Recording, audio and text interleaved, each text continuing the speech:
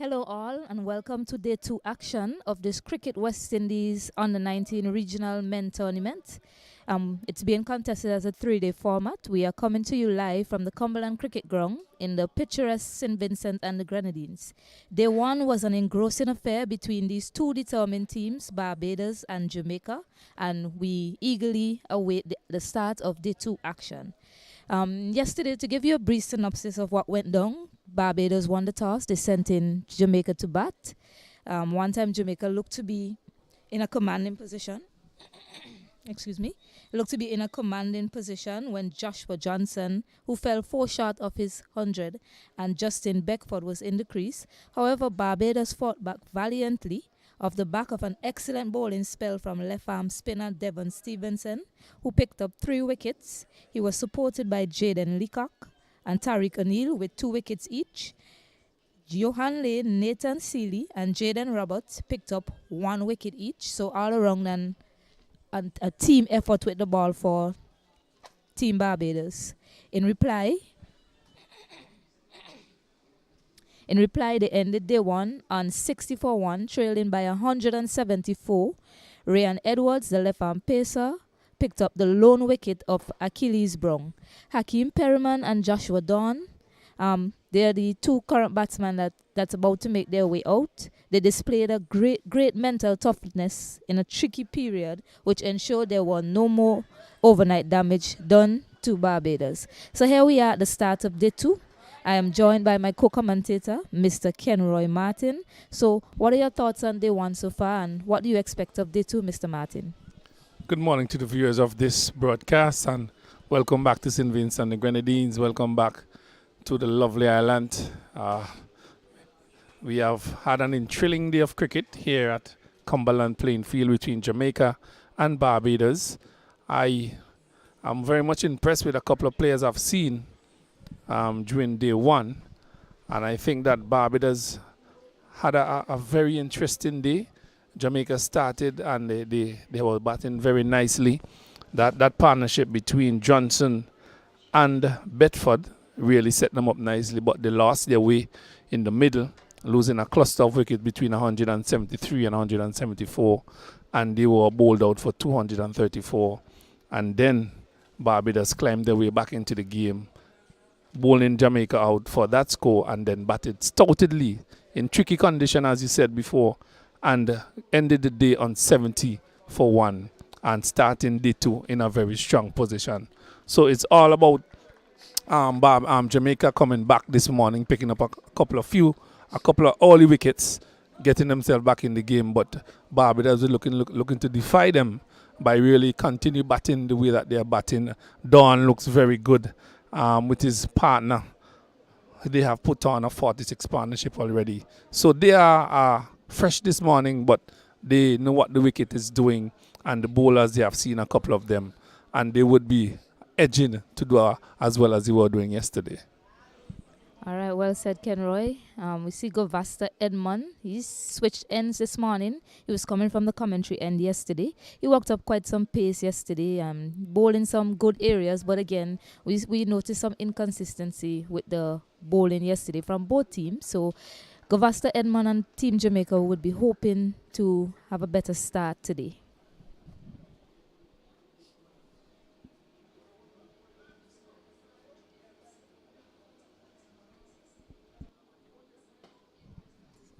Right away, a nicely lined delivery, and Joshua Dawn, ever so patient, is ready for the challenge presented to him this morning. Yes, he looks like a very complete player. He's very calm at the wicket. He's steady. He looks strong in defense. He played very nicely. He played some very good shots off the pad. He hits the ball straight, and he looks a very, very, very good player.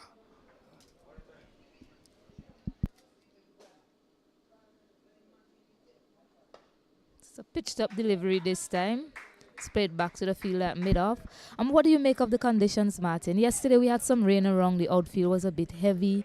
Today there was no rain around. So what do you make of the conditions? It's rather cool this morning. The sun is not out in all its glory. So it's very good conditions for fast bowling, good conditions for cricket really. the ball may do one or two things pretty early because of the conditions. But it's very good conditions for cricket, and the guy should make to make the best of this opportunity, the fast bowlers. It's a really good delivery there from Edmund. It's getting the outside half of the bat, but not going aerial. So a really good start from him. See, he's been steady so far this morning, which is good to see. Maybe some discussions in the camp of where they need to be bowling. Just look for that line and length and keep walking away at it and try to play on the patience of the batters. Well, you use a very important word there, patience. It's that sort of wicket where you have to hit a good line and length and be patient and hope that the batsman make a mistake. Well bowled and well left by Joshua Dawn. We see that he's seeing it quite well this morning as he was yesterday afternoon, playing out some tricky conditions, him and his partner Hakeem Perryman at the other end. Well, that's a very good delivery from the young fast bowler. Pitched just on the off stump and it came back over the stumps. A good left there by Dawn, and the wicketkeeper taking that somewhere on the leg side, diving to his left. So a good delivery, a good left there by Dawn. So good things start happening here already.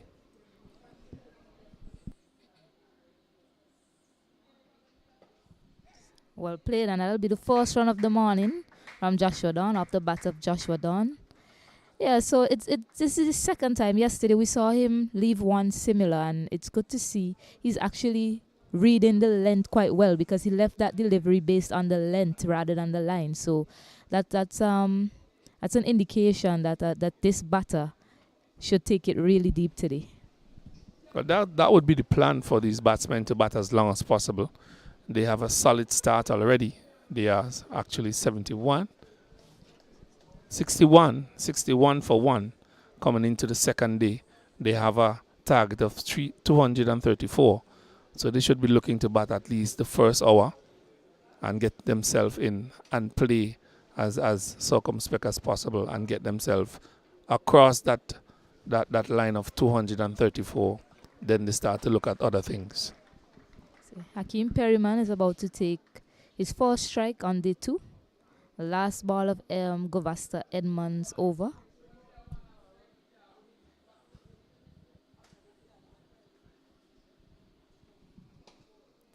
Excellent delivery to finish, and well defended by Hakeem Perryman, who I've dubbed the wall for Barbados after he received a few blows yesterday, feeling in that silly point position, and he came out yesterday ready to do battle, and he made sure that he stayed in the wicket, batted all through that tricky period yesterday, and he's here again this morning, hoping to make a big splash on today's proceedings. Yes, as you said, he received a few blows yesterday. And as I said, he won't receive all those blows and don't expect to pass them. So he's batting himself into that position really solid. He's as solid as he was at short leg and silly point in defense there in his first delivery. See.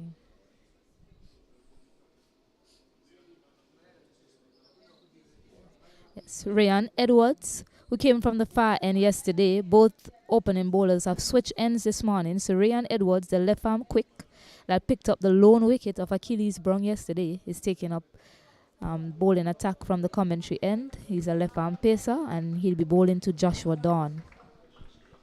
And immediately, Stacey and you have seen the change in the bowling attack. Change of ends and the change of line and length.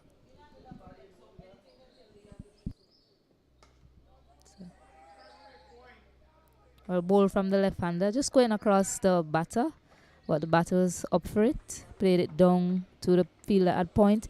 Indeed so. So definitely some thought went into it yesterday after the way things ended for Jamaica yesterday. They were hoping to, I'm pretty sure every team would be hoping that they could pick up as many wickets as possible before the end of the day's play. So today they decided to do a change in the strategy and switch ends for the Pacers. Nicely played there, cutting it between point and short gully fielder, just picking up 2 runs. The outfield remains still a bit heavy, on the outer skirts of the boundary. So as the game progresses, they will be hoping that that heaviness is eliminated. Yes, a fine shot there by the youngster. Don, just outside the off stump. He looks very compact, placing it between the two fielders, picking up 2 runs for this morning. And he starts his account and starts very positively this morning for Barbados.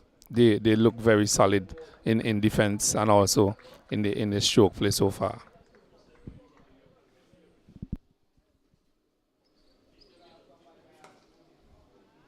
Solid shot there from Joshua Dawn, resulting in no run, but he looks the part. Quite a compact young man, and he looks ready for it this morning. After passing that tricky period, I'm pretty sure he stood up quite well last night, knowing that he has a big job on his hands here this morning, Martin. Well, the coaches will have their say, assessing the play from the first day to the second day. They have a target in mind. They would be say a couple of things to the players. Well bowled and well played by Don. All he has to do is just find that gap, maybe a bit of wrist work, and he'll be able to pierce the gap between cover and shot mid-off. But as far as the morning proceedings go, the batsmen are just feeling their way through, getting familiarizing themselves with this morning's conditions. Well, it's cool conditions, good for cricket. And the fast bowlers are operating. The wicket is not.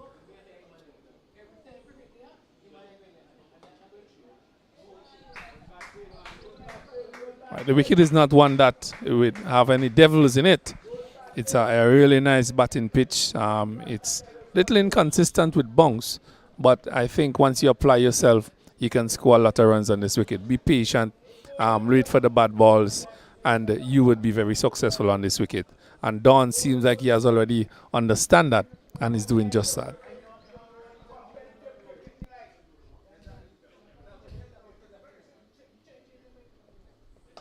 It's a pitched up delivery, and that will bring the end of the first over for Ryan Edwards this morning, with the score 163 for 1 after 19 overs. Well, as I said before, you have already seen a change in strategy for the bowling team. They are bowling the ball straighter. They are bowling the ball to the batsman. They're actually coming to the batsman and not bowling it on the leg side or way outside the off stump. They have realized that the wicket is not very quick, that they have to work on a particular line and length.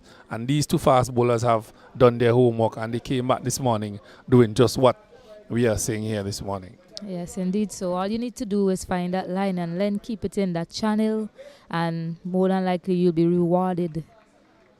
So Govasta Edmond is continuing from the far end. He's wrapped on the pads. No, says umpire Crawford.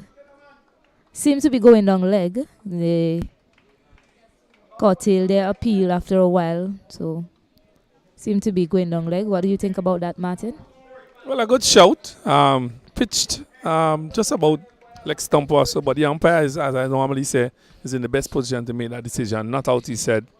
And he lives to fight another day. You know, he has to be careful with those, as I said. A little inconsistency in the wicket, and that is what happened there. Kept a little bit low. Nice looking drive from Hakeem Perryman. Textbook shot, you call that. He runs back for 2.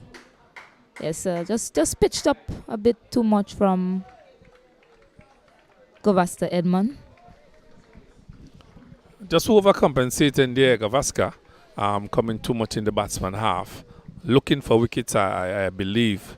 Looking to sneak that edge. He have a slip, a backward pointer, a gully, short extra cover, that for the catch, the scoop, and a mid-off, mid-on, a mid-wicket, and a square leg. Looking for that early wicket. Pitched up again. Nice looking drive, quick single. Not picked up cleanly by the man at mid-on, or else it could have been some trouble there for Barbados.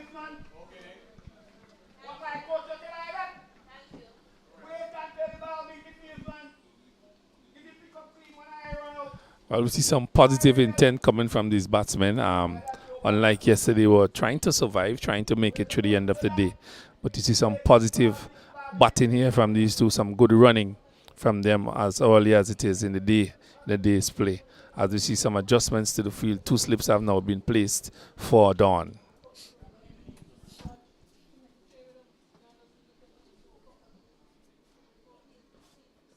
Wrapped on the pad again. This time, umpire Crawford says no. Seems to be going long leg once more there, Martin. So as I said, a really good line and length he's bowling there. Just a fraction outside the leg stump from where we are sitting here, Stacey, and not outside the umpire. Good decision. So the ball is not really coming off the wicket as it's normally would be at Cumberland. It's just a trifle low. So that is something we, as I said before, that we have to look at and they have to assess as the game goes on.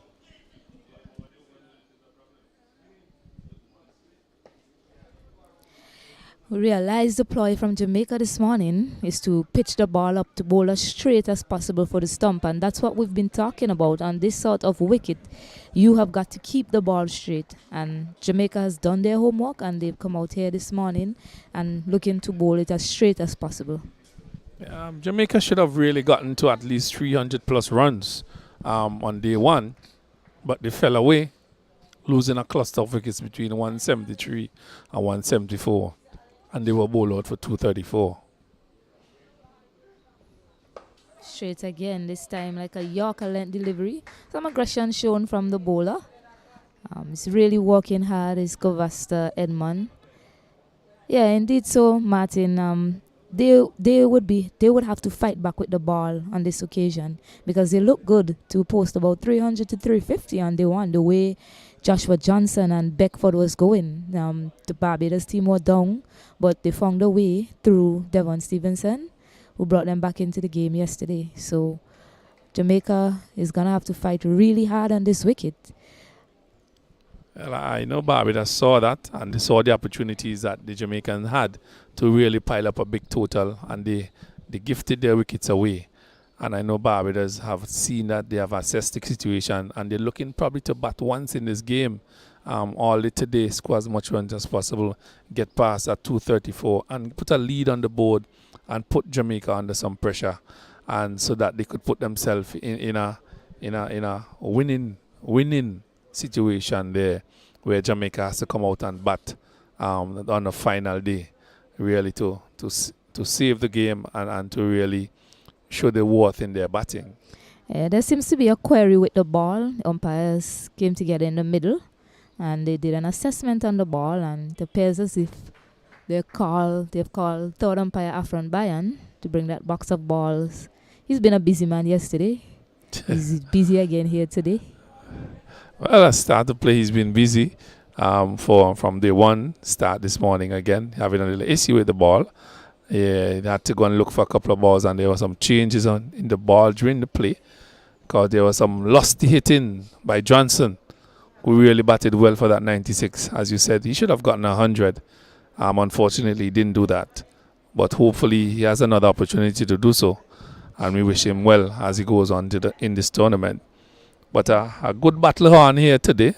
The team, I think, that is more mentally prepared for this day would actually come out victorious, and those who apply themselves as best as they can in accordance to the situation and circumstances that exist now, which is the wicket and the amount of runs on the board and what you have to do, would come out victorious today.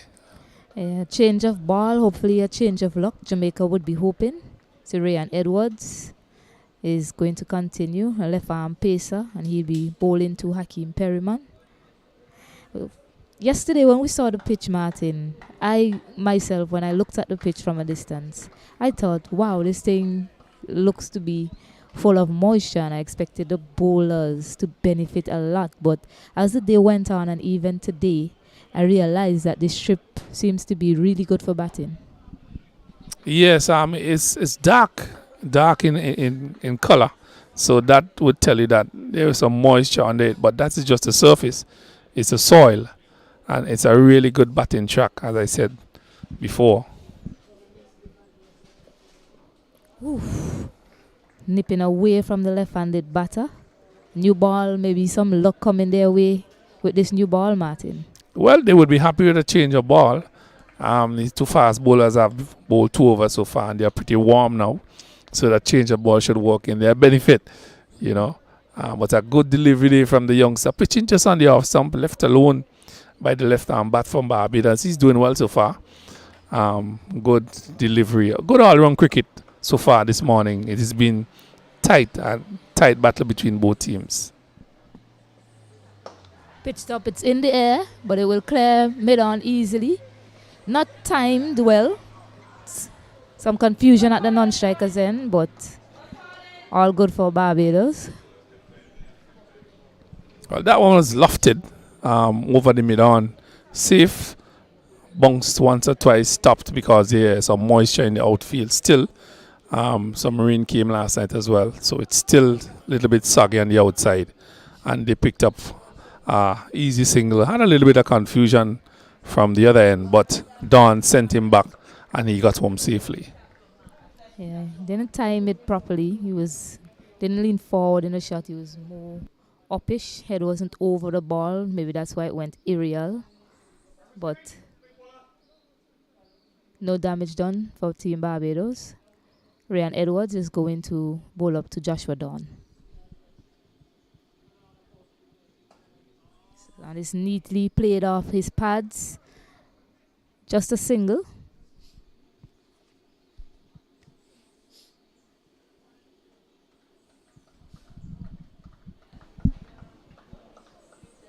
So you see some better bowling from these two pacers. They are really actually running at the batters. They are bowling at the batters, looking for the wicket. They are bowling straighter, and that's creating 1 or 2 problems for the batters. You see that one from Wickerman, who just held up a little bit and mistimed it over mid-on.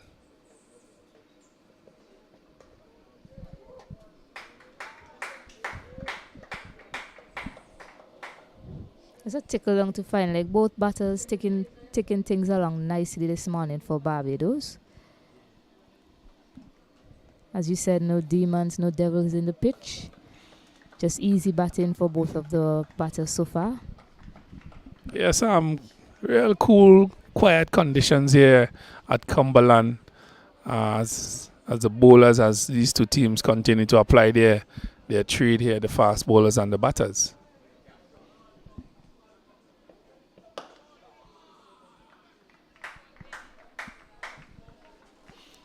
Another straight delivery there from the left arm seamer, just tailing back a little bit to Don, who played it nicely to the man at mid-on. And he looks very comfortable, very easy in his stance. He plays the ball with ease. He gets into position very nicely, very early. And he looks very compact. I'm very impressed with the young stuff. Since yesterday, he looks like a very good player.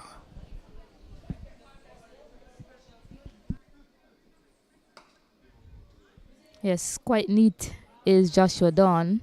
At the end of the 21st over, Barbados are 69 for 1. Well, just to note as well, yesterday's innings, I think there's 90 overs required for a day's play. I think we got about 87 or so yesterday. Barbados batted 17 overs. They got to 60, and Jamaica batted the majority of the overs. They got to 234. So with a whole day's play here, hopefully there will be no interruptions. You should see some excellent cricket from these two teams. The team that applies themselves the best today would be victorious at the end of the day. Yeah, they're 69 for 1 and they trail by 165. Remember, Jamaica was all out for 234 yesterday.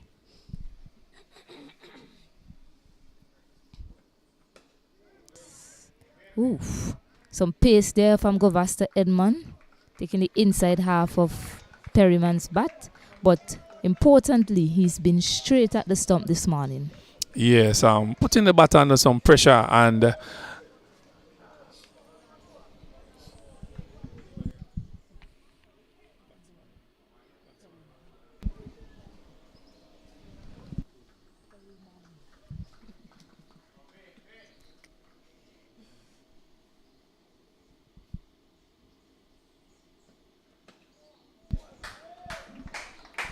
Yes, another delivery straight at the stumps, and Perryman looking very good in defense. Unlike yesterday, he was batting to get to the end of close of play. Today is a new day. There's a target in front of him, so he's looking to be a bit more positive. So he's looking to play a couple of more shots. So he has to be very careful as to how he applies himself and how he goes about his duties.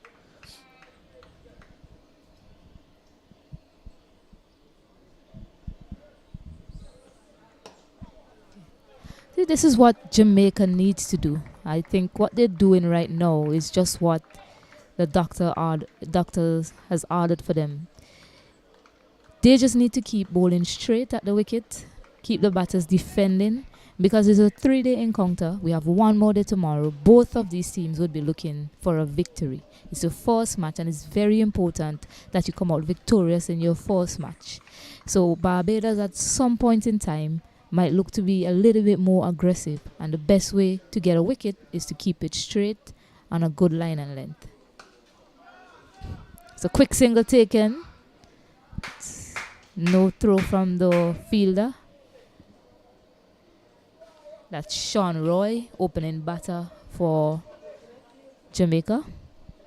Some good aggressive running there by the two batters. They realize that the bowlers are bowling straight, so they have to take every opportunity that gets given to them to get the single. They are not giving up any bad deliveries, so they have to take the opportunities given to them, and some good running on the batsman behalf there.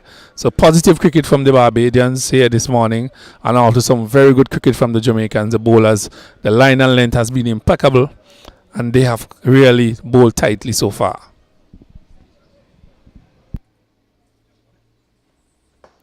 Well bowled again. Impressive stuff from Govasta Edman. And that's all they need to do. Just keep it in that channel. Eventually, you're going to be looking for runs. The batsman will have to do something to score some runs. Yes, you just have to be patient, hit the line and the length, keep pressing on, and they would get the results, And the batsmen, they have to really be mentally tough, ready for this day. And if anytime they slip in concentration, the bowlers would win the battle.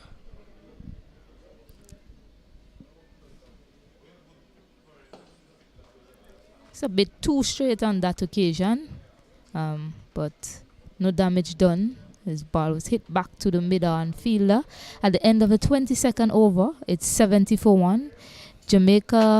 Barbados have batted 5 overs so far, and they've only added 10 runs to the tally from the overnight tally. Martin, what do you make of that? Yeah, some good steady bowling by these two opening bowlers for Jamaica. They're hitting the good lengths. They're asking the questions of the batsman. Just one little thing that I think that they are missing is that they should be just a little foot outside the off stump. Just a little forward outside the off stump. Induce the batsman to play a drive, or, some loose shot, a cover drive. There are 2 slips there. That's the only thing I'm seeing missing from the bowling here this morning. Just a little bit too straight, stump to stump. And if they just come a little foot outside the off stump, I think they would be a even more threat to the batters. Yeah, indeed. So there's not much swing to work with there. Not seeing a lot of seam movement. So the ploy that, I see they've decided to get a 3rd slip. So maybe they're going to try and attack outside of the off stump. Let's see. This one is not outside of the off stump. Maybe it's me, Martin. I don't know. The first loose delivery for the morning. Really, that one drifting down leg. Keeper takes a down leg, a very good take by him. The wicket keeping has been very good so far from both teams. But first loose delivery for the morning. Yeah, but that's allowed. When you're a bowler, you're looking to run in hard and you're striving for that extra pace to get that effort ball. Sometimes, you might bowl a wayward delivery. Yeah, and he finds his line and length perfectly again. But yeah, sometimes striving for that extra pace and looking for that magic ball, you might bowl that, that loose delivery now and again, Martin. So that's okay. It didn't cost him anything. Well, human, we err at times, so it's expected, and they are learning their craft. So we have to give and take when it comes to these sort of little mistakes from our youngsters. They are learning their craft, and everything that you do is a learning experience, and you only could get better.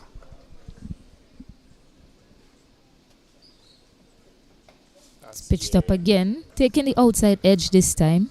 I must say I'm impressed so far this morning by the patience displayed by both teams. Barbados sticking it out, defending well, Jamaica running in hard and just hitting that perfect line and length all morning, not searching, not looking for anything but to bowl straight and attack those stumps. So I'm impressed by the patience displayed by these young men this morning on both teams.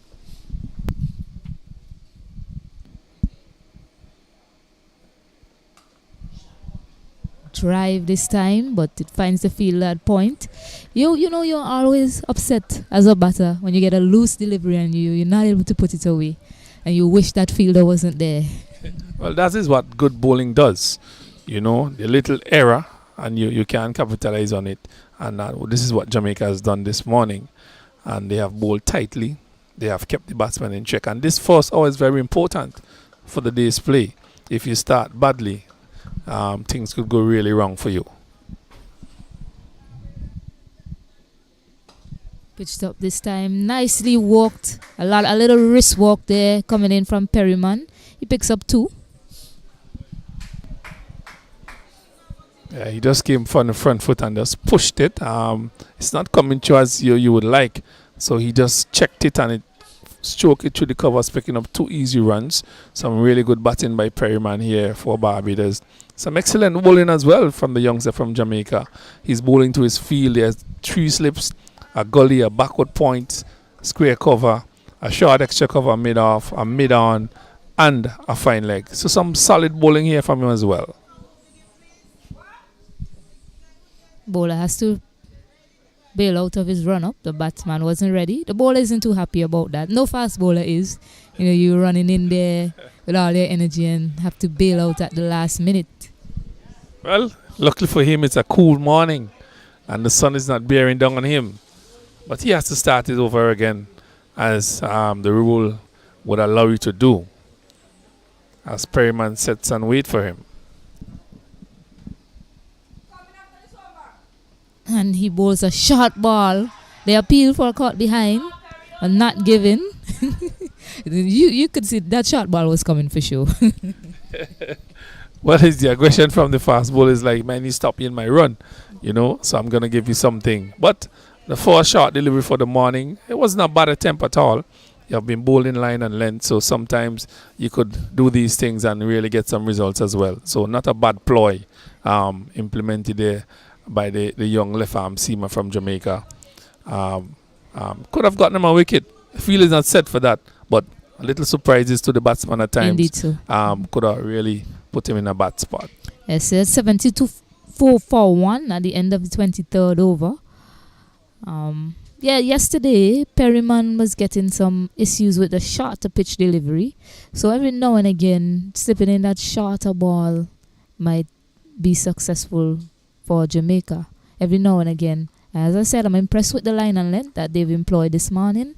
Nothing is wrong with that. But every now and again, you know, just to shake things up a bit, you know, that surprise delivery could actually come into play.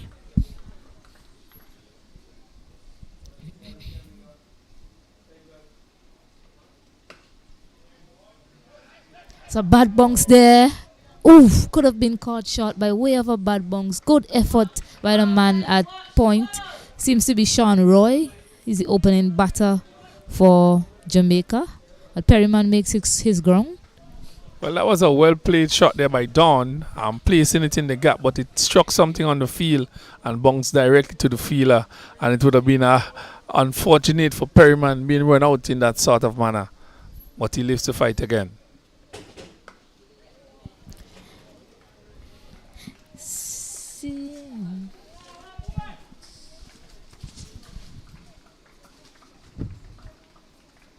Number 39. There seems to be a change in bowling at the far end. We have Justin Walters replacing Govasta Edmond.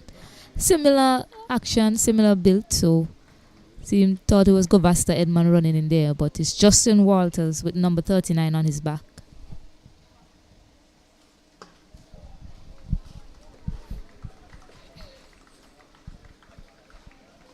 Has a nice high jump as he runs in to deliver that ball, Martin. Yes, good approach to the wicket. He's medium pace, slimly built, not as big as the other bowlers.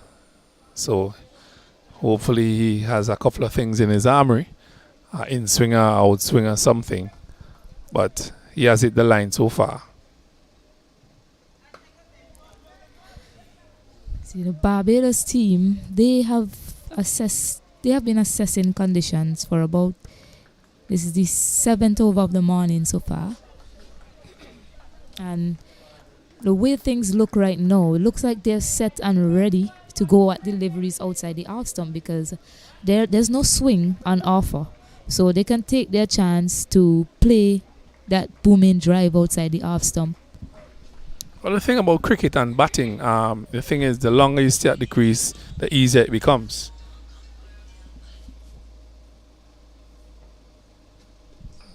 A good delivery, some movement away from the batter, well picked up and left, as he's been leaving quite well Joshua Dawn since he's started his innings. Yes, a good delivery outside the off stump. That is the area I just spoke about. Just a foot or so outside the off stump, on the fourth stump really, where the fast bowler should be aiming. Not too straight, you know. The ball is still new. There's 2 slips and a gully, so you should be hitting those areas.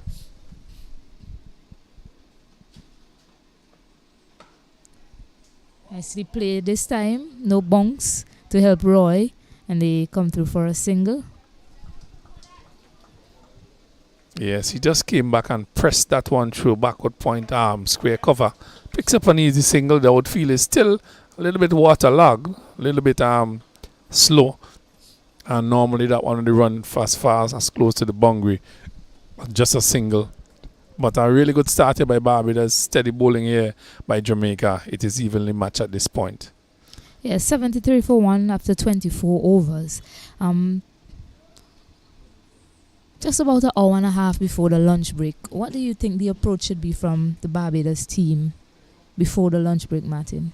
Well, I think the first thing is to get through the first hour, assess the conditions and situations, and then we could assess it from there and actually look to be a little bit more positive. It's a 3-day encounter. You have a target of 234 to get. So you still have to get to that target, but yet you still have to keep wickets in hand and utilize the time that you have to the best of your abilities and play it session by session. So this is still the first session. They're trying to get to the first session, batting comfortably, taking as less risk as possible. There have been a bowling change already from the top end. So that's good for the batters, that they have wear down one of the bowlers and they have gone into another bowler. So that's a plus for them. Ryan Edwards continuing from the commentary end. Left arm quick, impressive left arm quick.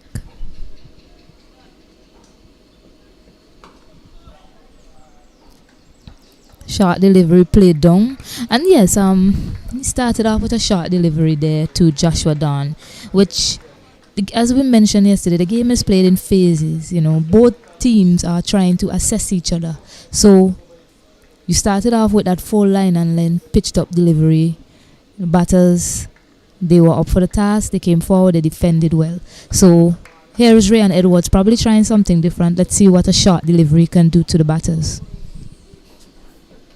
Still pitched up again. Yeah, mixing it up quite well is Ryan Edwards. Well, he has gone back to the old trick. One shot and look for the stumps after. But Dawn is equal to the task. He's playing circumspectly, really solid in his defense. He plays some very good shots. And he looks a very compact batsman. He's very organized in whatever he does at the crease. So it would be a task really to dismiss this youngster. He's looking very solid. Short delivery, but played over square leg. Not timed perfectly, so they run back for 2. Yes, that was a short delivery, and Dawn just swizzled on his toes and pulled that over square leg. As you see, he has a repertoire of shots in his armory. That was a short delivery, and he got 2 runs from it. So a nice shot from him again, and something that the fast bowler have tried. Again, trying to offset the batter from what they have been doing before. Yes, indeed. Testing the batters differently. I'll continue after this delivery. Ooh, that was a beautiful delivery from Ryan Edwards, offering something different, some movement away from the right-hander. He was taken by surprise there, was Joshua Dawn. Yes, this is lovely cricket by Edwards. He bowled 2 short deliveries, pitched one up, and then the 4th delivery was pitched just on the 4th stump, moving further away to the slip, and he went for that drive down and just missed the edge. A beautiful delivery by him. Unfortunately for him, it didn't hit the edge, but fortunately for Dawn, he's still batting. Yes, and that's the area he needs to be, and it's a good thinking over from the young man.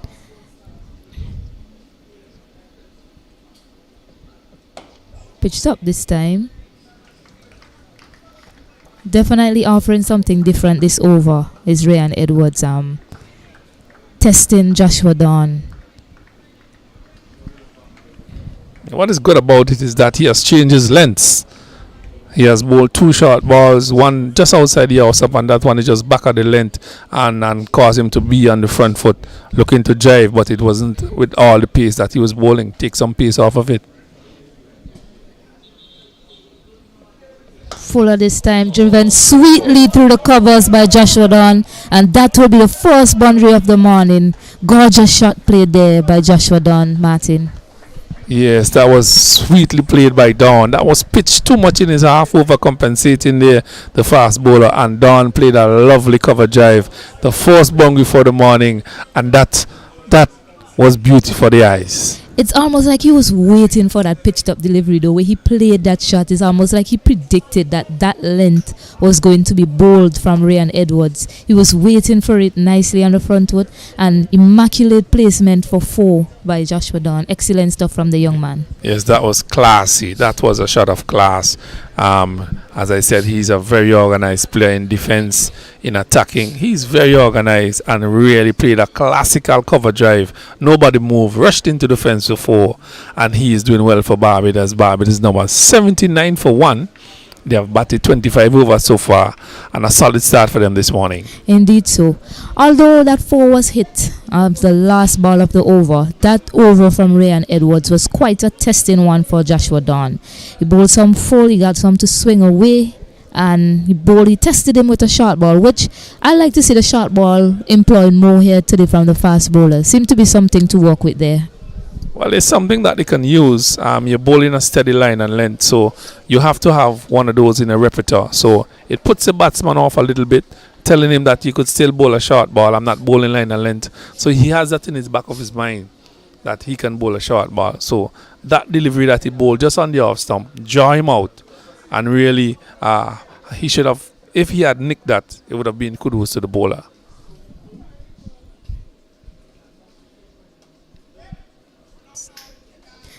Joshua Justin Walters seemed to be operating in that channel around the 4th stump area, and that's a good area when you're bowling at a medium pace. When you're bowling at medium pace. So yes, he has 2 slips, a gully, a backward point, a short extra cover, mid off, mid on, and the square leg and the fine leg.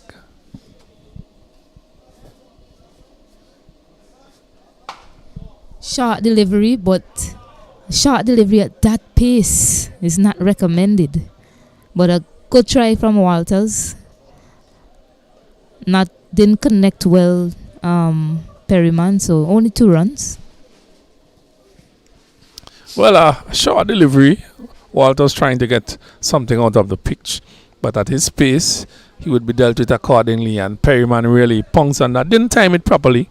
One of the loose balls for the morning, got 2 from it, still put to his account, but I would not advise Walters to do too much of that here. No, at his pace, he needs to be pitching it up further than that.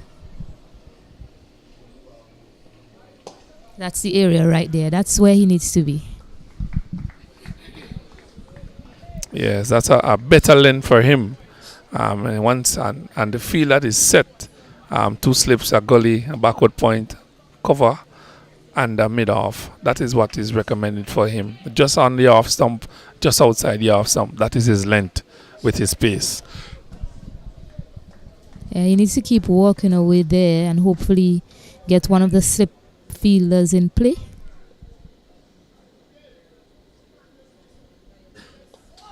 Oof. Inside edge, runs down to the man at fine leg. But good bowling from Justin Walters, pitching it up. I'll just strain a little bit there to the leg stump, and he tickled that one off down to fine leg. Picked up another single. There's a fine leg down there, so just got one. Move the total up to 82. So steady batting here by Barbados. Good start from both teams. They have not lost a wicket this morning, which is good for them.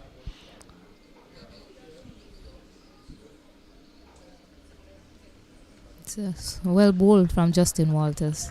That's where he needs to be steadily throughout his overs. If he could just bowl 6 deliveries there, that is what Jamaica will be expecting of him.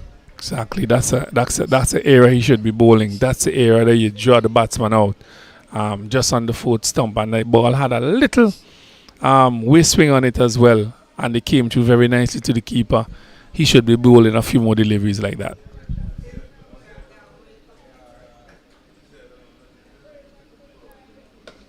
Driven nicely through the covers, and that will run closely to the boundary. The fielder will pull it back. They come back for 3 runs. A good stop from the fielder, but an excellent shot on the up from Joshua Dawn, showing his class here today, Martin. Yes, that one had some wit on it with the pace of Walters. He pounced on his back foot, punched that through cover point. It ran close to the fence, picked up 3 runs. A fine shot by him again. He looks really in good touch. He's playing some really classy shots here, Don. Yes, at the end of the 26, it's 85 for 1. It's something I was wondering while Justin Walters was running in, whether or not they would opt to give Ray and Edwards another over, as he's bowled, I think, 4 or 5 overs this morning, 4 overs this morning so far. But I see that he's gone up to the umpire, and I think it's the right decision from the captain to give him another over after the way he bowled in that previous over.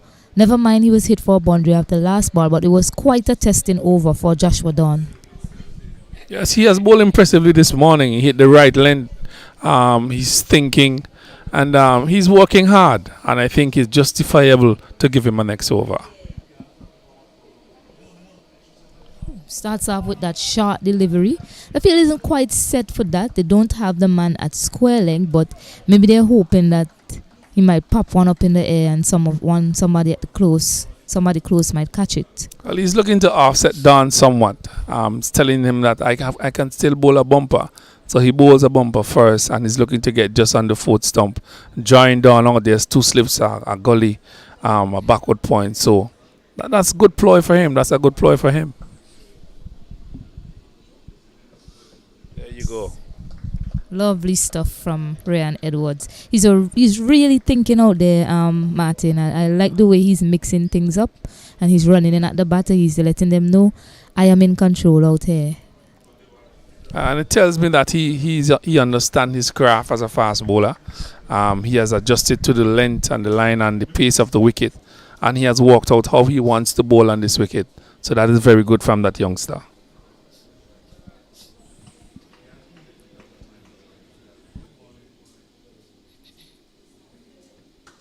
This is a tremendous pull shot from Joshua Dawn. It runs close to the boundary.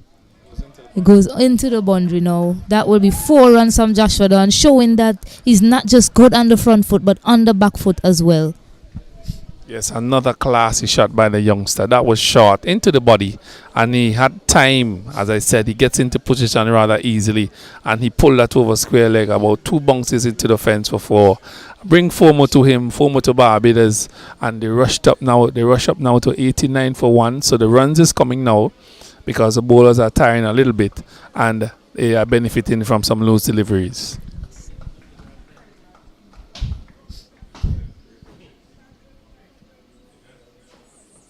Pitched up this time. Well stopped by the man in cover. There's some confusion with the running, but not picked up cleanly by Adrian Ware, who's fielding at cover. Yeah, some good feeling by Ware. That was chucked ferociously by Don to the left of him. He dove to his left. A brilliant stop. Don was halfway, but he was sent back by his batting partner, and he got back safely to his crease. Very good all-round cricket here. Yeah, indeed so. Shot again, and this one is powered over the mid-wicket boundary. I think we'll be needing a new ball here, Martin. That was hit with some authority by Don. That was shot into the wicket, and he racked back West Indian style and really punished that one over mid-wicket. It flew down to the beach side, really. I think we will need somebody to fetch that ball. A wonderful shot by him. That's a shot of class again by Don. He looks very good. Yes, testing him out with the short delivery is Ryan Edwards. However, those two boundaries that were hit, the balls were really too short and not troubling the batsman at all. So it was easy for Joshua Don to get on the back foot and hit it for a sweet shot for 6 over the mid-wicket fence. Barbados have rushed up to 95 for 1. They have batted 26.4 over so far. Don is on 42 from 87, so you could see the patience with the aggression there from Don halfway through. And Perryman has been very supportive. He has batted 65 deliveries and he got 38. So a very good partnership between these two players so far for Barbados. They are 95 for 1, looking for a target of 234. They have set themselves a very solid foundation platform for the others to come. And hopefully they would carry on for Barbados, but Jamaica would have different ideas.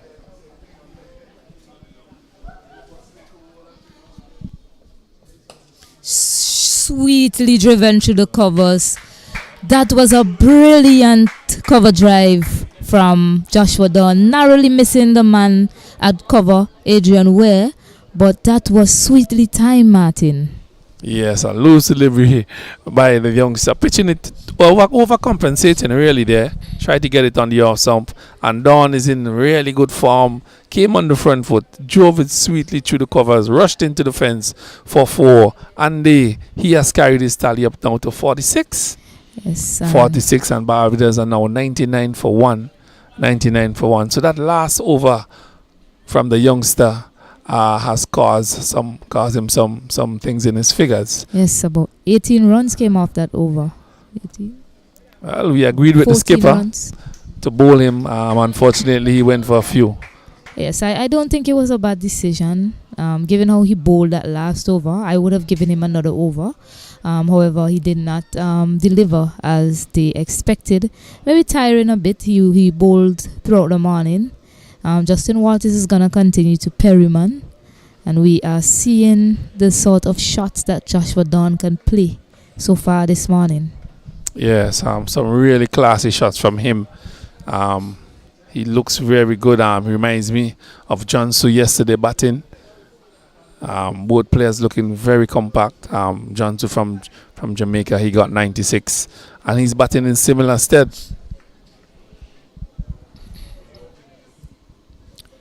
So, right now, both batters looks comfortable at the wicket, Martin. I'll continue after this delivery.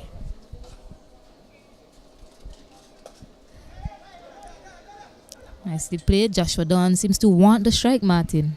He really wants to get on strike. Well, he's on 46. He have played some tremendous shots in the last over.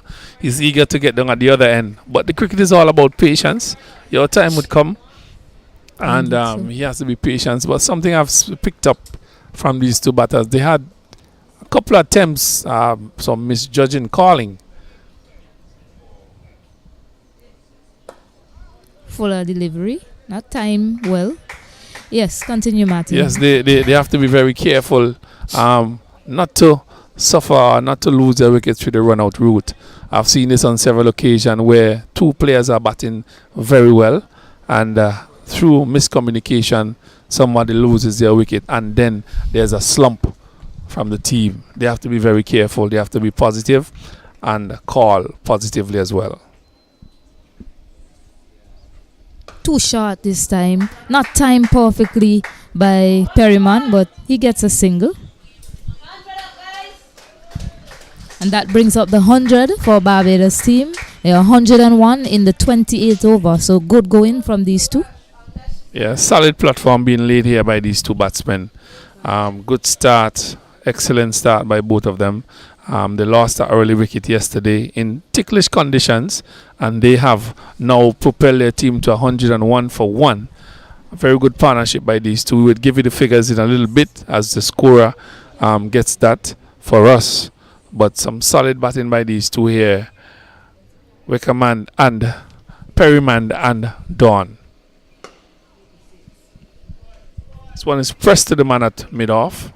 A dot delivery again by Walters. So you have seen some very good cricket from both teams. Some very good teams so far. So Barbados have gotten to 101, and the partnership between these two continue to grow. We would give you the statistics in a little bit between these two so far.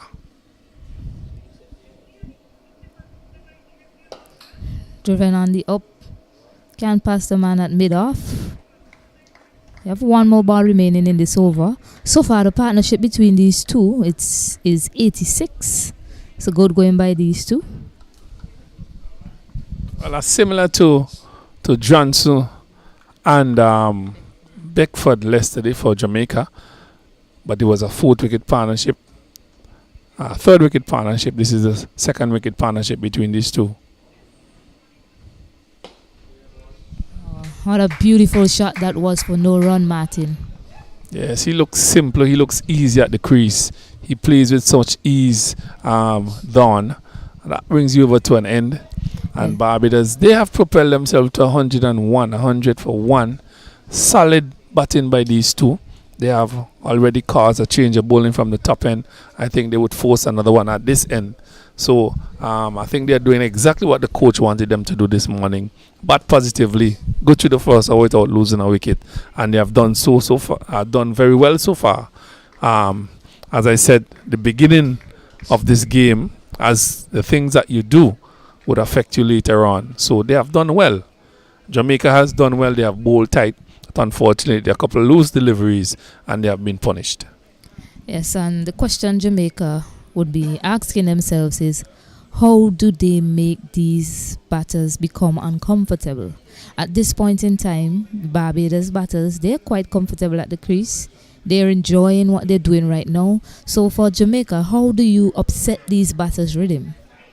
I see they have introduced Tamari Redwood. He's a young leg spinner. Yesterday he bowled at the far end. Today he's coming from the commentary end. So Jamaica's definitely trying things. They're trying to see how they can upset the rhythm of these batters. But Joshua Dawn and Perryman has been brilliant so far this morning.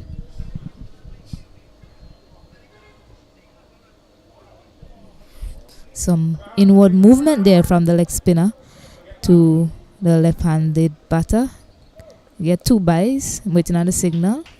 Yes, 2 byes.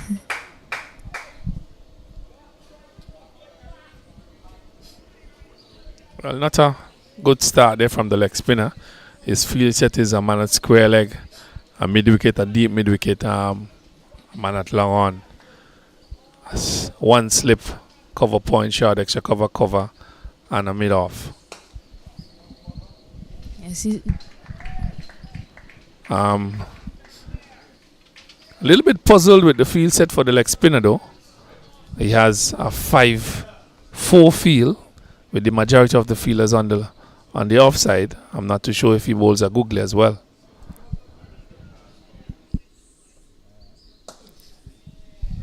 Nicely stroked down the ground for a single. Yes, I was coming to that, Martin. I was wondering if he bowls a googly as well, because the first delivery to the left-hander was a typical leg spinning delivery that moved back into the left-hander and straight down the leg side. But we saw that he pulled his length and line back, so not too sure if he has that googly as you mentioned. Now he's bowling to the right-hander, which might be a bit more comfortable for him.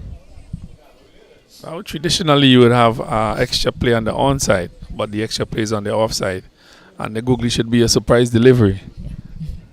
So just a little bit puzzled with that field setting. It's a bit too full from the leg spinner. We try to get that ball in a corridor of uncertainty that can have the batter thinking about whether to come forward or go back. That's where he needs to be aiming. Too short this time. Smack through the covers, but no runs.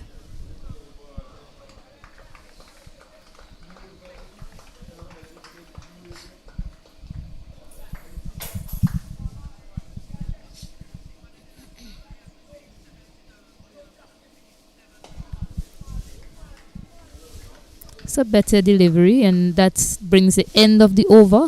It's 103 for 1 after 29. Martin, I see a lot of wiping of the ball still happening. I wonder if there's still a lot of moisture out there on the playing field. Yes, there's some moisture in on the floor, really. It's just still a little bit wet. The outfield is still a little bit damp, so they would have to clean the ball, they have to dry it. The spinner is operating, so that would be implemented as much as possible to assist them with gripping of the ball as Walters continue to rub that ball viciously on his pants, trying to get something out of that ball. There's not much sideways movements here on this wicket, and he's trying to really create something for Jamaica. That was edge, but falling just short of the keeper. That's the first mistake made from any of these batters this morning. Yes, and that delivery was pitched just on the fourth stump there. That's what I'm talking about, just outside the off stump. And Perryman went for the drive, hitting the outer portion, but falling short of the wicket keeper, and he survives that. So good thinking there by Walters, changing his angle as well, coming around the wicket. Yeah, I was thinking about this earlier. But the pace that Walters is operating at, I was even thinking the keeper can actually go up to the stump. This one is hit mightily over the long on boundary, and that will go for 6 runs off the bat of Perryman. Yes, that was a short delivery by Walters, and Perryman had no problems in dispatching it. It flew over the long on boundary into the fence for 6, and I think Mr. Bayam would have to bring out the boxer ball again. Yes, and they decided to call a water break as well, because that ball will have to be retrieved. They'll probably have to change the ball, because I think that's gone into an area where they're not where spectators aren't really around. So we'll also have a water break. The score is 109 for 1. So we'll take a short break and we'll be right back.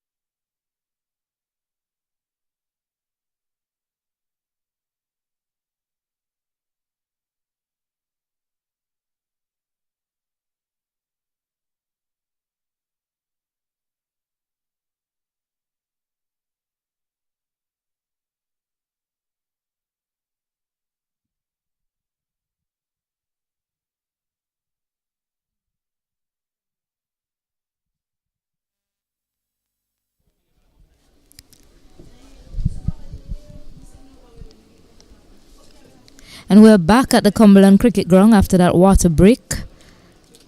Perryman has just smoked Justin Walters for 6. 109 for 1 is Barbados, and Justin Walters continue to him. So wide delivery, rightly called wide by umpire Shannon Crawford.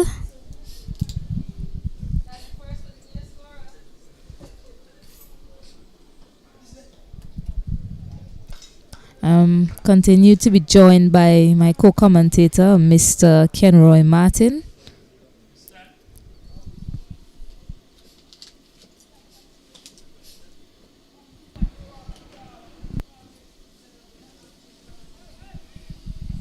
Short delivery. Try to walk that off his hip, but probably leg byes. Leg by signal by umpire Shannon Crawford. Yes, as we see, this game continues here at Cumberland. See the Jamaican bowlers just losing their weirs just a little bit. They are giving up some loose deliveries. Short deliveries have been punished. The over-pitch deliveries have been punished by these batsmen from Barbados. They have made their way to 111 for 1. 29.3 overs, and Dawn has moved to 46, and Perryman has played 2 big shots and rushed up to 46 as well from 74 and 95 deliveries respectively. Shot walked off the hip rather. Nice single taken by Joshua Dawn.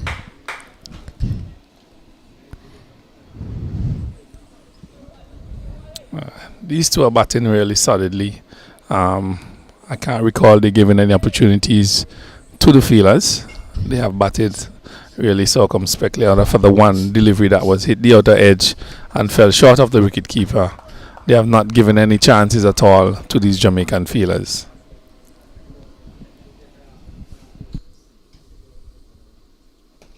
So again, quick single taken. We love a quick single, don't we, Martin? I just love seeing batters taking quick single. It tells me that they have their head on. They're not just looking for that boundary ball, but they're looking for every opportunity to score when it's offered.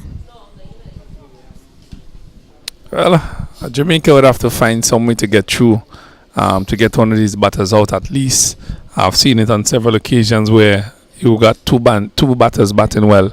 You get one and then there's a crumble from the other batters. But they've been denied at this time by these 2 batters. So well bowled delivery from Justin Walters. And that's something we've been talking about yesterday, about the game being played in phases. You know, as a bowling team, if the batting team is on top, you have to look to capitalize on the next phase of the game and make sure that you keep walking away and keep applying pressure. And same thing applies to the batting team. When you get the opportunity, when you're grinding the bowling team, you continue to do so. At this moment, Barbados is on top. They only have 1 wicket down. They're 113 after 30 overs. And we see Jamaica has opted to reintroduce Edmund from the commentary end. Well, a switching end. They have reintroduced Edmund, looking for that first wicket for the day. But they have been denied so far by these 2 batsmen who are batting stoutly for Barbados. Dawn is looking very good, and he's been well supported by the youngster who took a lot of blows yesterday. Perryman, he's batting well. He's played 2 aggressive shots so far, and he's looking good.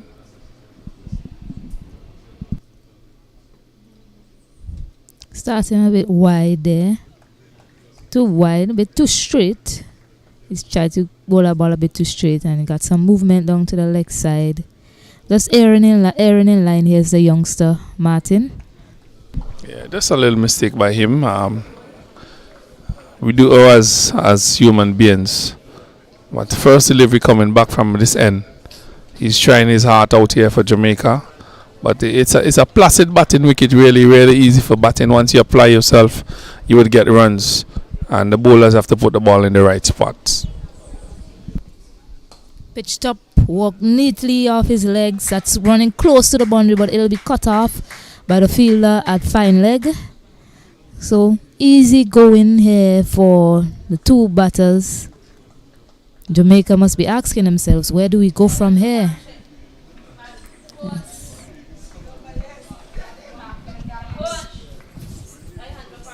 Well, 115 for one.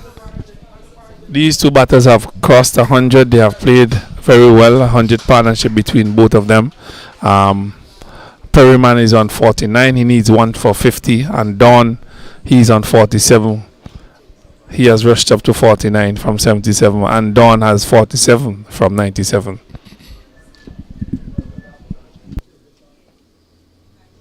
Again, a badly line delivery from Kovasta Edmond. See, he's driving the delivery before, which he pitched up full to Perryman, and he walked off the hips, walked off his leg and got two. Makes me think that Edmond has come back with the hope of maybe beating him for pace, pitching it up, finding that Yorker length delivery, and hopefully beating Perryman for pace.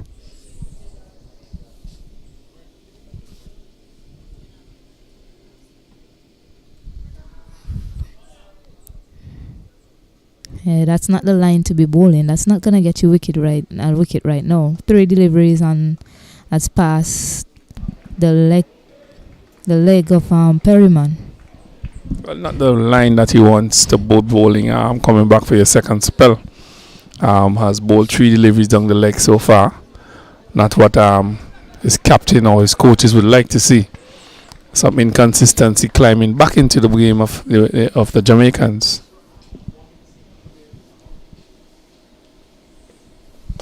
It's a better delivery that time.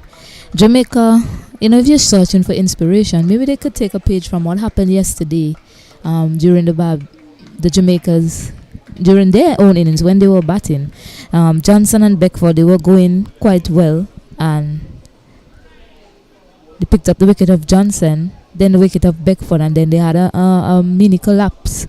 So maybe they could look to take hard from that. And just know that maybe they're 1 wicket away from breaking into the middle to lower order of Barbados team. We don't know what sort of batters they have to come. There might be more dangerous batters to come for Barbados. Nicely walk, quick single. Oh my, it's a chance. It's still a chance on. Some lack of awareness by the fielder at short mid-on. And that was the chance that Jamaica was looking for. Perryman, in the midst of all the confusion, gets to a half century, and the young man, after that minor hiccup, will be hoping he could take his innings deeper and longer for Barbados and probably get to that magical 3 figures. But bad from Jamaica there, a disappointing miss at the end of the over there, 116 for 1. Yes, bad miss there by Jamaica. I spoke of it prior. The only thing seems to dislodge these 2 batsmen is through a run out route. They could have gotten one there, but at the number 27, I think, is Leacock. No, it's Justin Beckford. He's the vice captain of Jamaica's team. Missed that ball, and really it was an easy single from the start, and I think Don was somewhat ball watching. He wasn't listening to his other partner. But a well played 50 by Perryman. Congratulations to him. 4 innings in this tournament, picking up a 50. He's bat circumspectly, and congratulations to the youngster. Well played. They have 100 partnership. Barbados now 116 for 1. A really good partnership between these two. Solid batting. Walked off the hips. It'll just be 1. Well, they're running back for 2. Quick single, another fumble on the boundary. Probably could have seen the end of one of the batter had he made a clean and a strong pickup into the keeper or even the bowler's end.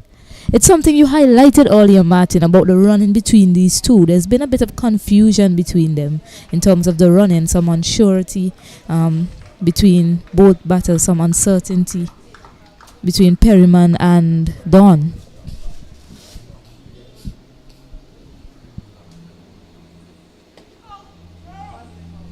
A nice delivery, square them up. Yes, I don't know how often they have played with each other, but that has been a little issue. That's the only issue I've seen between these 2 batters. The communication, they need to get it right, and if they don't get it right, one of the batters may perish through the run out route. So that's the only thing I've seen with these 2 batters so far, but they have batted well for Barbados and themselves this morning. They have won the first session, and they have started the second one Jamaica needs to win this session, or they might be chasing a very big total. It's a good areas from Walters. A bad disappointing miss by Jamaica in the previous over. That was the chance that they were looking for. Unfortunately, Justin Beckford was unable to pick up cleanly and throw into the stump. Yeah, you have to take those opportunities when you're playing this sort of cricket. On an easy, placid wicket like this, the batters are in. Once they offer those opportunities, you have to take them.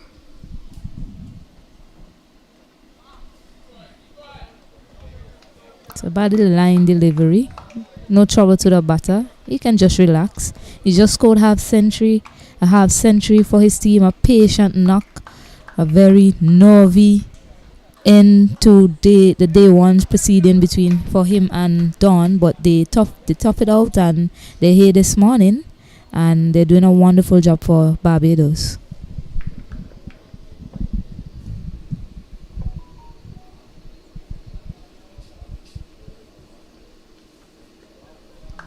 Too short and wide and called wide again. You don't see a lot of wides being called in Test cricket, but Justin Walters was wide enough, and the second time for the day, wide enough for the umpire to call it wide. Well, the umpire is in the best position to call those, and he has stretched his hands out. Probably needed some exercise as well. So the first wide for this game. This is the second one actually. He bowled a wide in his previous over. It's pitched up, nicely played. Coming forward and just stroking it down to the man at mid-on. This morning when the Jamaicans came out, they had a really good bowling plan. Bowled straight. The only thing that was missing, that I think they bowled a little too straight. They needed to come just on the off stump, the fourth stump. And they kept the batsman in check, but after that hour or so, Barbados batted stoutly, and they are now in control of this game. It's picked up, lofted over the man at mid-off. Not timed perfectly, so it'll just be 2. Not quite going through with the shot was Perryman on that occasion, just looking to get it over the man at mid-off. Well, Perryman is looking to play a few more shots. He's been there for hour plus yesterday. He started it, so he's there now this morning for hour plus. His eyes are in. He got to a half century. He's looking to play a couple more shots to push Barbados even closer to that 234. That's a magic figure. They need to get there, but they still need to bat in accordance to what is happening here. But Perryman, he's looking to get on with it. Don is still batting. He looks very good. He's on 47 from 97. Perryman is on 54 from 87. And they are looking really good. Jamaica needs to pull something out of the hat here. Or if these two continue like this, they would get to 234 and they would have to be chasing a big total. No ball bowled by Govasta Edmond. He had a lot of no ball issues yesterday. He bowled about 3 before the end of the day's play yesterday. He didn't bowl any from the other end, so maybe he has a bit of issues coming from the commentary end. Well, that ball had some pace on it as well. But he has committed the cardinal sin of stepping over that front crease, and the umpire pushed out his right hand, and said it was a no ball. He has to bowl that ball over. As a fast bowler running from that distance, that's a hard task to do as well. He has to be careful. An appeal for caught behind. No, says Imran Mokan. Umpire Imran Mokan from Guyana, standing at the commentary end. Martin, let's talk plans here. You have worn many hats, and I know you're a coach, a level 3 coach. Yeah, you recently coached the St. Vincent under-19 team in the Windward Islands tournament in Dominica. The position that Jamaica is in, what sort of message would you be sending as a coach at this point in time to the team? Well, every team would have their go-to man. Somebody to bring home a victory, somebody to pull them out of the situation. You have to assess the situation and say, Do I continue bowling my main bowlers, or do I go to somebody to look for a wicket? I need a breakthrough. You need somebody to get that breakthrough. So you have to go to somebody on your team to do that for you. Is it your main bowlers, or is it going to be a part-timer to do it? They need a breakthrough, and somebody need to put up their hands and get it done. Fuller delivery, Yorker length, dug out well by Joshua Dawn. He moves on to 48.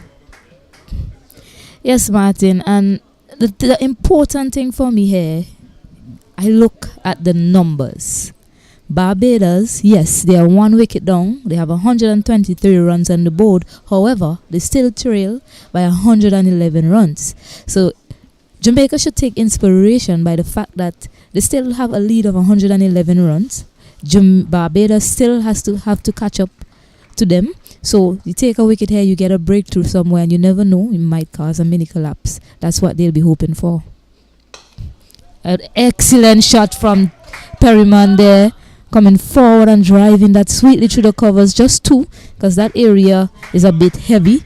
But with shots like those, you have to find a way. How are you going to dismiss these batsmen? That's the question that you need to answer.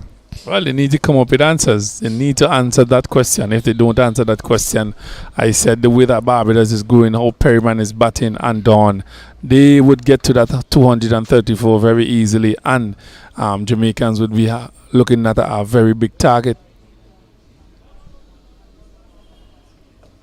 Oh, so well bowled delivery.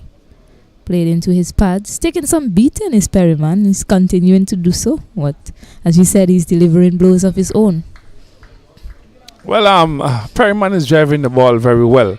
His eye is in, he's set, he has a half century already. There's 2 slips, a gully, short extra cover. I think that the Jamaicans could put some extra pressure on him in the cover area and bowl the ball just on the off stump and keep him in check for a little while and see what happens.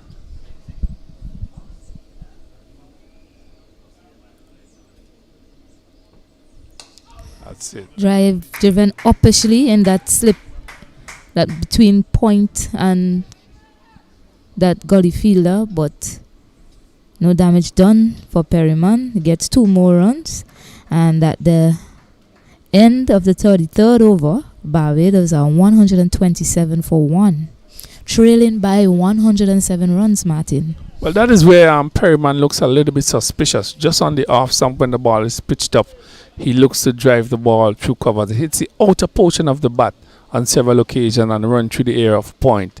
So the skipper should be looking at that and actually trying to get an extra gully or extra man backward point. A man comes in short, catching there because it has gone airborne there for a couple of occasions. You have to be thinking about that as well and bowl the ball just on the 4th stump and see what happens. Yes. But outside of that, he has batted really, really well. That's the only area I've seen where he looks a little bit fragile. Yes, and Justin Walters is going to continue from the far end, bowling to Joshua Dawn. Pitched up, driven nicely to recovers. He's just going to get 2 runs there. Yes. And that will be a half century to Joshua Dawn. Well played, young man, well deserved. He too, as Perryman applauds him, he'll be looking to take it deep for Barbados. Yes, a very good play, a very well played half century by Dawn. From the time he entered the crease, he looked positive, he looks confident, and now he has gone past 50 for Barbados for himself as well. He has done himself well, and really, he looks the part. He looks compact, he looks organized, Dawn, and he's very nice to watch. He's very easy on the eyes. No trouble at all for the batters in the wicket this morning. Who can Jamaica go to pick up that magic wicket, Martin? Yeah, they need a breakthrough. They need somebody to put up their hand and say, I can do this. They have made a couple of bowling changes. The leg spinner has bowled just a couple of overs from this end. I think there was an off spinner yesterday. So they need to give somebody that responsibility. Quick single taken, some trouble here, but he makes his ground. That was a good single in the end by Perryman and Don. A bit of communication issues that we highlighted earlier still coming into play by these two. And as you mentioned, that's the only thing that seems to be an issue between the Barbados pair at the wicket. Yes, that communication issue, whether to take a single or not, I'm not too sure as to how many times these two have played cricket together. But that's just a little issue between both of them. They need to work that out. As I said, somebody may lose their wicket through the run-out route. So edge again. There you go. This one is played neatly down, it's getting close to the boundary. Well, picked up by Joshua Johnson. They come back for 2, and that's what you've been talking about. That area there for Perryman. Now and again, he gets that edge in that area there. So that's something that Jamaica and Justin Walters can continue to work on, and hopefully an edge ball can carry to one of the slip fielders. Yeah, he has played that shot on several occasions. It has fallen short, and the skipper needs to be looking at that.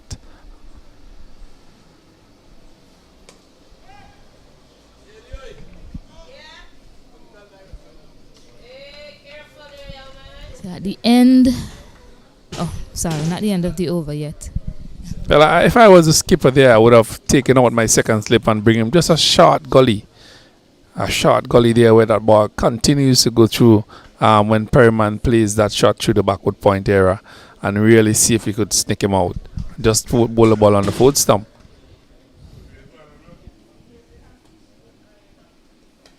Yeah, there you go. Yeah, I'll probably, maybe they can look to get this one of the slip fielder in short as well. And I'll even opt to have the keeper up to the stump when Walters is operating, and hope that you get a fine edge and he holds on to it. It's something that they can look into. Because Walters isn't bowling with express pace as Edman and Edwards, but he's sitting that line and length. That's something that you can walk with. So maybe the keeper up to the stump is something that they can look to employ if he bowls another over. Yes, the thing with Perryman there is that when the ball is pitched just on the foot stump, he gets a little chest on, and he opens up his body, and the ball is played with a sort of closed face bat, and hits the outer portion of the bat and goes down to backward point or so. He just needs to stay a little more side on and take control of that and hit the ball in front of him. That's the only issue I've seen with him so far in his batting. Yes, quick single taken. Nicely done by Joshua Don. Yeah, they could even look to maybe, take a chance if somebody is brave enough to be in front of that bat in a silly point position. Because if you get a pop up there, then that catch will be taken. As you mentioned, it comes a bit chest on, right? So you never know, you might get a pop-up edge and then there's nobody to take that catch. You have to look for the opportunities wherever you can. So at this point in time, Kovasta Edman is continuing from the commentary end, and he's bowling to Hakeem Perryman.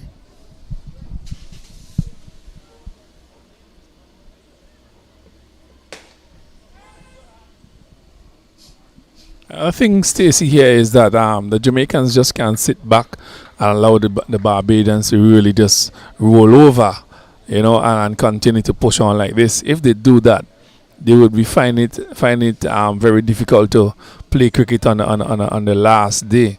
Because if the Barbadians are to push on and get past that 234 and have a score of at least 350, 400 runs on the board, it would be a difficult last day for the Jamaicans.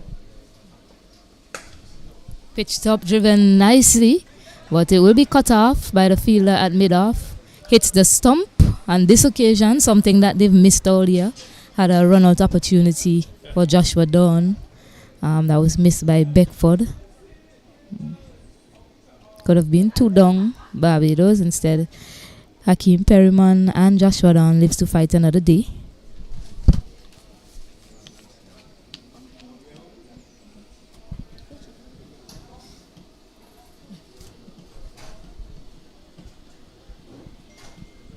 Well, something noticeable from this fast bowler, Gavaskar. He came back and he's bowling with a little bit more pace than he bowled in the earlier spell. I'm not too sure if he's better with the older ball or he's better with the new ball, but he has bowled much quicker than he bowled in this first spell here, Stacey. Well, it's what's required of the Jamaican team at the moment. Full again. It's what's required of the Jamaican team at the moment to run in and give it their all. The way these Barbados batters are going about it. And the Jamaican team, they've been giving it their all. I'm not saying that they haven't been doing that. They've tried a lot of things this morning. They've changed bowlers around. They've gone with spin. They've brought back bowlers. They've tried shorter pitch deliveries. But these Bajan Barbados players, they're up for the task this morning. So it's a good contest by both of these teams. And Jamaica just needs a breakthrough.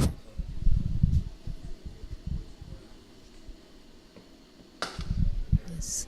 Fuller delivery, sweetly timed down the ground, but it will be cut off. Good teamwork on the boundary between Justin Beckford and Ryan Edwards.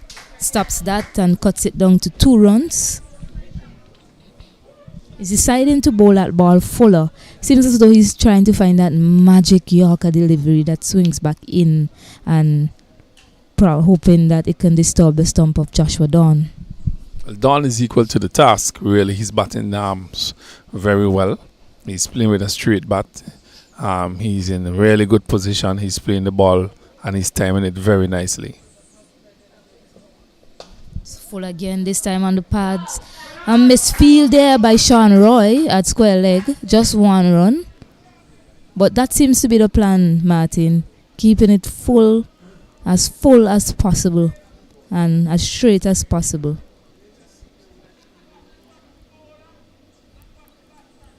Captain Sanjay Walker, he bowled about 2 overs yesterday. I see that Sean Roy is taking his run up from the other end. Well, they have to try something. They have to give somebody the ball. Somebody has to put up their hand and ask to do the job.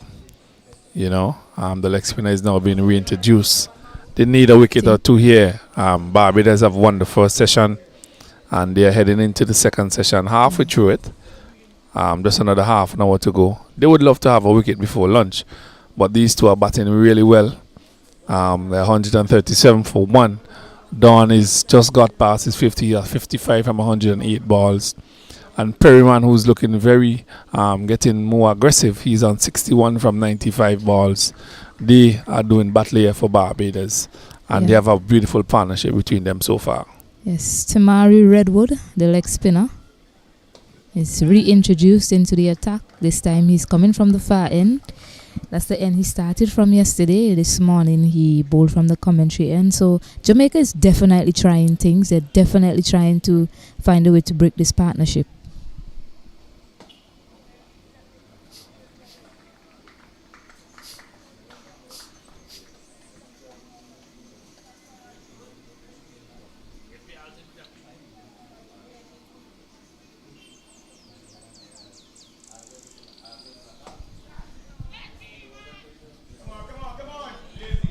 Wide delivery. Just reaching for it a bit there was Joshua Dawn. Luckily he didn't pop it up to the man at cover fielder. Sanjay Walker fielding in short cover area, hoping to receive a catch.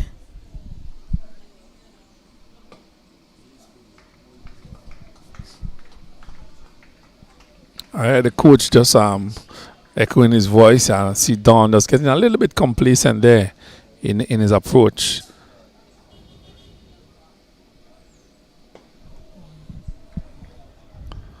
That could be very dangerous for him. Just a little bit complacent. And the coach really sung in his voice. And we know how it is when you get to a half century. He kind of relax. So he doesn't want that to happen. Short delivery this time. Play to the man at cover. Quick single. Another fumble by Sean Roy in the cover area. And what seemed to be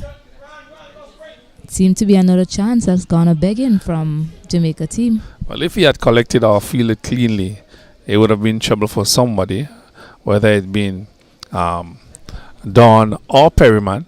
That has been an issue between both of them, running between the wicket.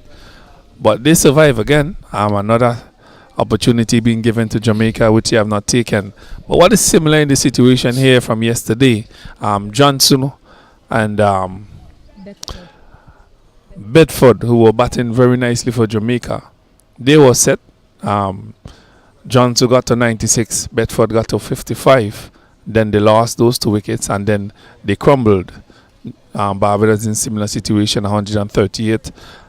This is the second wicket partnership. They have batted well, but these 2 batsmen need to take it up at least to lunch or so. If not, that would be good for the Jamaicans, who would be able to get a wicket this morning. They have not been able to get that. But good batting by these 2. Steady batting. I see another change here. The number 22.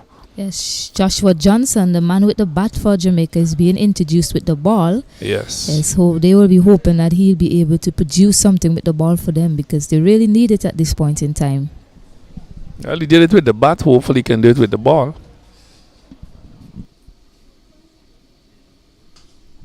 Oof. Wide delivery. Just one bounce to the man at point. Almost, Martin. This young man seems to be magic. He's bowling some leggies. It's a nicely bowled delivery. The Team Jamaica is getting more vocal. Ryan Edwards, he's always been vocal ever since yesterday, continuing to do so, and that's what you need, especially when you're having a down period. You need.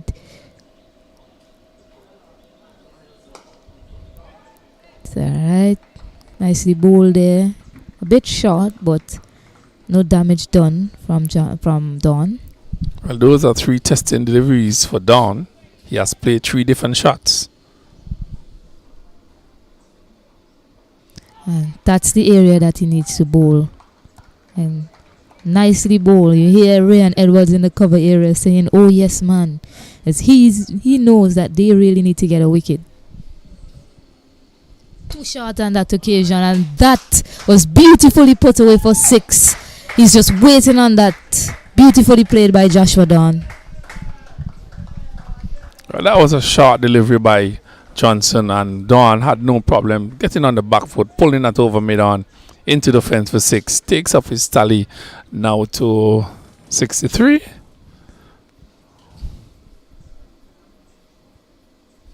Too short again.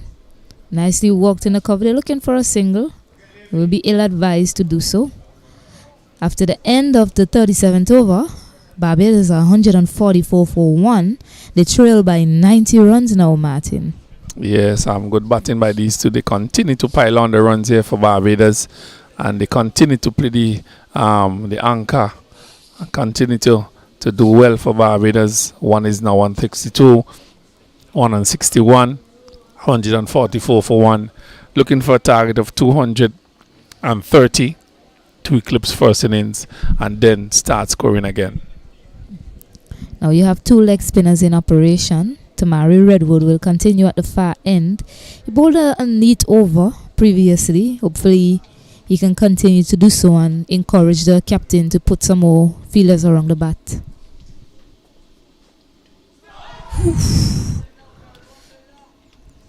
Not sure if that was a drop catch or the bat is in the ground there. From our vantage point, it's hard to see. But a good start to the over. As you say, keep highlighting that fault from in Perryman's batting. Anything outside the off stump there. Well, this is also a tricky period in the time in this game as well. A loss of a wicket now brings somebody new into the wicket.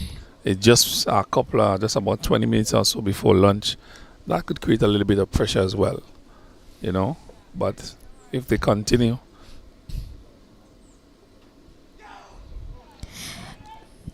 Since introduction of the 2 spinners, there have been some appeals. There have been a little bit of loose shots from these 2 batters. They have gotten 2 half centuries, but they have to be careful still as the way they go about their duties. Indeed so. Outside the half stump, an appeal not given by Shannon Crawford. But there you go again. That delivery right outside there. Perryman and Joshua Don meeting in the middle.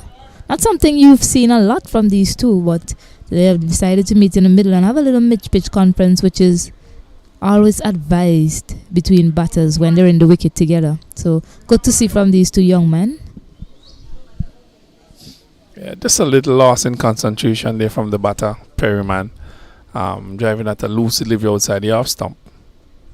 This one is too short, not put away by Perryman, stopped by Adrian Ware. But there you go again, the inconsistency in the bowling. You know, you had the batsman bowling that is in this excellent line and length, and then all of a sudden you pitch one shot, which is expected from a leg spinner from time to time. Nicely bowled and neatly played by Perryman to end the 38th over, and the score remains on 144 for 1. It's been a while since we've seen a maiden over, Martin. I think it's probably the first one for the morning. Well, a good over bowl there by the leg spinner. He himself and Johnson look like the persons who could make an impact into this game. Johnson have bowled one over so far, but I like the line where Johnson is bowling just on the off stump, except for that bad delivery that was pulled over the onside for 6. He has pitched the ball in the right areas for Don, causing him to play 3 different shots really. But these two leg spinners, it seems as though they have said that they want to do the job for Jamaica, but somebody needs to get a wicket or 2 here.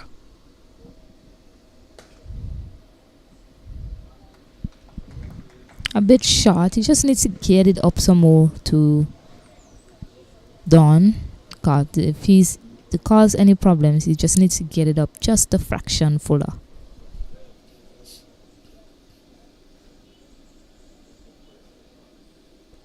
Yes, that's the area that I'm talking about. Now, if he gets that ball to move slightly, then that will pose some problems for Joshua Don.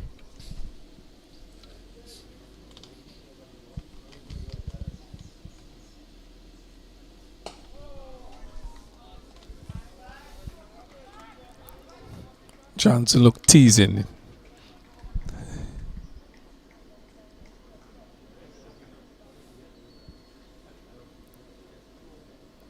Too short. Not timed perfectly. A little confusion in the running once more, but Jamaica is yet again unable to capitalize on that miscommunication between Perryman and Don. Yes, they definitely need to have a chat, Martin. They're doing so now.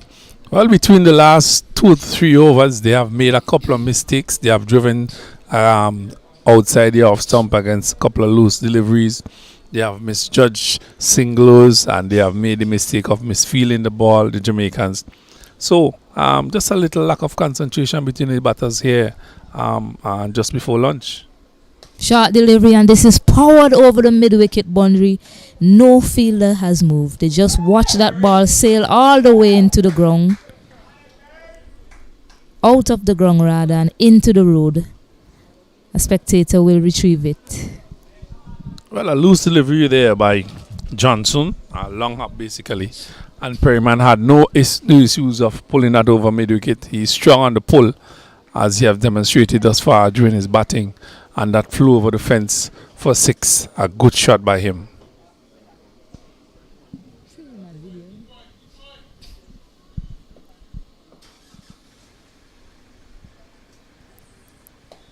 So it's a better area to bowl from Joshua Johnson. Just similar to the last over. Trouble the batters a bit with his line and length, but pulling one down with both of the short balls were dispatched for 6. So at the end of the 39th over, Barbados, they're 151 for 1, and they trail by 83 runs. Jamaica searching for some inspiration to get a breakthrough. Well, these two batters are set, really set, and actually it would be good if they could get to that 3 figures and propel Barbados to an excellent score, which would put Jamaica under some serious pressure going into a day and a half of cricket still remaining. Somebody needs to pull something out of the hat for Jamaica here at 151 for 1 Barbados. They need a wicket or 2 here to pull themselves back into this game and to give themselves a chance, of even dismissing Barbados today.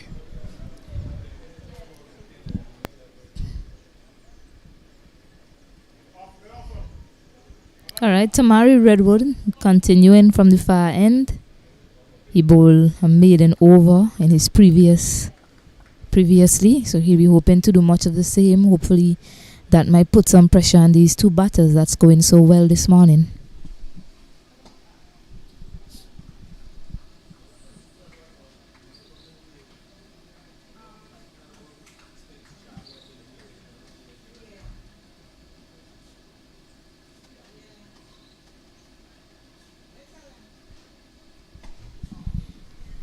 Nicely bowled. It's well played by Don, who would only be looking to go after anything loose at this point in time. It's just a few minutes before the lunch break.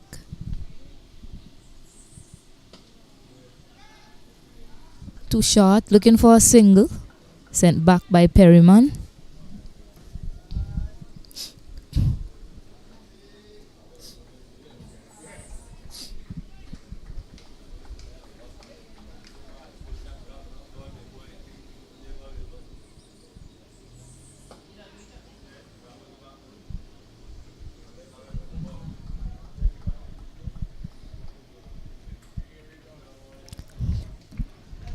Four balls into Tamari Redwood's over, Martin. Do you think the captain, that's the end of the over, do you think the captain, he's bowled 2 maiden overs on the trot.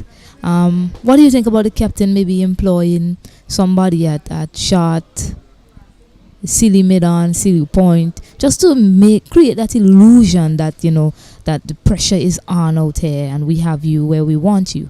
For when Tamari Redwood is operating, that is, because he's bowled 2 maiden overs on the trot. So that there says to me, he's found his line and length and he's bowling where he needs to be bowling. Well, a thought popped into my head. You just can't sit back and allow Barbados to bat and bat easily. You have to create opportunities for yourself. Pitch stop delivery, well stopped by the man at short cover, Tamari Redwood, the man we've been talking about just now.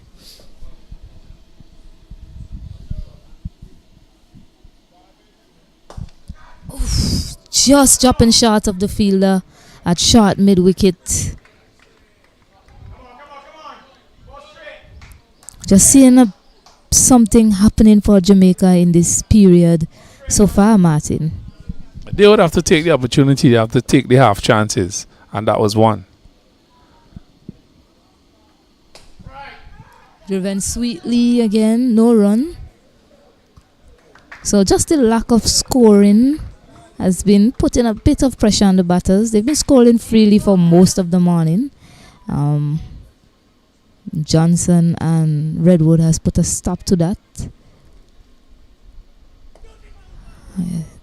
Apart from the 2 sixes that were hit, not a lot of runs and quick singles were taken, and these two seem to like taking the quick singles the way they've been dropping and running all morning.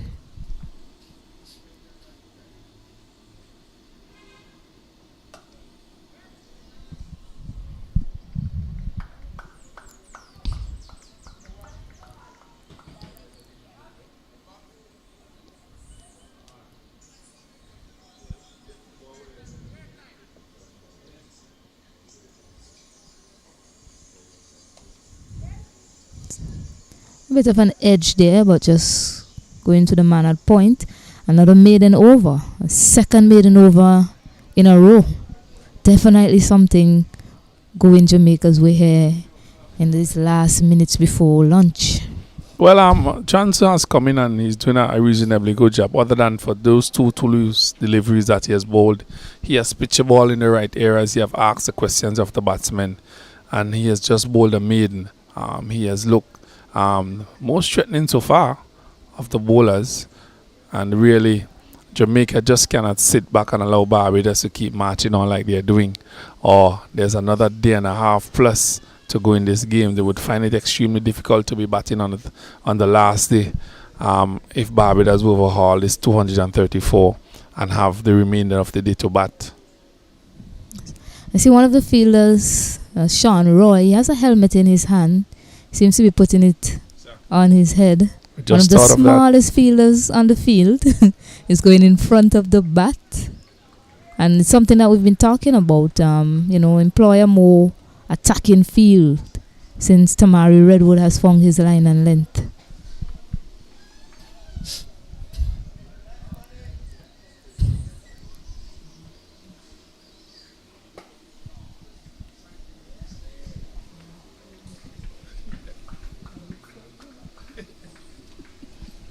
So we see the implementation of the shot, of the silly point, really.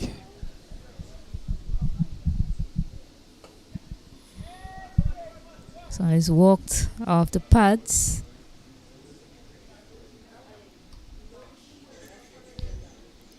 Yeah, I think it's a good move from Jamaica. It shows that they're thinking, they're looking to make something happen out there. They're not just sitting back and relaxing. Although these two batters at the moment have the upper hand, they're looking for a way to get a wicket. So an attacking field is a force way of doing that. So good from Jamaica to employ what would be a silly mid-on at this point in time to their left-hander. And that's a poorly delivery. Well stopped by note. Unfortunately, it runs into the boundary. But that was too high. And anything loose, Perryman will not hesitate to put away. Yes, a big, strong lad he is. And that's a loose, full toss. There was a man on the deep mid-wicket boundary, tried to stop it, half stopped it, but the pace that was hit with, it still rushed into the fence for 4. So 4 more runs to Perryman, takes him up to 71. So he's batting well for Barbados here.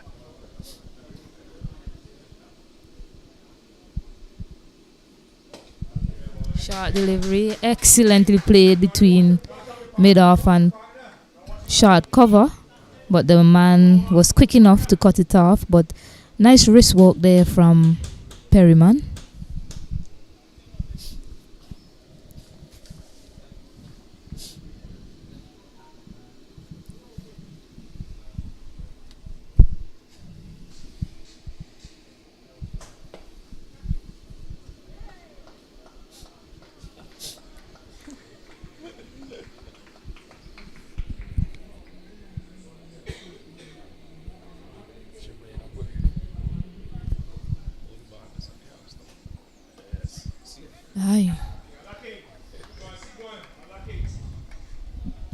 It's the end of the 42nd over. Barbados are 157 for 1 and they trail by 77 runs. Yes, good batting here by Barbados. These two have been batting since yesterday.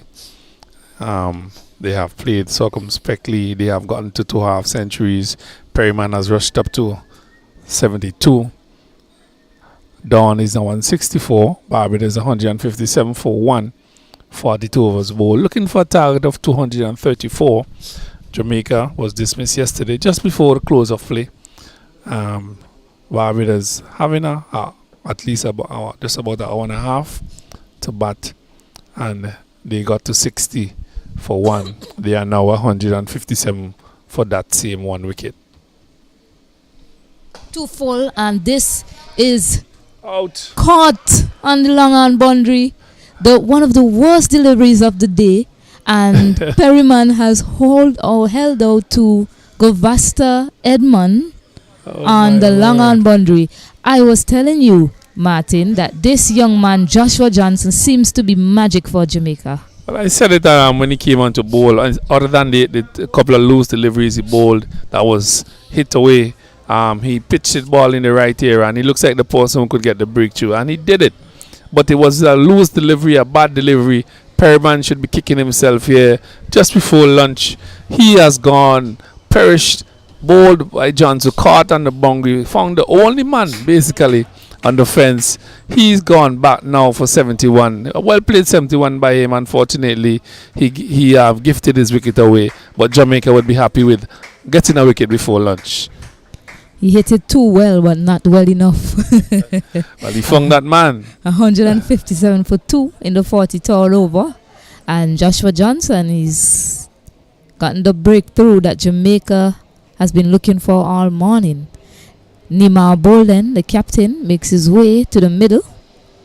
He would not have been hoping to be there after the way Dawn and Perryman was going just a few minutes before lunch, and Perryman, dare I say, has given his wicket away in a similar fashion to Joshua Johnson yesterday, holding out to the man at long on. A similar situation. Was a loose delivery as well from Bolter Johnson, and he hit it in the same direction, got out caught on the same area. And these are the little issues we keep having with our cricket here. The youngsters, they are not really carrying on, and when they have done all the hard work, they tend to throw their wickets away, and that normally comes back to bite the team. You're a set batsman, you ought to get to that 3 figures, carry your team to that total of 234 and really continue to bat. Unfortunately, he has perished for 71, but a good sign there for the Jamaicans, and Janto has brought the breakthrough for them. It's really good batting for Perryman. He actually looked set to take it deeper for Barbados. Nima Boland, the captain, is at the wicket. And he faces a short delivery and he punches it to the covers, and he gets off the mark immediately. A confident stroke from the captain. Well, that's a solid start from skipper Bolden. Short delivery outside the off stump by John, so he came back and punched it through the covers, picked up the first single of his first delivery, and Barbados moves up to 158. They have just lost their second wicket, chasing a target of 234. Short delivery wide outside the off stump, kept a bit low.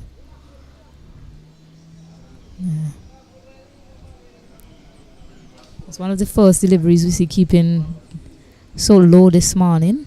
Yesterday we had quite a few that kept low.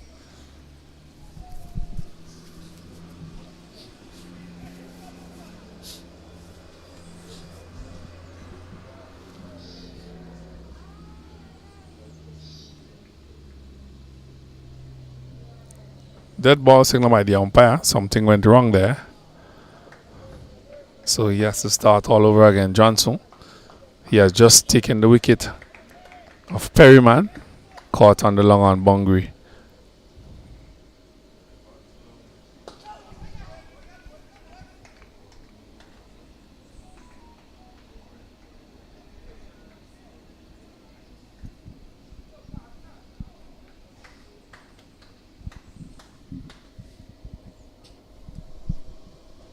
Flighted outside the awesome. That's a good delivery taken by the wicket keeper. Don, who's been batting over a period of time, he's still there. Well left by him.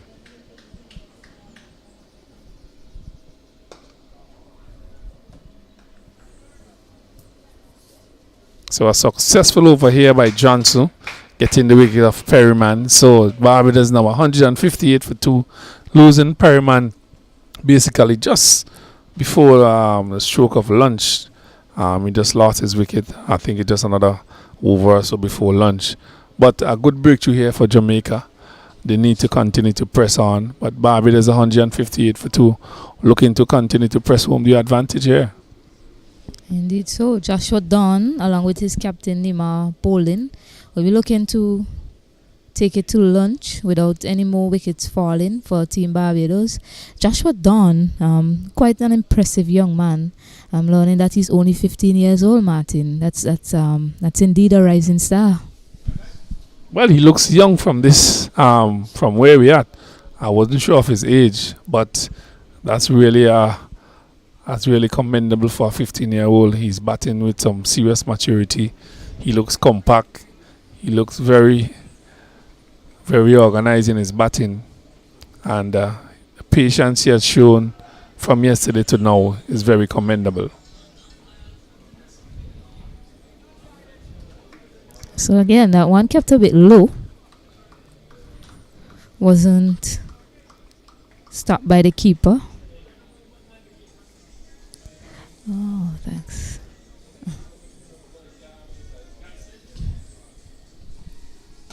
Full delivery, hit hard into the covers, but well stopped by the man at mid-off, running around to his right.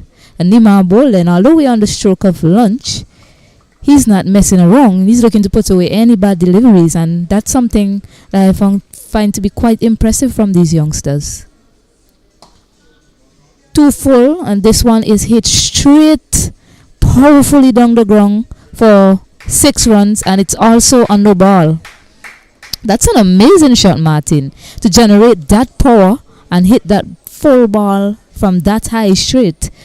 That was a powerful shot indeed. Well, he plays it. He played it as a backhand, in tennis. High up off, and he really just punched it over mid-on into the pond with a 6, and no ball bowled by the leg spinner. A really bad delivery by him. He has been tossing up a couple of those, and the skipper have just moved on to 7 from 4 deliveries. Barbados have rushed on to 164 for 2 just before the luncheon period, and they are looking really solid here in getting this total of 234. They are now 164 for 2 for the 3 of us being bowled. Bolden, he has 7, and Don, who's been batting from yesterday, he's on 64 from 138 deliveries. Yes, they now trail by just 70 runs. Tamari Redwood is going to continue from the far end. They've decided to send back the long on fielder.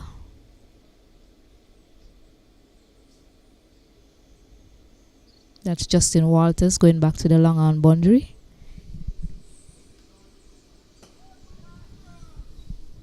Pitched up and well defended by Captain Nima Bolden. Looks like a man on a mission, Martin. The way he strode out to the crease, it looks like he knows what he's about. He knows what the team is looking for, and he knows what he has to do. And that is something, that's a very good sign from someone who's leading the squad. Doesn't look phased at all, look quite confident and unbothered at the wicket. So that's really good from Captain Nima Bolden. Again, pitched up and sweetly driven to the covers. It'll just be 2 runs. But anything bad, any bad delivery, anything badly lined, anything too short, Nima Bolden is quick to jump on it and make sure that he score runs for his team. Well, he looks pumped. He looks good. He looks technically correct. He's a skipper of the Barbadian team. They're in a solid position of 162 for 2. He has just come to the crease at the fall of a wicket, and he looks very positive. Pitched up, and it's taken by the man at Sealy mid-on, but unfortunately it didn't hit the bat. Came off his shoulders. And that will be the end of the morning session as the umpire Shannon Crawford takes the bails off. And that will be lunch, Martin. A very energetic session from Barbados. Jamaica picking up that lone wicket of Perryman. The score is 166 for 2 after 44 overs. Well, a really good going here by Barbados after yesterday ending the day's playoff on 60 for 1. They have returned this morning, and they're 166 for 2. 43 overs ball, looking for a target of 234. Dawn is on 64 from 138 deliveries. Bolden has just joined him, skipper. He's 8 from 7, and they have just lost Perryman for 71. So a solid batting here by Barbados, looking for this target, and really a good session by them. They have won the first 2 sessions in the morning. Good sessions there by them, and they looking to pull on, looking to put on a really big score here once these 2 batters continue to do what they're doing. Yeah, so 166 for 2. Barbados trail by 68 runs. That's lunch on day 2, and we'll be back in 40 minutes.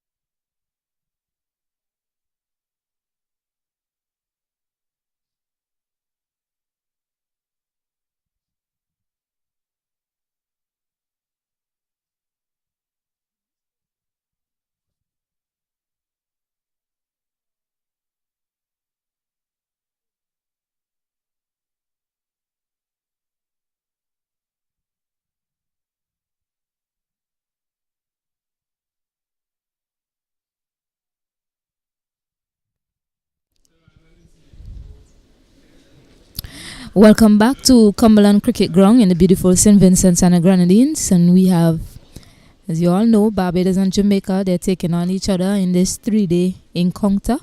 So far, Jamaica was bowled out for 234 runs. Barbados are now 167 for 2. The dismissed batters are Achilles Brown and Perryman, who hold out just before lunch for a well-made 72. Unfortunately, not being able to carry on as Joshua Johnson did yesterday. I am joined once again by my co-commentator, Mr. Kenroy Martin. Good afternoon to the viewers again. We are here at Cumberland in this exciting game between Jamaica and Barbados. Jamaica haven't been sent in yesterday, were bowled out for 230, and Barbados in reply 167 for 2, 44 overs. And see some good batting here from these youngsters. And the thing is that they have not really carried on Jansu from yesterday. Now Perryman perishing the same vein, loose delivery, hitting it in the hands of the field on the boundary. But Don is there. He's on 64 from 138 delivery. He's been very patient. The skipper bowling has joined him, and Barbados in a very strong position at 162 for 2. At the end of half to go, really looking to propel to 234 in the driver's seat, Stacey Ann. Indeed so, Martin. Yesterday after lunch, Team Jamaica, they were in a comfortable position, and we saw that they had a collapse after lunch. So Team Jamaica would be hoping that something similar happens here for them. As you see a bit of rain around, but nothing too troubling for the umpires to call for the covers. So Joshua Dawn, will take the first delivery after lunch, and he'll be facing up to Govasta Edmond.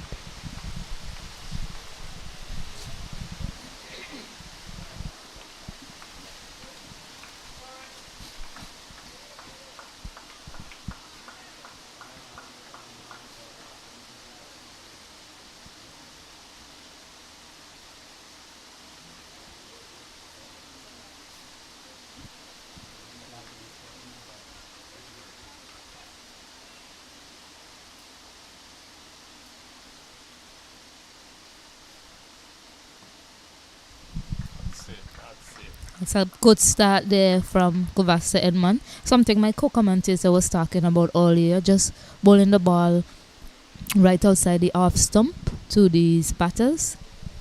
Yeah, you have to be patient. The wicket is not tear away, but you have to be patient. Your line and length, you have to be consistent. You have 2 slips, a gully, a backward point, a short extra cover, and mid-off. This is the line you should be bowling just on 4th stump, inducing the batsman really to play a drive, If he doesn't play at those delivery, you have to leave them alone. So we have to be patient and consistent in these areas. Now there's a little change in the field. There's a short extra cover being brought in, and the square leg have been pushed back. So he would be using those deliveries pitched up and the short one as well. Good ploy. Ooh. An appeal from behind, but no, not out, says the umpire. But excellent bowling right in the channel that he needs to be operating in, Govasta Edmond. Yes, in that uncertainty, that area of uncertainty, whether to go forward or to play back. And with his pace, he could create some trouble for the youngster, Don. He has batted well so far, but he has to start over again. This is a new period. So that's a very good start here for Gavaskar, for the Jamaicans.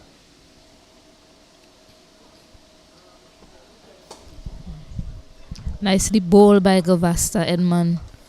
Yeah, and we mentioned yesterday, Jamaica, they were going along nicely, and they had a mini collapse after lunch. So Barbados batters, they will have to be concentrating and refocus.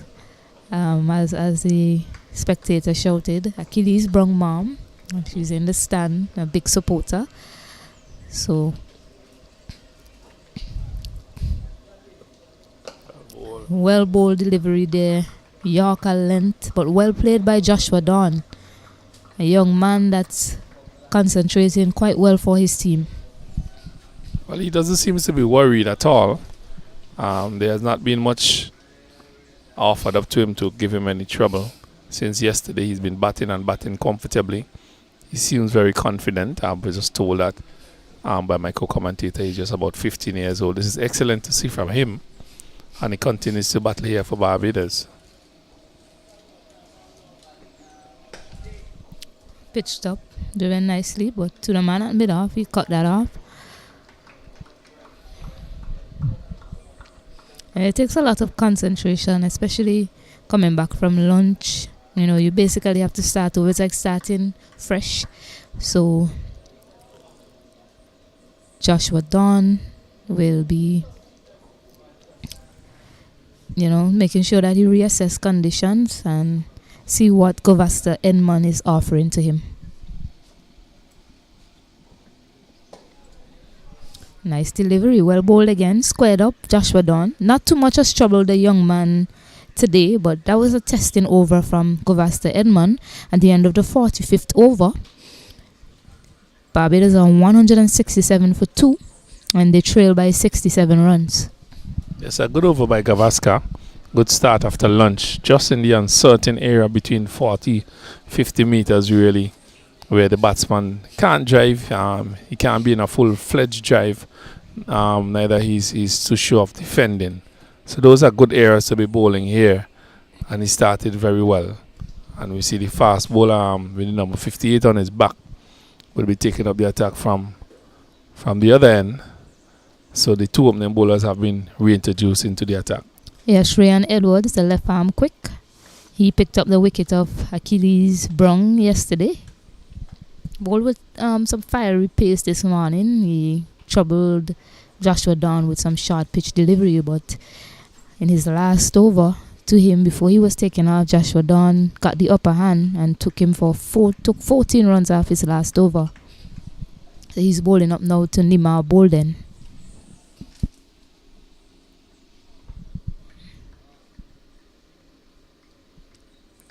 It's a good start outside the off stump to Nima Bolden, who we've seen since he's come out. He's looked quite aggressive, not afraid to play his shots.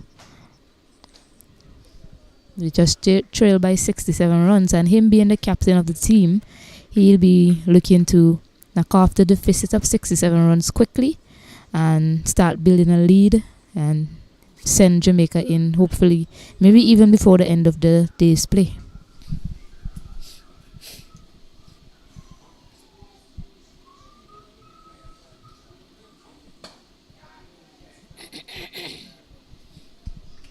Driven uppishly to the captain Sanjay Walker, who's at short cover.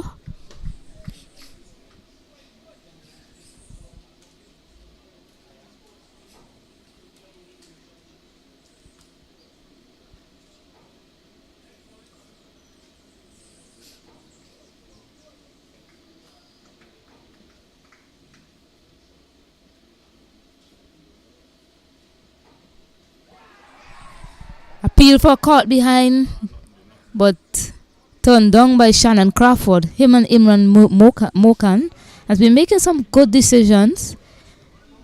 Didn't hear a song, didn't appear to be any edge there, but the Jamaicans, they all went up in a celebratory mood, but it was turned down by umpire Shannon Crawford. Well, a confident appeal by the Jamaicans, but the umpire was unmoved.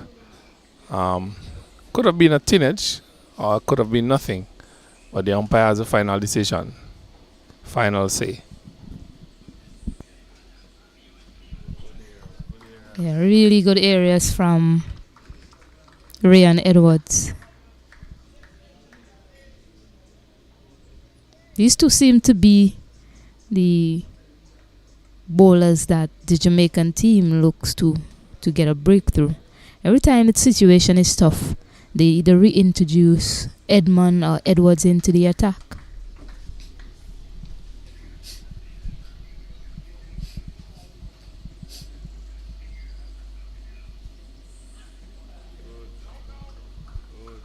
He's really giving it his all, is Edwards here. So Nima Bolden play a loose shot a while ago to a delivery that was wide outside the half stump. Maybe would have been better trying to hit it to the cover area.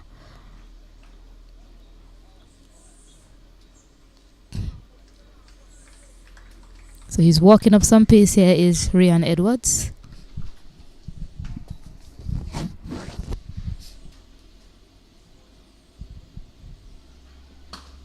This time he hoiks it over the man at mid-on and it throws up. The batters were not running. They thought that was going for a boundary. Now they run back for 2. He seemed to have hit it well, but certain areas of the pitch, on the wicket, holds up and the ball doesn't travel as fast across the outfield as one may think it'll travel. Well, not so bad over there by Edwards, but that short delivery that was pulled over mid-wicket, not the one you wanted to. He bowled the ball in a particular area. But something to notice that I think that the Jamaicans should have been operating with a spinner and a pacer, really. The Barbadians are 169 for 2. They need to contain them and actually look for the wickets. And I think that they need to bowl a spinner and a pacer in tandem. Well, as you talk about that, Martin, I see Tamari Redwood, the leg spinner, has taken his run-up from the commentary end, and it looks as if he's going to be reintroduced into the attack from this end. So, good ploy here from the Jamaican team. Slowing things down a bit to Joshua Dawn and Nima Bolden, who looks quite compact at the wicket right now.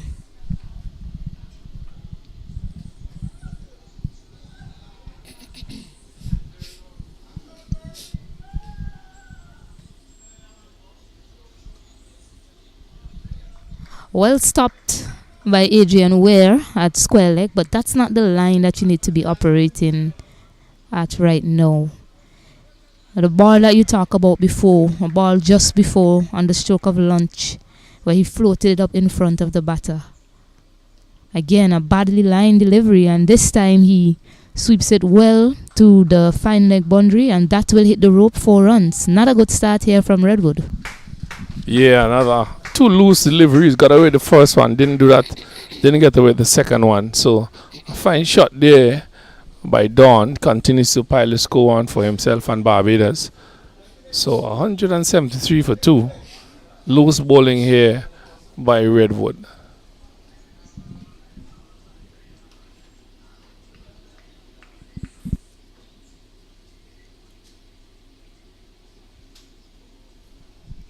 Oh, that's some movement there from Redwood. We haven't seen a lot of that. But the way the field is set for young Redwood, it's a heavily packed offside field. Just 2 men on the offside. So he really needs to keep it under. A loud shout for LBW. That's straight down leg. As I was saying, he really needs to keep it on the off, as the field is set for that type of bowling. And as he's a leg spinner, a typical delivery for a leg spinner is usually moving away from the right-handed batter. Instead of that, we noticed that most of the deliveries were bowled on the pads in this over. 2 full this time, and that was put away with some power from Joshua Dawn. 6 runs from Joshua Dawn. It's not messing about when it comes to a bad delivery. Yes, a powerful shot here by Dawn. A full toss, really. And he make the best use of it. Maximum 6 runs over mid-wicket. He carries his score to 74. And Barbados move up to 179 for 2. Really in a good position, good commanding position here just after lunch. Some loose bowling here by Redwood.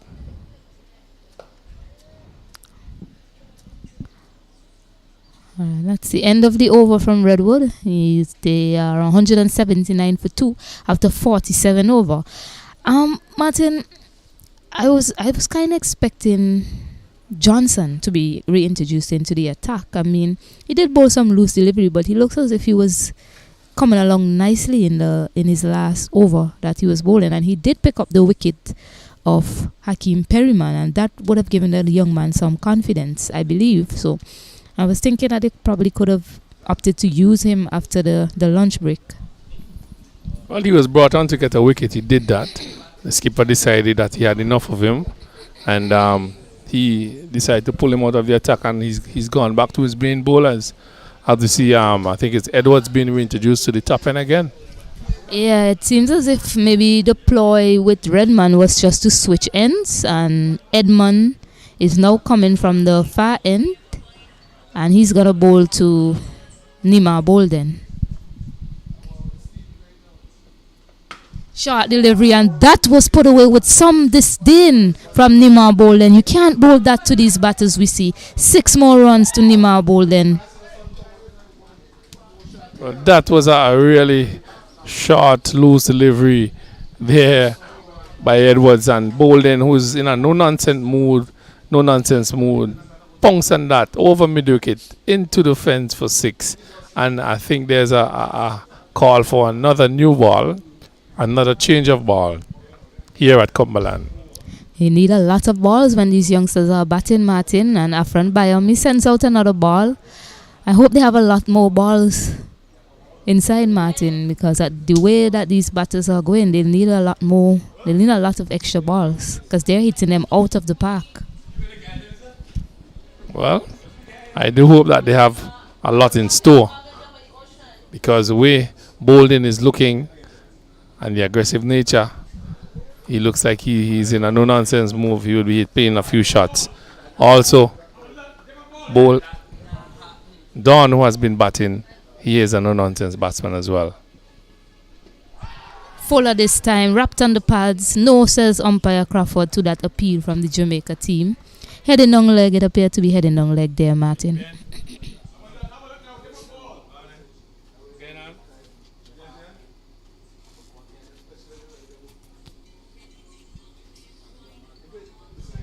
Again, the field is a heavily stacked offside field, so really no room for that short pitch delivery, although there is a man at the square leg boundary.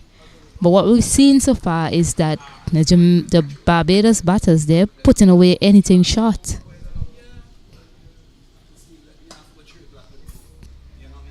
Nice looking drive from Nima Bolden.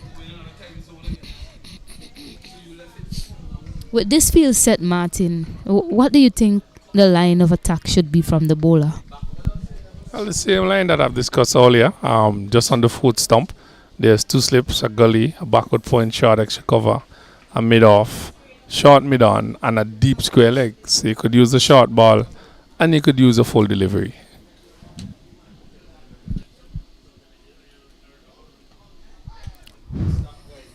Well stopped by the keeper. I probably could have gone for some buys, but he got a good hand to it.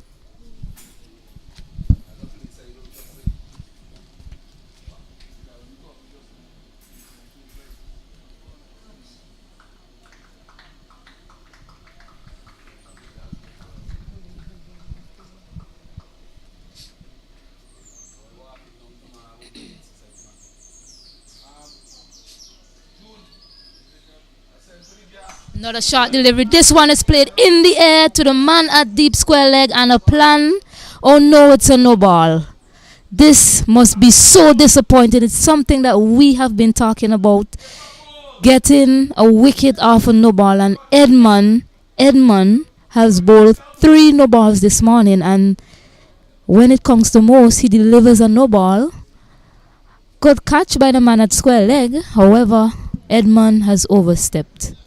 Disappointing from the Jamaican fast bowler. Well, he has committed the cardinal sin of overstepping the crease.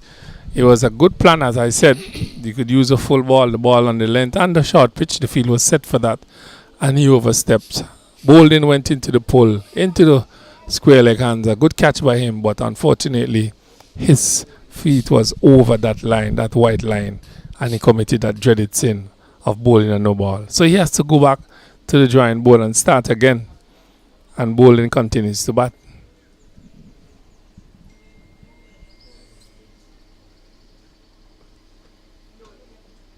Down the leg side, the young man must be dejected, as his teammates would be as well, after such an excellent plan they put together, and it finally paid off, getting Nima Bolden to hit it to the man at square leg. Unfortunately, he overstepped that white line.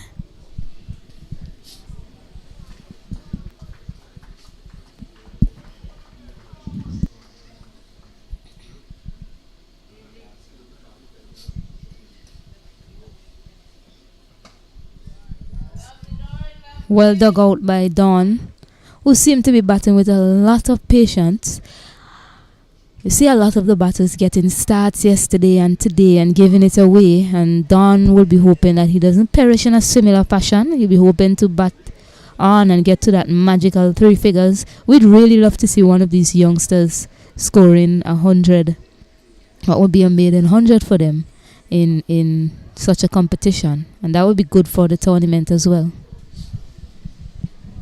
Well, that would put some confidence in the individual, and also it would be good for the persons who are looking on and for the West Indies cricket board to see youngsters scoring 100 at this level.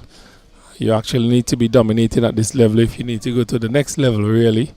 And we need to see that from our youngsters. Our cricket has been going through a sort of patch for a number of years now, and we really need them to put their hands up and say that I am here to make a difference in the cricket, and we need to see it coming through this tournament. Yeah, as we suspected, a change of ends for the fast bowlers. So Ryan Edwards is going to come from the commentary end, and he's bowling to Nima Bolden.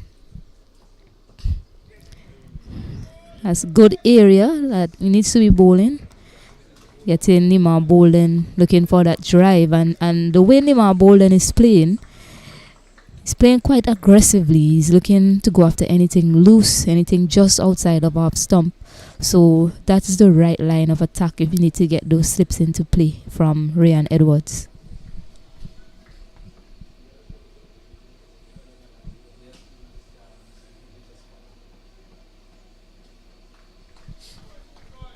This time he leaves that alone, as he should, being quite watchful. But the way Bolden is playing, a shot is not too far away here, Martin. Well, he has the tendency to be aggressive from the outlook of things here. He has played some aggressive shots. He has 18 from 20. And Don, who's been more circumspect, he's on 74. Barbados 187 for 2.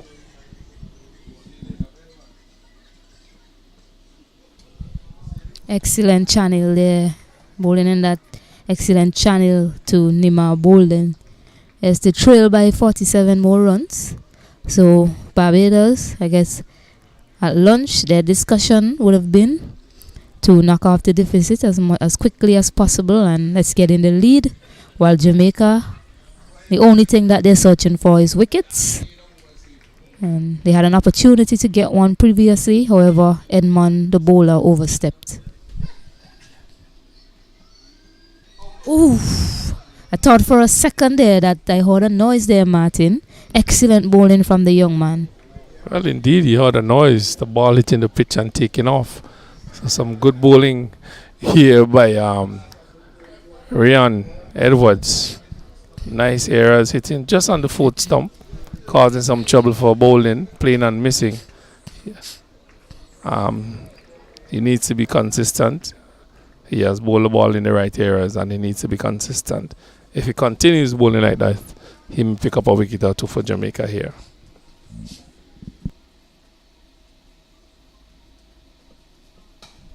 Full delivery, but a bit slower.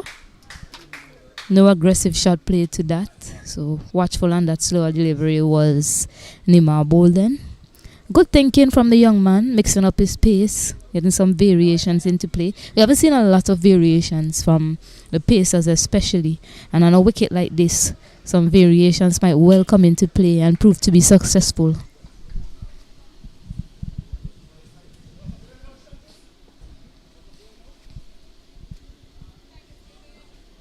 Short delivery this time, and this is powerfully struck over the mid-wicket boundary. You can't bowl those short stuff to Nima Bolden, not in the mood that he's in. And at the end of the 49th over, they move on to 193 for 2. Well, another short delivery being punished, And something that is evident, once the ball is short, they go for the maximum here. Cumberland is not a small playing field by any means, but they are clearing the boundaries by meters. 193 for two Barbados in reply to Jamaica's 234. They are really playing some really nice cricket, aggressive cricket here by skipper bowling, and they have marched on to 190 odd for two. So they continue with Edmund from the far end. Joshua Dawn is just a spectator at this moment as Nima Bowling is the aggressor. Is facing up to Edmund. Whips off his pads, taking a quick single. And that's all he really needs to do at this point in time, because we see Nima Bowling, he's ready to take on the bowling. Anything bad, anything loose, he's going to go at it. Anything fractionally short, he's going to go at it. Which is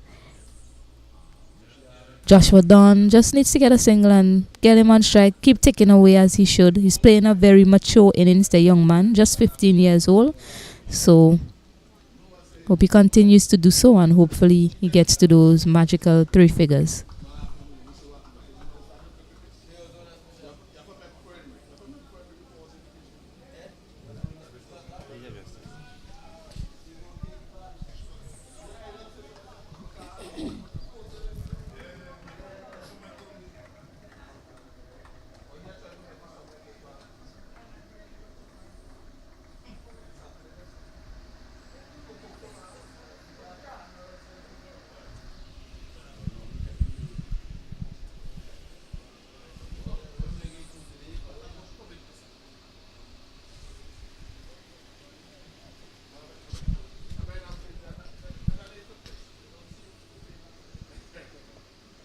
Full delivery.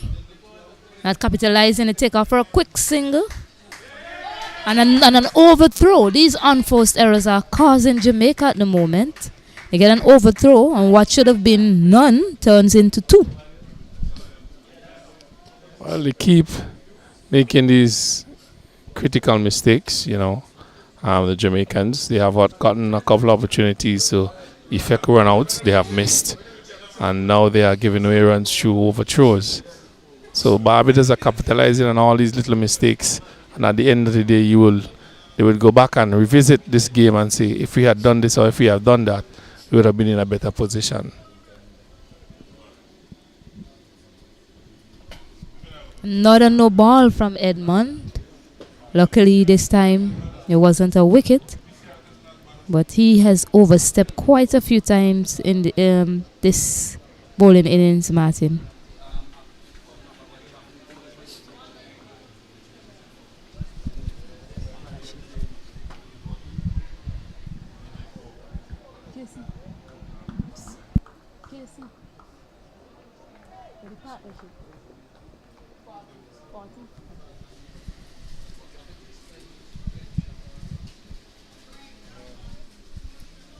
Nicely glided there off the face of the bat, but straight to the fielder at gully.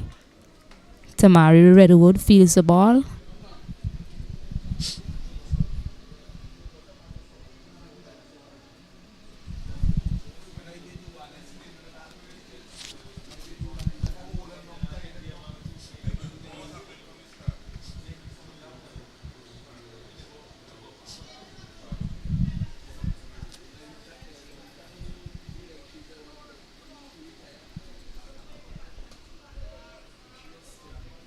Similar delivery, similar play from Nima Bolden.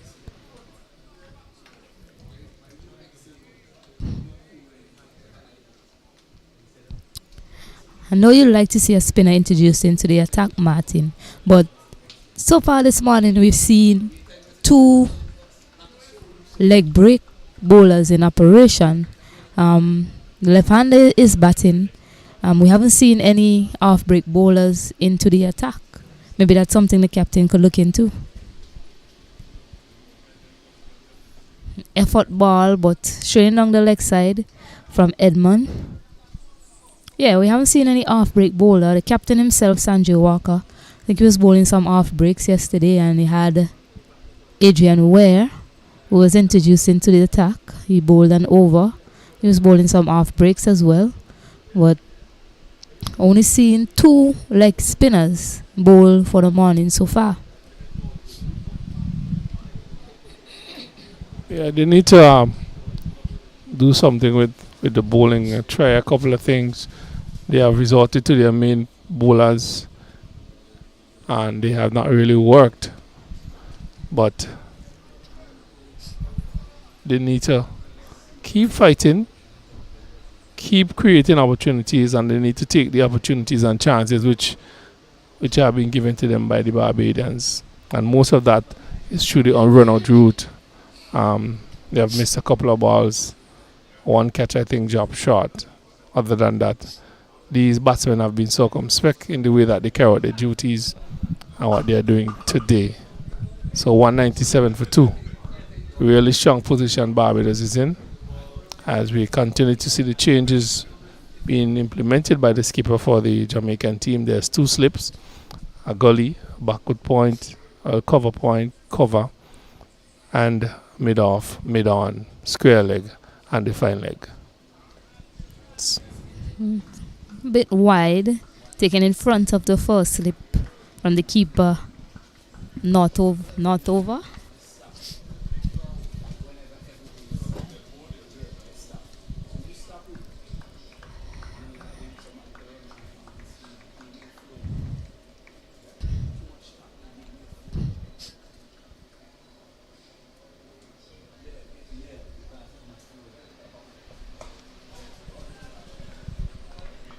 Every now and again, the bowlers for Jamaica, they bowl in the right areas, and then ever so often they serve up a loose delivery for the batters to put away.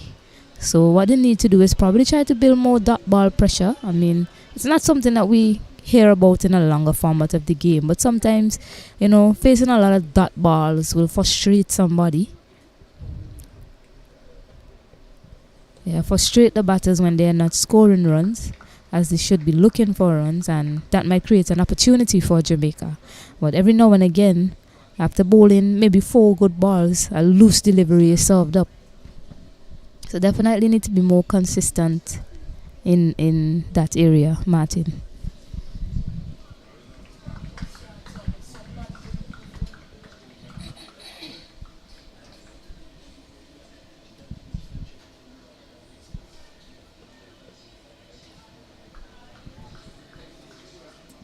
It's another good delivery there by Edwards, just on the off stump.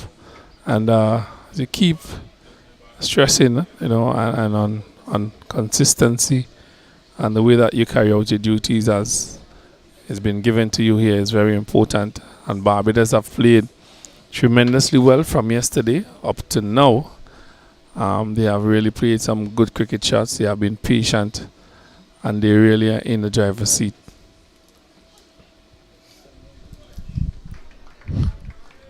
There you go, another good delivery. 1 more ball remaining in this over, and it's key. It's imperative that he delivers another good ball to back up the other 5 balls in the over, as he's been bowling well, the young man, and he deserves more than 1 wicket today. He got 1 yesterday, and he deserves another 1 today. So just need to keep bowling in that good area, as he's been doing all throughout this over. Nice, excellent stuff, excellent finish from Ryan Edwards. Getting the batsman reaching for that ball, but unfortunately not carrying to the man at short cover. So another steady over by Edwards. But Barbados keep batting positively, keep doing what they're doing. It has been working for them. They have been working for them. They have another 37 runs to get? 2 eclipse of first innings? Yes, they trail by 37 runs. The score is now 197 for 2. And we're about to see the 52nd over being bowled by Johnson.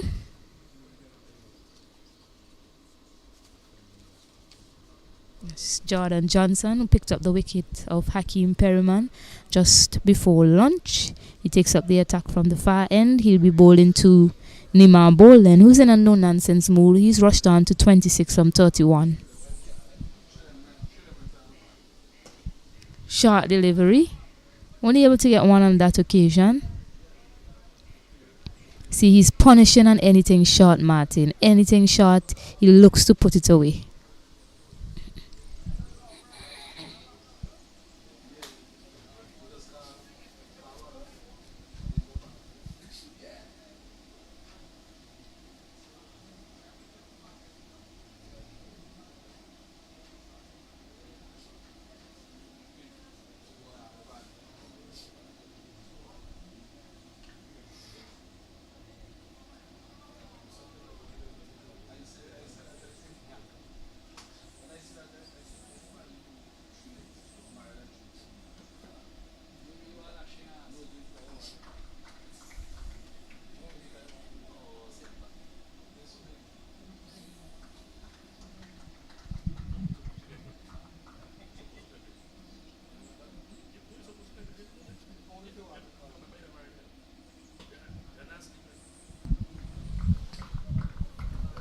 Dawn has been kept quiet since we've come back out from lunch.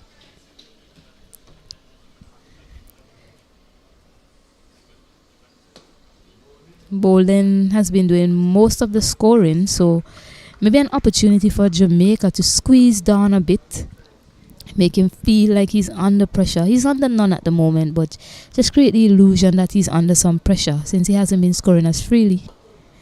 When he gets a delivery on the pads, he just gets a single. Let's just see what the young man is made of when you test his patience some more. He's batted well. He's made 76 of 163. Excellent innings from him, but it's a testing format. And what you need to do is test batters and see what they're made of throughout.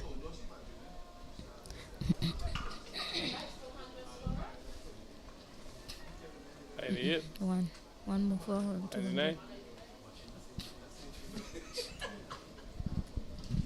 At the end of the 52nd over, 199 for 2. It's Barbados. Well, Barbados have kept the pressure on Jamaica all day. They have not given up. They have not played second fiddle to them. They have played a really good game of cricket thus far. And at 199 for 2, they're really in the driver's seat. Keep the pressure on Jamaica. Going into the third day, just another 30 odd runs to get. Literally 36 runs or so to get 35 to eclipse first innings. Good bowling there. Yes, Ryan Edwards, he continue that line and length that he found in the previous over. He bowled a maiden over, so he'll be hoping to do much of the same with the next 5 balls that he has remaining.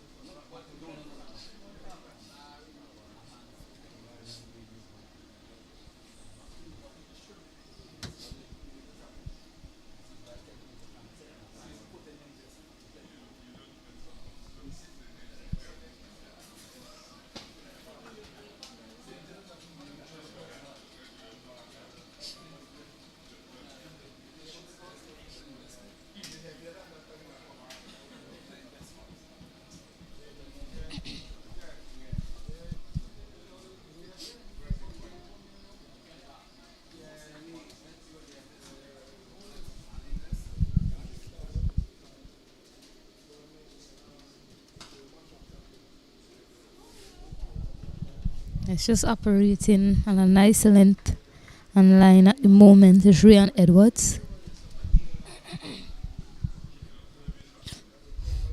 And this is one way of, stopping the run scoring from Barbados. Just drying them up a bit here is Team Jamaica.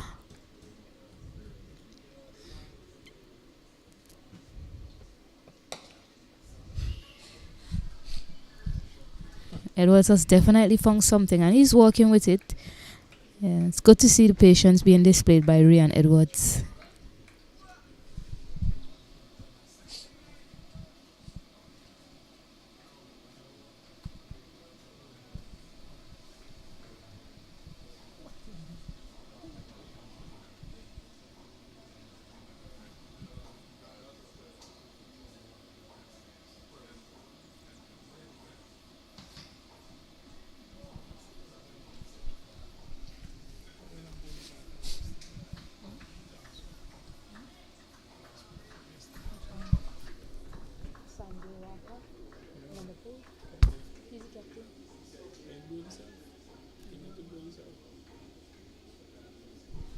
There's one more ball in this over. It's very important that he finishes well to back up the over that he bowled before.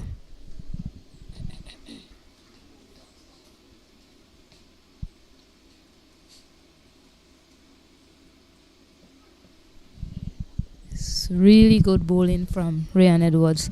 3 good overs on the trot for Team Jamaica. Just 2 runs coming from them, and they remain on 199 for 2 after 53 overs. Joshua Dawn is on 76 of 169 balls, and the captain, Nima Bolden, is 27 of 33 deliveries. Well, he needs to have somebody bowling in tandem with him. He has bowled 3 good overs so far. He needs it to be backed up with somebody at the other end. They need to really stop the flow of runs and pick up a wicket or 2 here. Bolden is batting positively, and Don is at the other end, who has been circumspect in his innings so far. But Johnson would continue from this end, providing support to Edwards.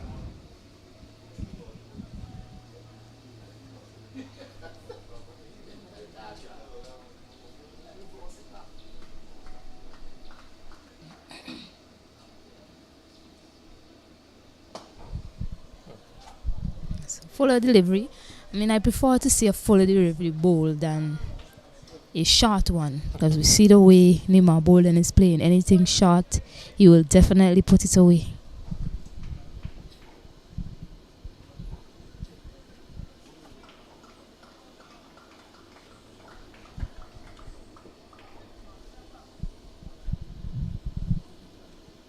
Short this time, and this was hit away to the mid-wicket boundary, but they'll plug and they pick up 1 run to bring up 200 for Team Barbados. They didn't quite get a hold of that one, or else we would have seen it sailing over the boundary. So 200 up for Barbados, 202 in the 54th over. Just trailing now by 34 runs.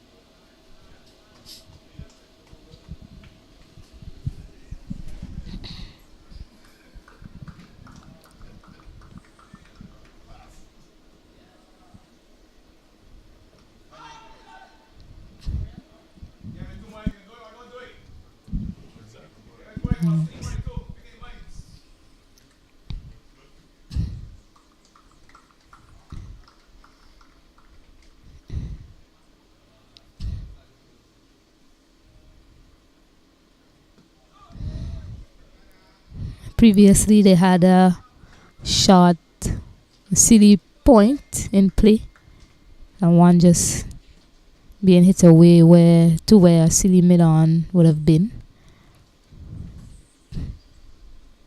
Short delivery this time. Just rushed him for a bit of place. And that's the end of the 54th over. Barbados are 200 for 2. A nice little quiet period here for Jamaica. Martin, it's something that they can look to build on and hopefully pick up a few wickets within this period. Well, Dawn has been very quiet for the past 3-4 overs or so. And his skipper, Bolden, has been the aggressor. So the bowling here for Jamaica, they need to bowl in tandem. They need to keep things tight. Barbados have propelled themselves to 200. 200 for 2. They need another 34 runs to eclipse first innings. But Edwards has been bowling well from this end. He's been hitting the right areas. He has been patient. And it seems as though from where we are, that Jamaica is just waiting for something to happen. You have to create that opportunity. And they need to do that.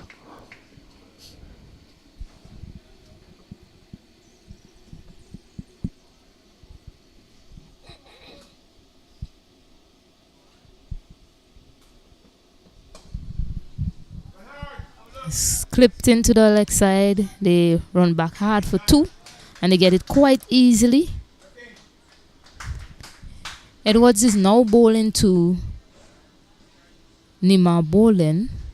He was previously bowling to Joshua Dawn. He bowled 2 maiden overs to Joshua Dawn. And it's very important. You see, partnerships is such an important thing, Martin. Because now you have Nima Boland, who's a left-hander, and he's on strike. And Joshua Dawn, he doesn't have to face Ryan Edwards. So over to you, skipper. Pitched up delivery. Not out, says umpire Imran Mukhan. Yeah, so now that he's bowling to the left-hander, he's straying a bit in his line and length because he found a perfect line and length to the right-handed batter, Dawn, when he was on strike. And now he's basically maintaining that same line and length to Nima Boland. And so Nima Boland, being a left-hander, has thrown Ryan Edwards a bit off the rhythm that he built up against Joshua Dawn earlier. Yeah, he's straying in length and line. Actually just making bad the work that he has done before. So he needs to get back on target. But Boland has raced up to 30. 30 from 37 deliveries.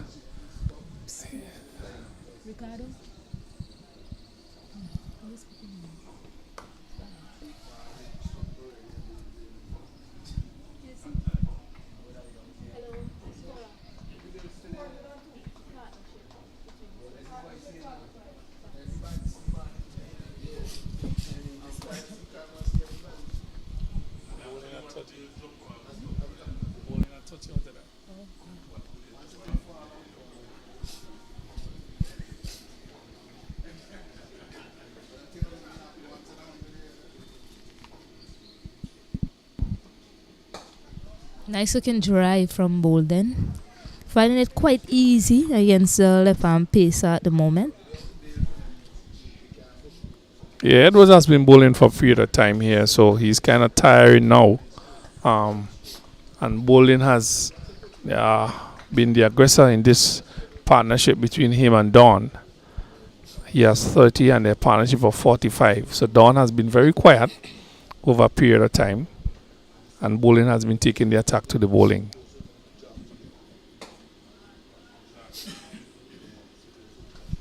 Yeah, Dawn is doing just what's required of him. It's a 3-day format and he seems to be the batter to anchor the innings. He came in at number 3 yesterday and he stayed and batted to the end, and he's looking to just bat through with whichever partner he's paired with at the moment. So good head and the shoulder, it appears, from the young man, Joshua Dawn.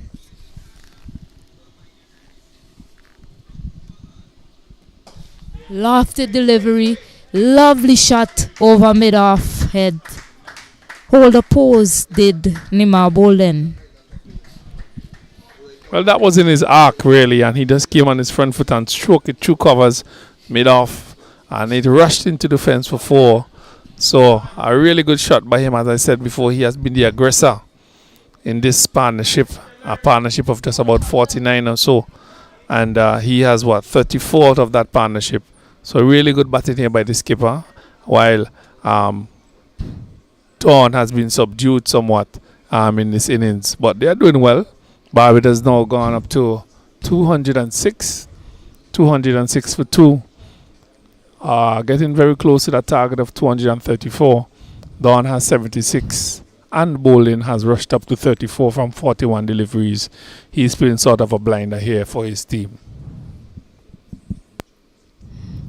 Yeah, what I loved about that shot is he got a similar delivery before. He stroked it along the ground, and the next delivery, similar delivery, he decided to loft it aerially to ensure he picks up a boundary for his team.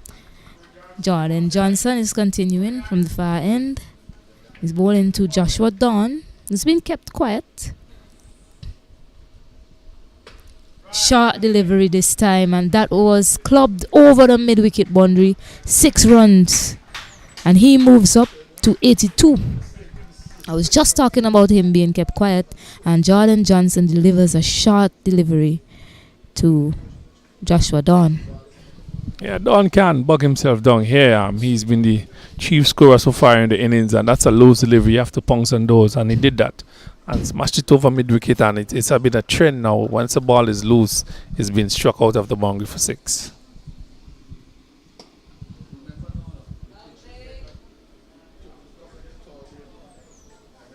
So Barbados inching even closer to that 234, 212 for 2. 55.4 overs bowl. And trying to keep bowling. The Jamaicans are very quiet, extremely quiet. There's no cheering. There's just a few hands clapping, but they really have toiled today. Outside the off stump, taken by wicketkeeper.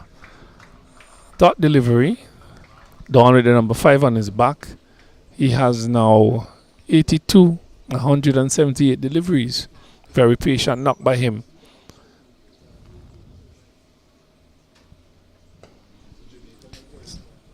Easy, just push it out in the offside. That brings the end of the over. 212, sorry, for 2.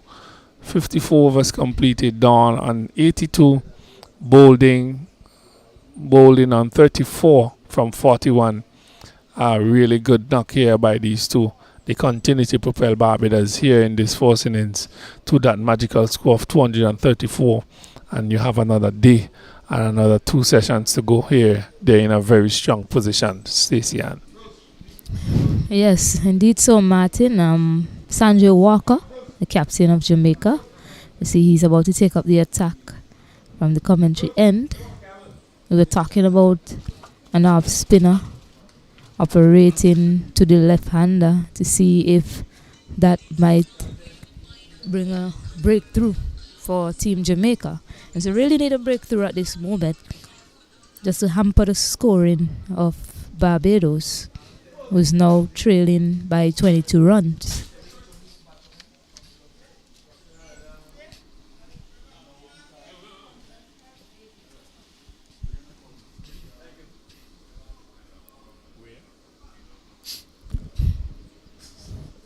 Flighted delivery. Skipper just turns on that rather quietly. Way has taken over the attack here from our end, the commentator's end. Walker it is. Flighted delivery. That one is hoist over mid-on. Bungs 1, 2. Would it get to the boundary? No, it doesn't. Still, Walter Locke somewhat picks up another 2 runs to his credit. So a nice shot there by the skipper. Bowling, not afraid to go over the top. Very aggressive. And he keeps being aggressive, being attacking.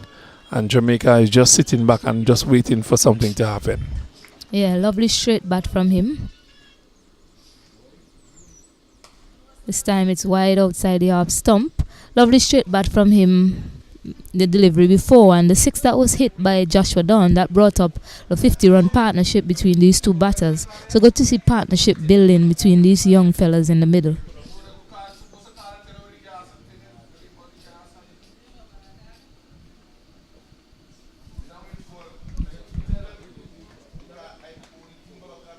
Well, there's a slip, a backward point, short extra cover made off.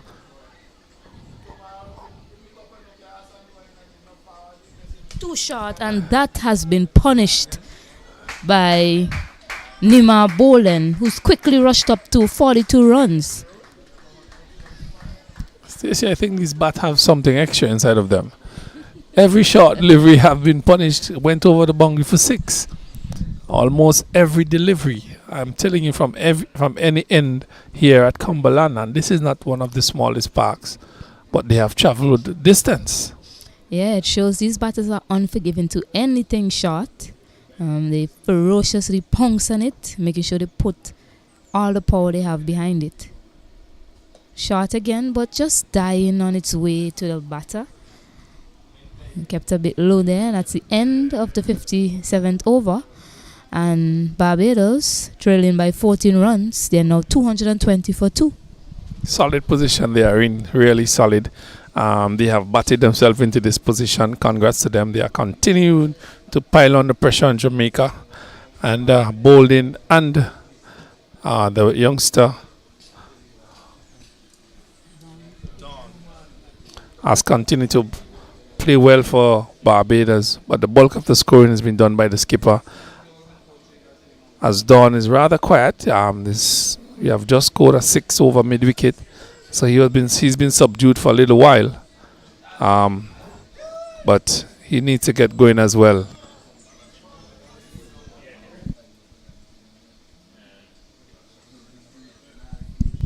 Some movement there from Joshua Jordan Johnson. Haven't seen a lot of that, Martin. Well, I've been asking for that sort of bowling from the spinners all morning.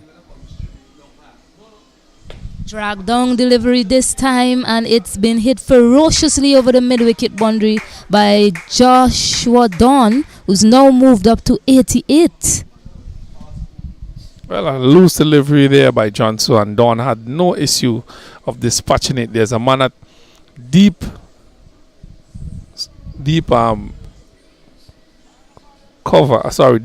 square leg. He's now moved around to the cow corners area, mid-wicket. There's a short mid-wicket, a square leg, and a mid-on. This one is driven nicely to the man at cover. No run.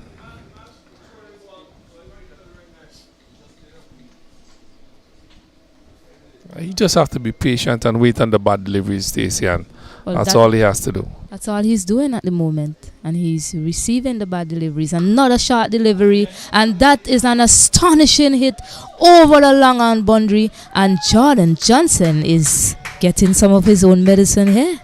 Well, he shared some yesterday.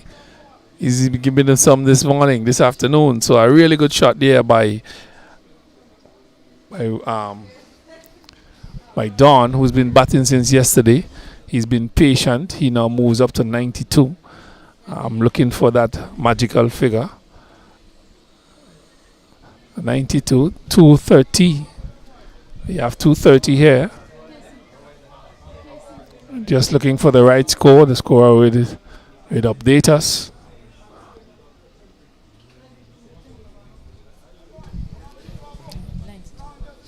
So he's on 92. Scorer says on 230, getting closer to that magical figure. Well, good delivery from Johnson.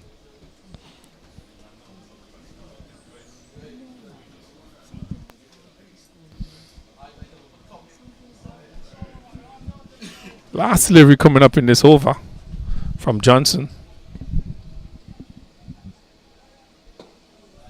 Easy single along the ground. He takes a strike. He goes on to 93. 93 from 185 deliveries. So a very patient knock here by the youngster. Batting since yesterday, and he's done very well for Barbados.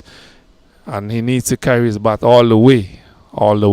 So they need another 3 runs. 3 runs, 2 clips first innings, and really start to pile on the runs here for the Jamaicans to get in their second innings. And that would be a mammoth task for them. If they're not careful, they could lose this game within another day and a half. But they have to bat very well for the last day to come. Barbados have set a really good target here. That 231 for 2. Another 8 wickets in the bunker here. And Don is on 93. He will be facing up to the skipper who's bowling from our end, Stacey Ann. Yes, another batter in the 90s. He's 7 away from a century. Short delivery. It's played for a single. Now moves on to 94. Brings his captain Nima bowling in strike. On strike, who has been punishing thus far to these Jamaican bowlers. A field is spread. Most of the fielders, well, 3 fielders on the boundary on the leg side.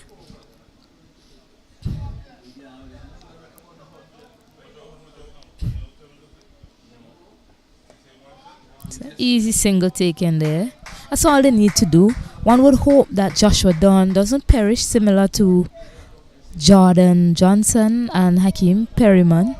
And he seems to have his head on his shoulders. And all these young men have their head on their shoulders, Martin. But unfortunately, sometimes you get drowned in honey. So hopefully Joshua Dunn just look to knock it around, make sure he gets to those 3 figures. Loud appeal.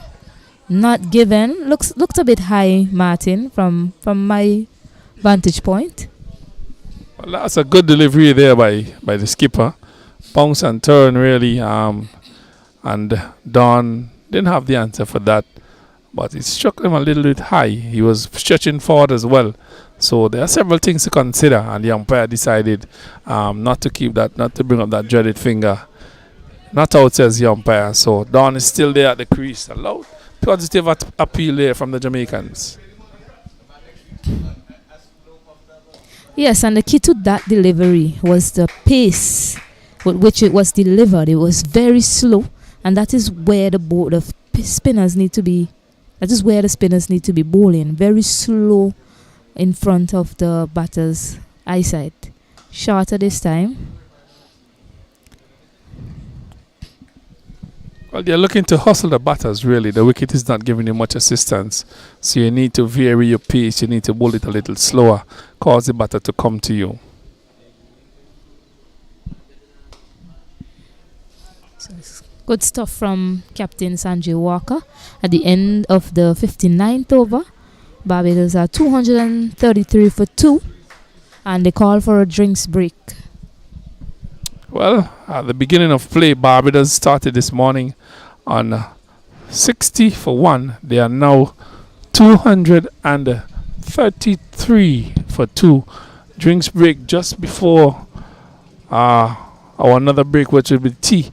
They are now 232 for 2. And we have Dawn, who is not out, on 94. And Burden, the skipper, is on 43. We're taking a break here, and we'll be back with you in a few minutes or so.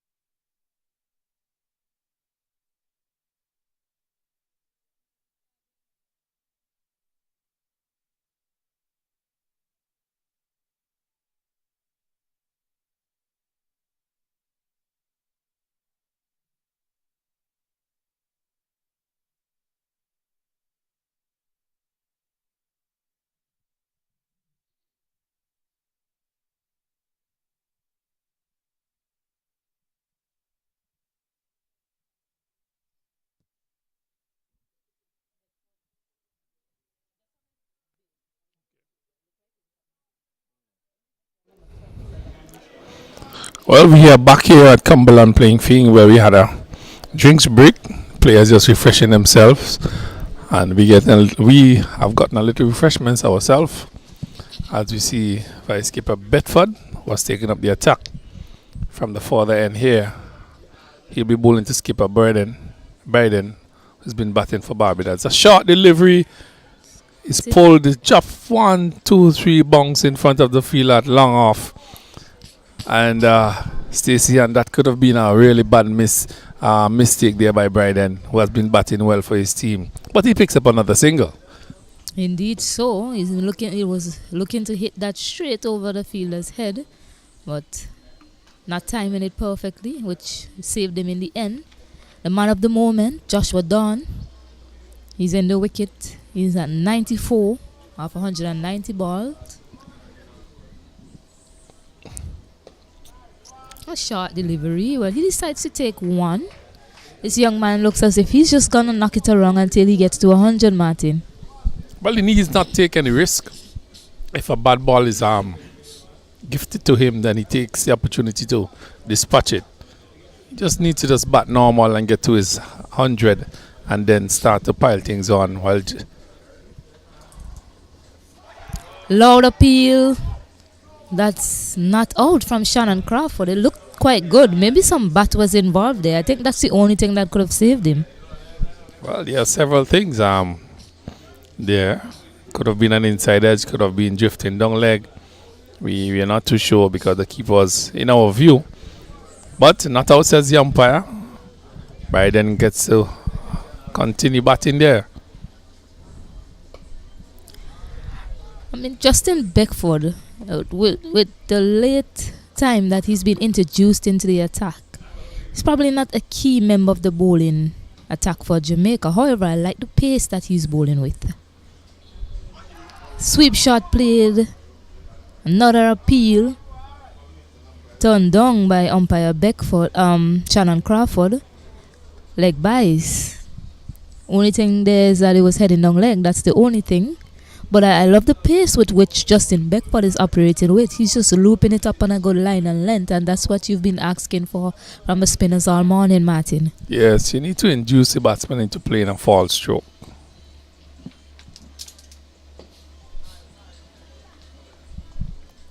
At the end of the over, it's 236 for 2. And Barbados they now lead by 2 runs rather. After 60 overs, they lead by 2 runs. Well, this is where the pressure starts for the Jamaicans. Every run that you give away, you have to make before you start scoring again.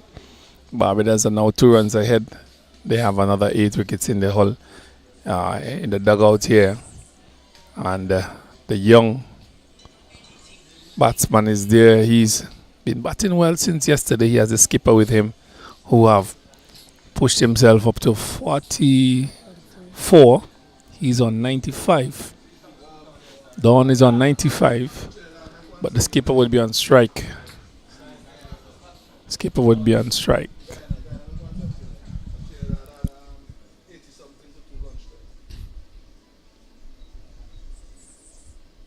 Just a bit too quickly. Bowled there by captain, and it was hit away into the covers. They get 2. And that's what we were talking about, Martin. I was hoping that the captain, Sanjay Walker, would have taken a page from his skipper's book and bowl a bit slower. The right pace to bowl on this pitch seemed to be slower. Instead, he's putting some pace on the deliveries, and that is what the Barbadians are taking a liking to.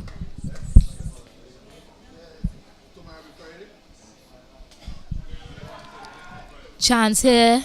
Falling just short, and there's a mix-up at the bowler's end. Joshua Dawn gets back. The captain did not move at all. He played that shot and he held his pose. The ball went out to the field at the square leg boundary. Nima bowled, and the captain, he did not move. Joshua Dawn was almost in his crease. They're having a mid-pitch conference, which you didn't really need at this point in time because the young man is on 95. You don't want a mistake here causing his wicket. Yeah, just a bit some careless cricket there by skipper Bryden. He struck the ball nicely, bounced twice there, what he was posing, and really wasn't looking at his partner.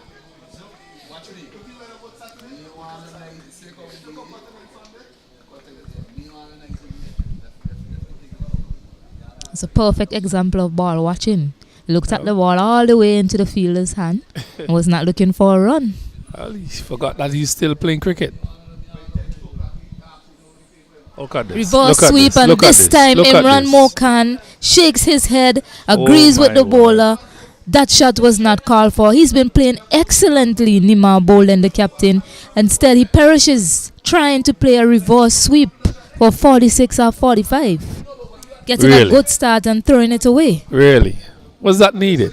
That was not necessary at all, Martin, at this point in time. You're batting so well, hitting the ball straight, playing anything loose, hitting anything loose away.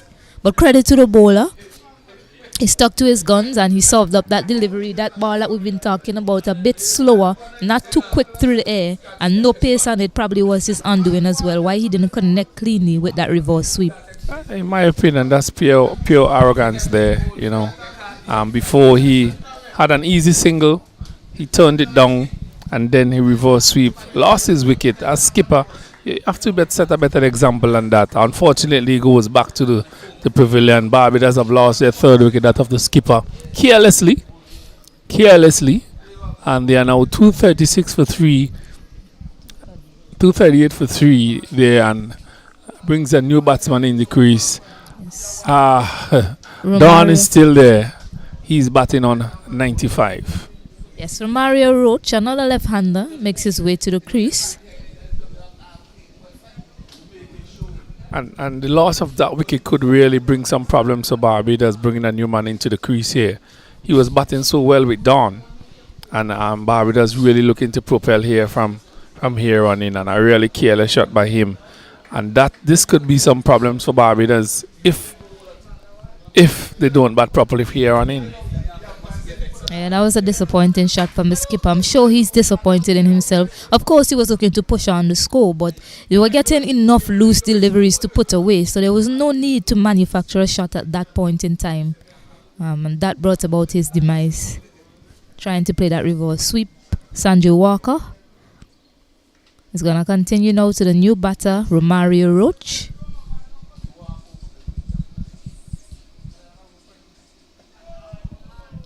Yes, that's the line that he needs to be bowling in, that channel right there. Full and slow, inducing the batter.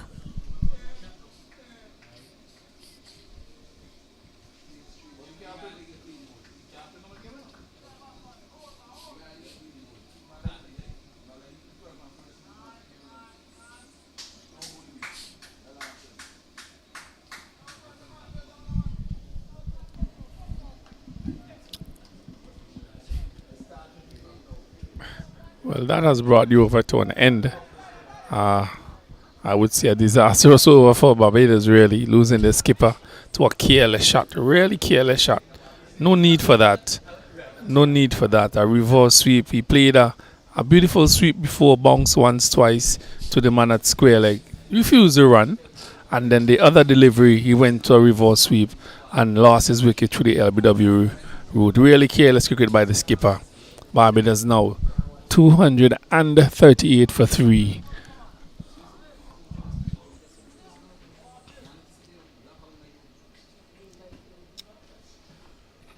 Roach has joined Don, who has 95 not out. It's an easy single. Yeah, easy single to Don. Which begs a question of what would be Don's approach now that the captain was dismissed. He witnesses dismissal from the other end. He's on 96. Roach has joined him. He's 4 away from 100 at this moment. So I wonder what's going through the young man's mind at the moment, Martin. Well, these are the things that really upsets, people looking at cricket from outside.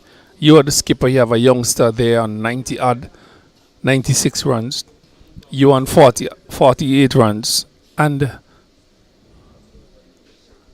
too short. And never mind, it's a new batsman in the middle. He has put that away. A diving stop by Ryan Edwards, who's been giving it his all morning, and he does so in the field as well, restricting that to the Barbados batters to 2 runs there.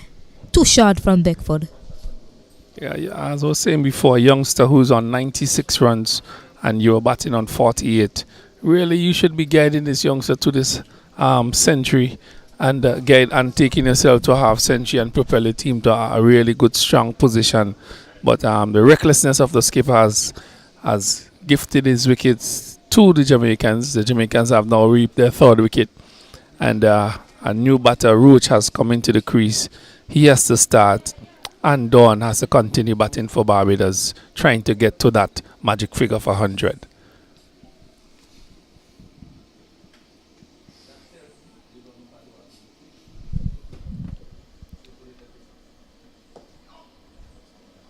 Yeah, they've decided to put in a slip and man at City Point for the new batter. But I like to also see some aggressive field set to Dawn. He's on 96, so you need to put some pressure on him. Oh, that was some awkward bounce from a spinner. It probably hit something off the pitch and climbed all the way to the first slip. Well, that is what I was asking for all morning. Slow delivery, toss it in the air, let the wicket give you some help, and you see that was tossed. It hit the wicket, it bounced and it's turned. It went to the man at first slip. That is how much it turned, and really caused the batsman to be wondering what's happening there. Again.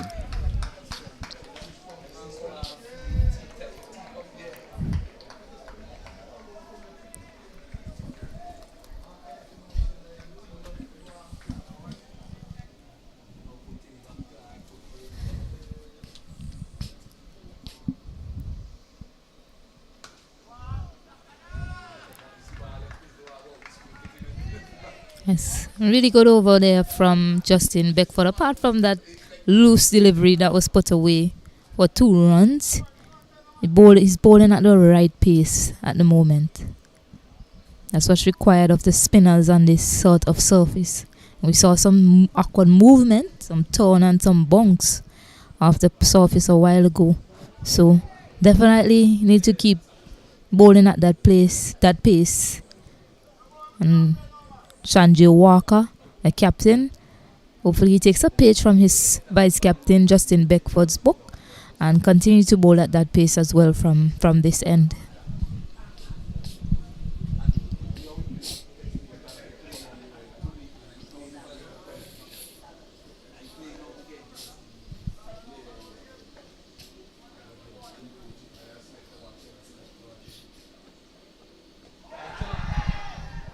Inside edge there.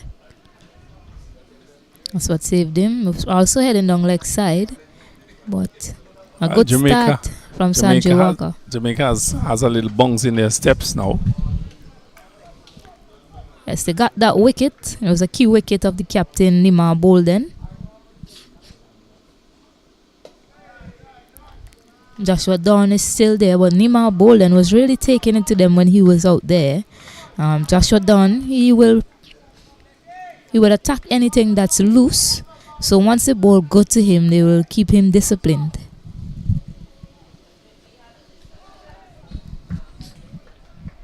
Something is happening out there, Martin, for the Jamaican team. All of a sudden, we're seeing some movement, some bounce from the spinners.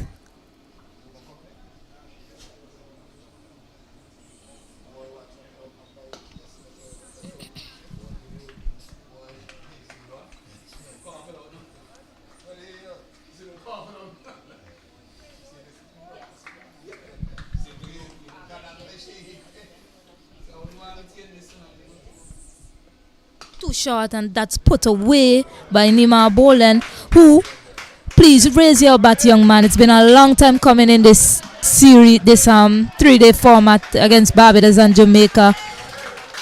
Jordan Johnson, he got close, he couldn't continue.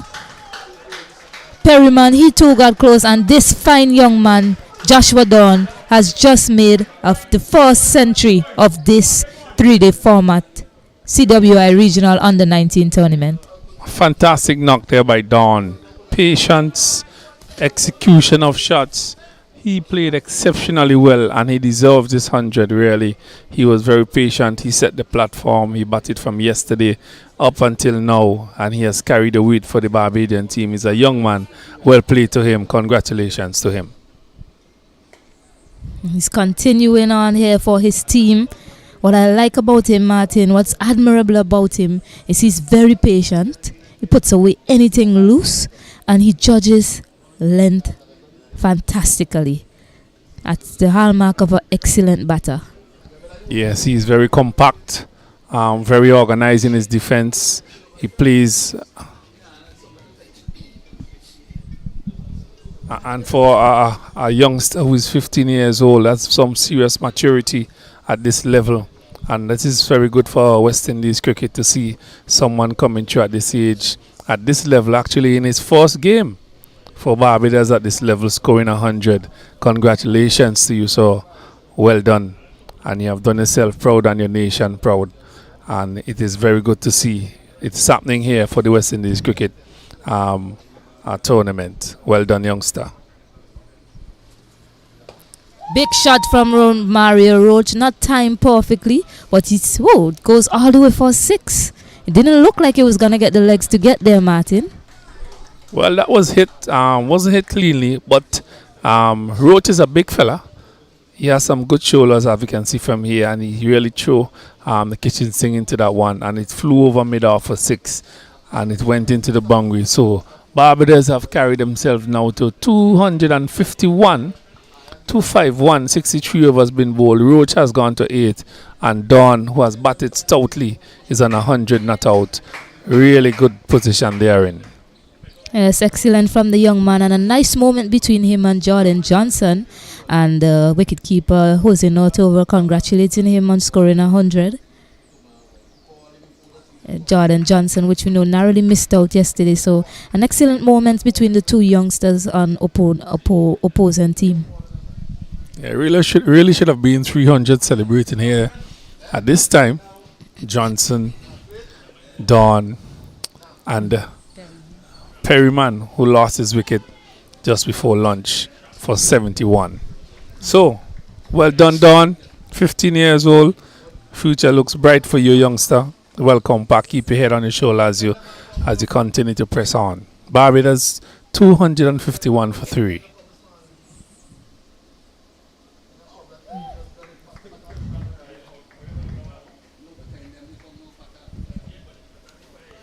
He showed that level of maturity from the time he entered the crease, Stacey, and yesterday.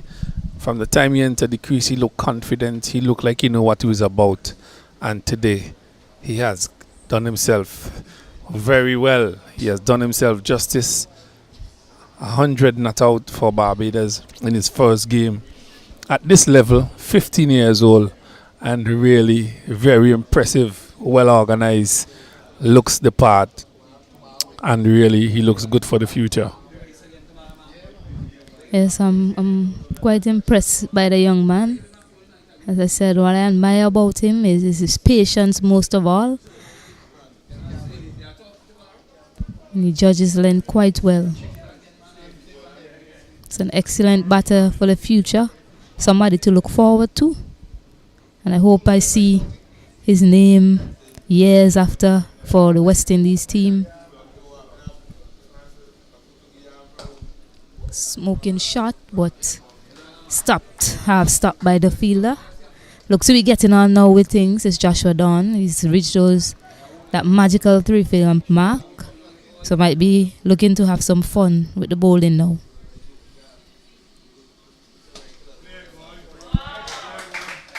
Astonishing straight shot played there by Joshua Don. And whatever I've been saying, Martin, he might be looking to show us the pedigree of shots that he has to offer.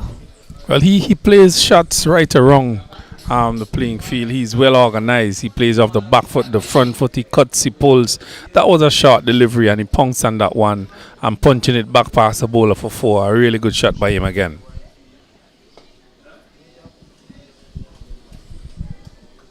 The thing about him is very selective as well.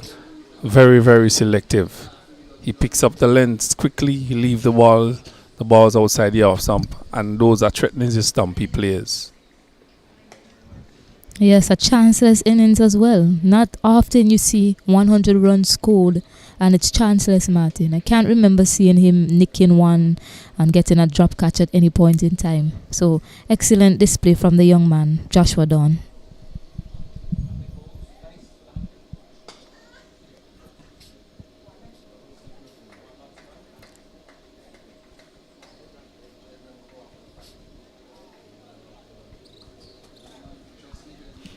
And what is very important about that, the time he spent at the crease. Astonishing pickup shot. Marvelous from the young man. And he's really turning it on here at the Cumberland cricket ground. Jamaica really needs to get his wicket now, Martin. Well, you said Jamaica needs to get his wicket. He needs to get some more runs under his belt for Barbados. And he really got the 100 from 199 balls. That's to tell you the patience he had.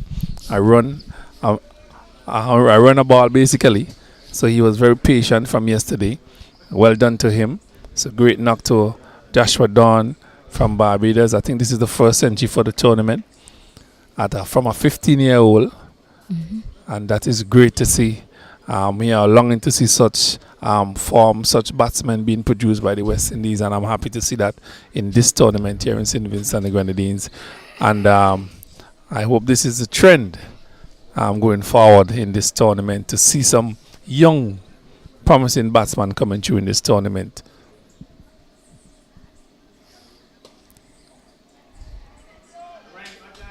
They've now moved up to 262 in the 66th over, and those two shots played by Joshua Dawn might be signaling some intent from the Barbados camp, that they're looking to push this on and pile on the score as much as possible and hopefully get Barbados in before the day is out. Well, the plan should be get as much runs as possible leading up to tea and after. And then he could do an assessment, a white signal by the umpire. This is a third one for the game, really. So Barbados in the driver's seat here, 263 for 3 here. So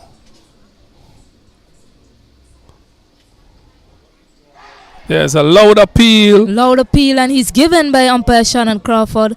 And Joshua Dawn off after scoring a marvelous 100. The young man did a fantastic job for his team. Has been dismissed for 110 of the bowling of Justin Beckford. Continue to raise your bat, young man. Take off your helmet. Let's see your face. You've done a marvelous job for your team. Yes, congratulations to him. Unfortunately, he has to go. What a 15-year-old at this level scoring 110. A brilliant knock by him, and the crowd appreciates him. Great job. Fantastic. Barbados 263. Excellent job. Excellent batting there by Joshua Dawn. Well done to you. Well deserved from Joshua Dawn. His teammates applaud him. The crowd applauded him. I wanted to applaud him, but I have a mic in my hand, Martin. Well, we know you're applauding him from this distance. You should have been making 3 applause during this game. That's true, Martin. He's been dismissed. I can't stop talking about how great the young man batted for his team. And he's now been dismissed by Justin Beckford, who's been bowling fairly well. He's been bowling very slow, which is something that we've been talking about. That's where the spinners need to be operating. And Nathan Seeley, number 15, has joined Romario Roach in the wicket.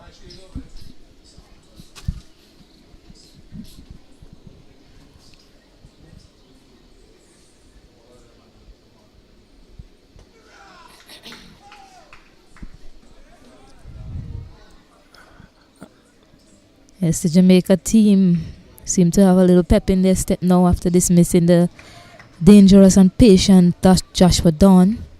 Nathan Seeley is in the wicket along with Romario Roach. And from the time he entered the crease yesterday, he looked so easy, so comfortable, so compact. You know, Joshua Dawn, he looks like he was in this game and he was playing for a number of years. That is how he looked. A fantastic shot there by Sealy. It goes over the rope now, 4 runs. So Sealy gets off the mark. Excellent square drive from Nathan Sealy. I was talking about the intent from the Barbados batters. They are looking to pile on the runs here. 267 for 4. They're scoring at a healthy run rate of 4 runs per over, and they have a lead of 33 runs. What do you think is a good lead, Martin, heading into day 3? Well, look, if you want to get 120, 150 runs, that is a very good lead here on a wicket like this.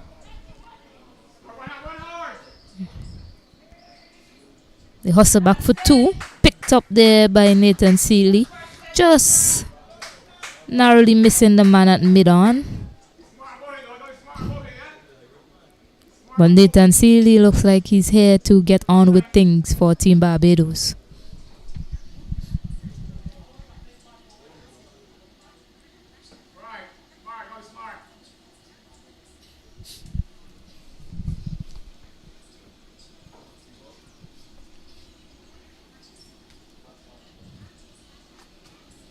Well, Jamaica has to be very careful from here on in. Just to give you some stats of the game. Rising star Joshua Lane, he had 9 overs, some bowling stats, 40 dot balls, 91 runs.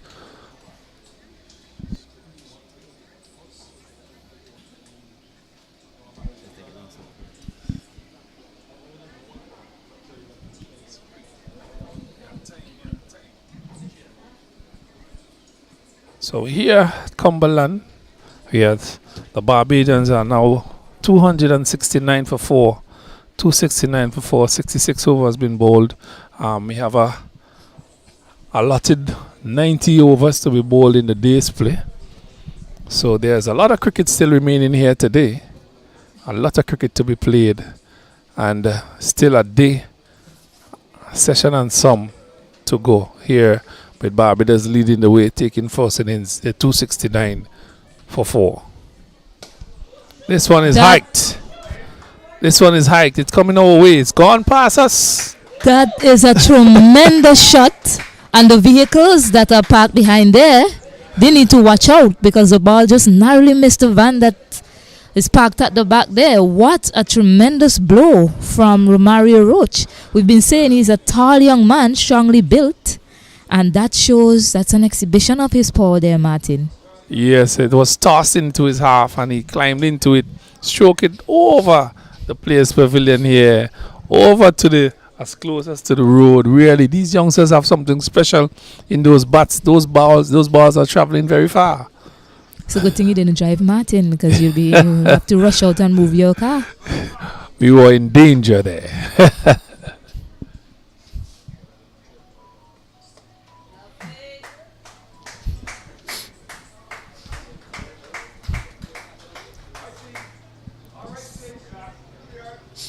So 275 for 4.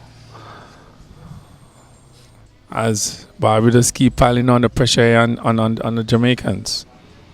Day number 2. An appeal for caught behind. Not out, says umpire Imran Mokan.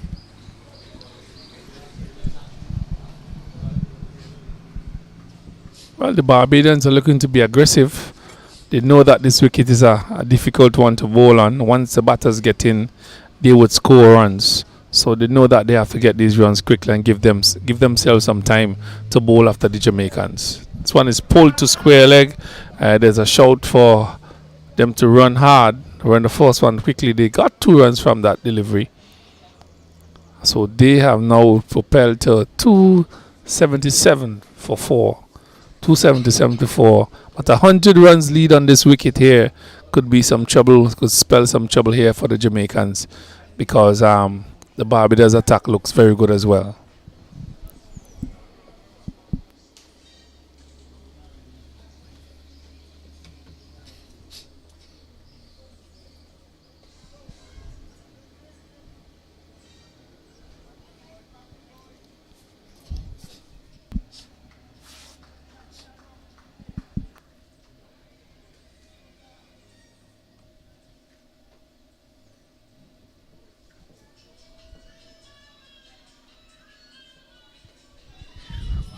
He was lining that one up as well, Martin, but it's a bit of drift and he pulled out of the stroke. At the end of the 67th over, Barbados have moved along nicely to 277 for 4.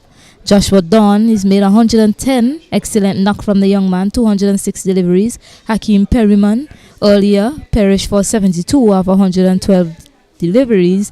And the captain, Nima Bolden, was dismissed for 46.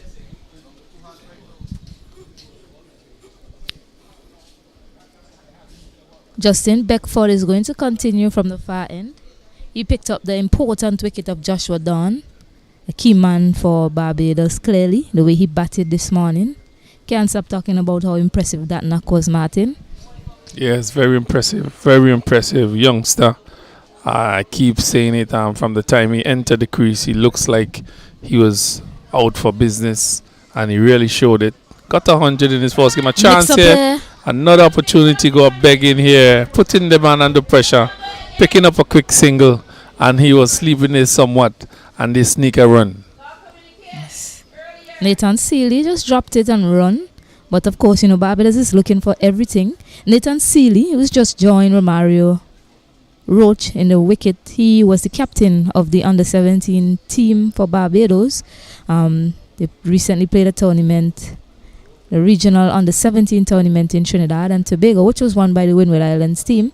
He also scored 100 in that tournament, Martin. So we can expect some fireworks as well here from Nathan Seeley. Well, it seems to be a very intelligent cricketer as well. Skipper, the under-17 team, scored 100 at that level. He's here in the under-19, and he should be looking to get some more runs and good performances for his team as he sneak under the single. It's nice use of the feet by Romario Roach, and these batters are looking to score off as many deliveries as they can as possible.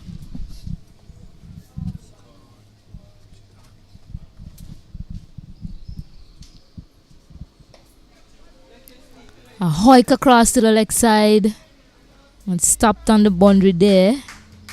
But looks to be a substitute fielder. I think there was a substitution. The fielder appears to have number 55 on his back. That would be Stephen Wedderburn. I think he came on for Rian Edwards, who looked a bit run across the field a bit gingerly a while ago when he ran down that delivery that was hit in the leg side from Nathan Seeley. So Wedderburn is on for Rian Edwards. Turn and bounce there from Beckford.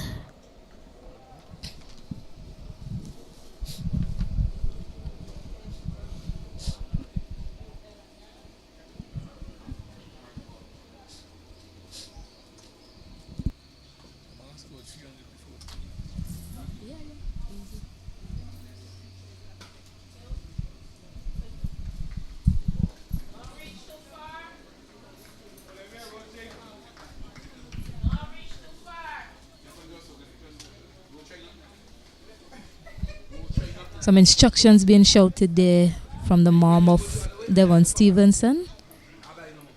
That was hit ferociously across the man at the mid-wicket boundary, and that was struck with some fierce power, Martin. 4 runs to Romario Roach. Yes, a short delivery by Bedford, and he got the treatment that he deserved. It was short, and he pulled it through mid-wicket, raced across the outfield, although it is a little bit sluggish out there. It raced across the outfield into the fence for 4 more. 4 more runs to him, 4 more runs to Barbados. They keep piling on the runs here at Cumberland. 284 for 4. 68 overs they are faced so far, Barbados. Roach moves up to 22 from 24. Seeley is on 8 from 6. And they continue to put on the pressure on the Jamaicans here. Yes, and they have a healthy lead of 50 runs at the moment. Captain Sanjay Walker is gonna continue from the commentary end.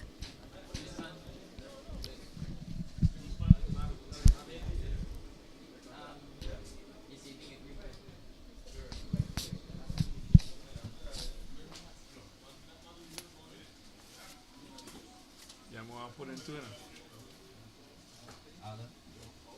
Or put in two.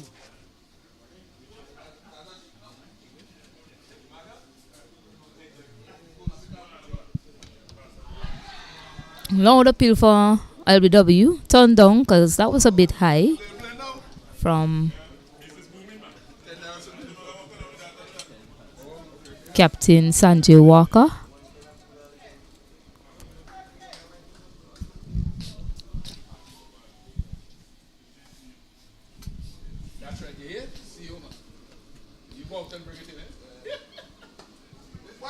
Flighted delivery. Played uppishly to the man at mid-on. The Jamaican bowlers, although there's an array of shots being played here by the Barbados team, I won't say that they've bowled badly. It's just that ever so often they serve up a disappointing delivery in the over, which allows the batters to capitalize on it. So if they just stay away from serving up that one bad ball or two bad balls in the over, things would be much better for them going forward. It's a good delivery. Fuller driven to the man at point.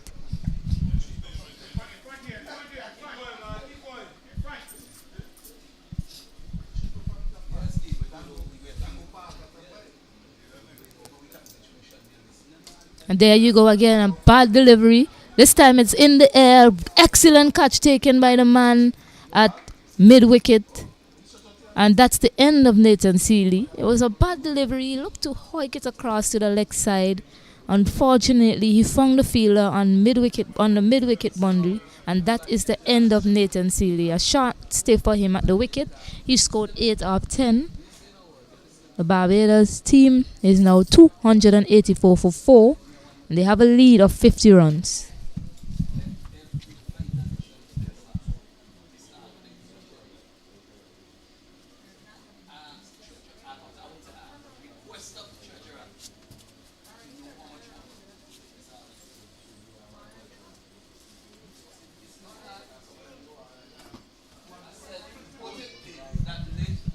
The players just take a little refreshment while the batter makes his way out. And Jaden Leacock, the man with the pep in his step, has made his way to the crease.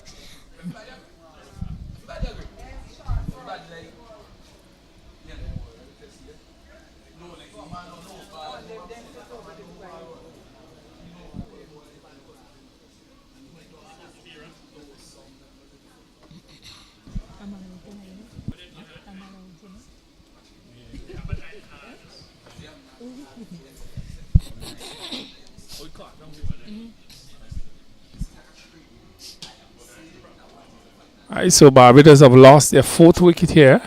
They're 184 for 4. 184 for 4. Seeley goes back to the pavilion. So Leacock has joined Roach. There was an excellent catch by the fielder at the mid-wicket boundary. Sean Roy, the opening batter for Jamaica. Quite composed catch. He had to run around and he had to judge the row perfectly. And he did so and took that important catch of Nathan Seeley. That important wicket of Nathan Seeley. You looked to be partnering Romario Roach and was hoping to have an aggressive stay for Barbados in the wicket. Unfortunately, he perished to Sanjay Walker, who has now taken 2 wickets for 38 runs. And Barbados, they are 284 for 5 after 69 overs. And how different it could have been if the skipper was still at the crease with the youngster who got that 100. It would have been a different picture. They probably would have gone past 300 already. The way that he was batting. But unfortunately, he played that shot and got out. Irresponsible, really, in my opinion. And they are now 284 for 5. Leacock and Roach are doing battle here again for Barbados. Roach has 22 from 24. And Barbados have a lead of 50. Yes, a lead of 50. A healthy 50, that is. So the Jamaicans have to get 50 before they start scoring. And they have brought back their main pace bowler from the top end here at Cumberland playing field. There's a slip, backward point, square cover, short extra cover, mid off, short leg, short delivery is in behind that one, a mid on and a fine leg. There's a deep square as well for that short delivery. Escovasta Edmond is taken up, has been brought back into the attack. He's bowling to Romario Roach. Romario Roach was just joined by Jaden Leacock.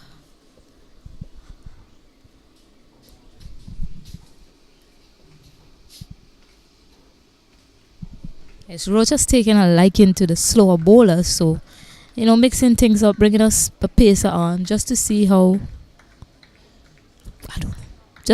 he goes to a pacer is a good idea from the Jamaican team.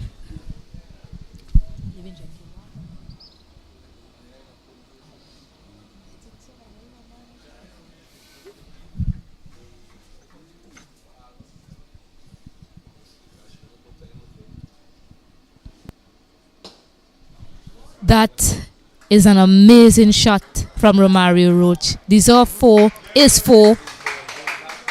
Excellent timing from the young man. Sweetly driven down the ground for 4.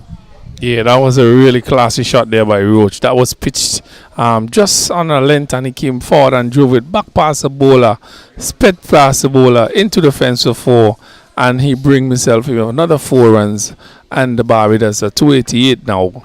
288.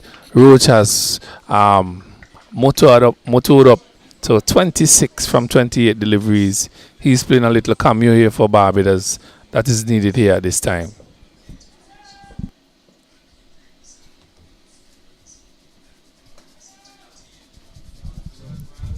Awesome improvisation there from Romario Roach, and he scampers back for 2.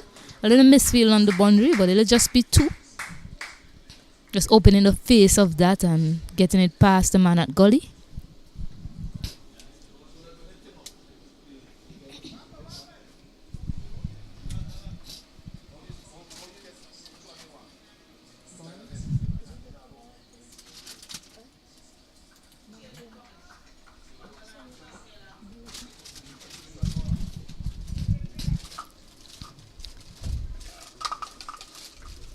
Nice line, well left by Romario Roach.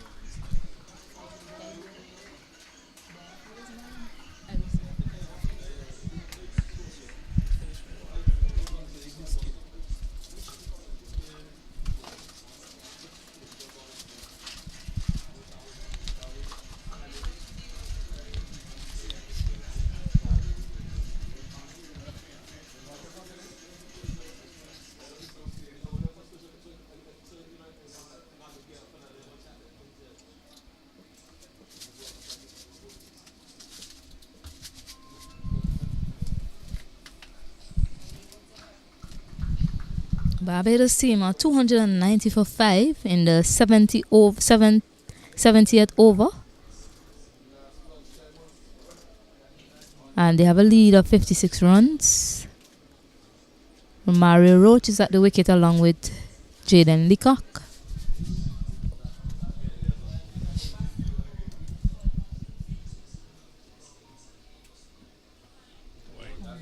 That was a wayward delivery there from Edmond, just trying to get that angle across the left-hander, not trying to get into his arc and getting it too wide on that occasion.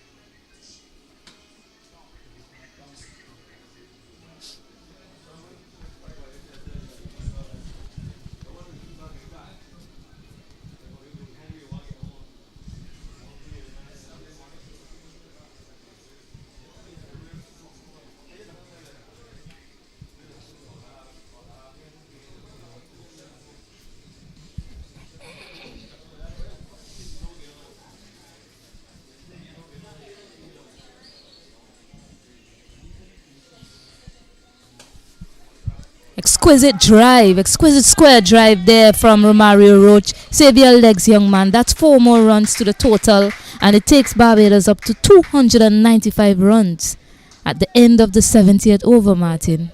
Yes, another classy shot there by Roach. He looks to be a very aggressive player. He has good arms, good eyes, and eyes and hands coordination. And that one raced through backward point to the defense for 4. Nobody move.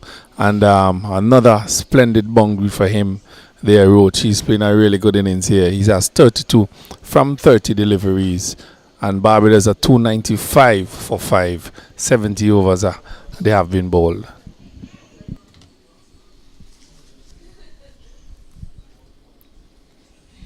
They lead by 61 runs. Just about 20 minutes or so before we take the tea break. But these batters, they're not slowing down right now. They're looking to get as many runs as possible as they can to put Jamaica under some pressure.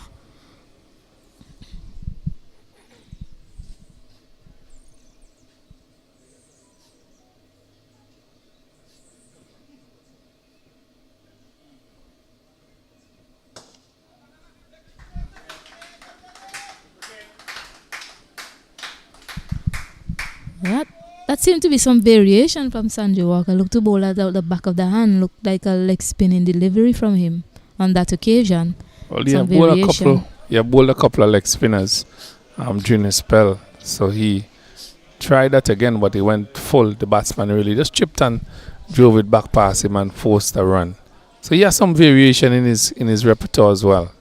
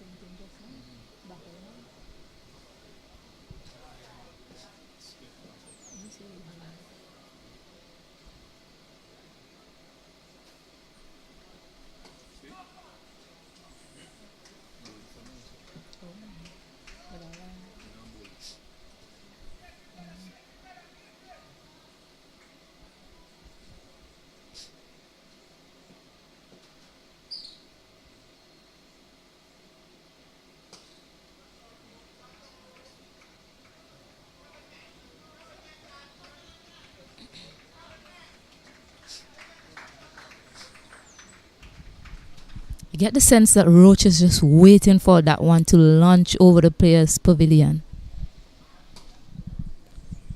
Almost got it that time, but it straightened a bit on him, so he wasn't able to pull it as he lined up for that pull shot there, Martin.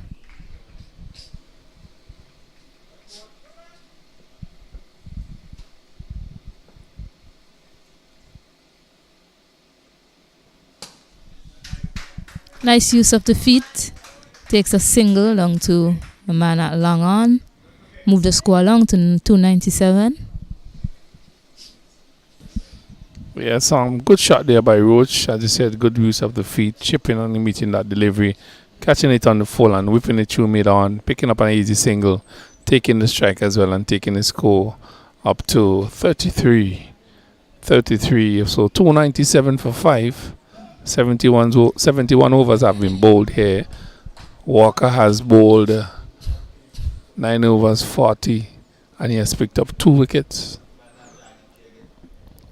Yeah, it was one of the loudest cheers I've ever heard for a single being taken, and that's because the dugout as well as the coach, and he applauded it because he knew that it was important that over, didn't go as a maiden, and they scored off of as many deliveries as possible. I think they picked up 2 runs in that over, and the dangerous Romario Roach is also now on strike to Justin Beckford.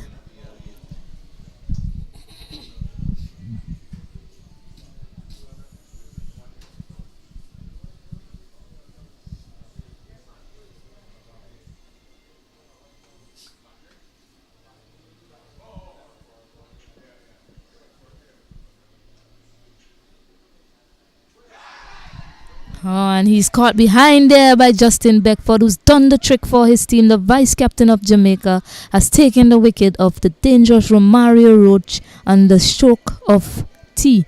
They have now moved on to 297 for 5. Excellent bowling from the young man. Yes, just outside the hour, someone Roach went to punch that, hitting the outer portion of the bat into the keeper's glove. A smart catch by him as well. And Roach goes back to the pavilion. He scored a brisk 33, and Jamaica and Barbados are 297 for 6. 71 overs been bowled. As I said before, it would have been much different if the skipper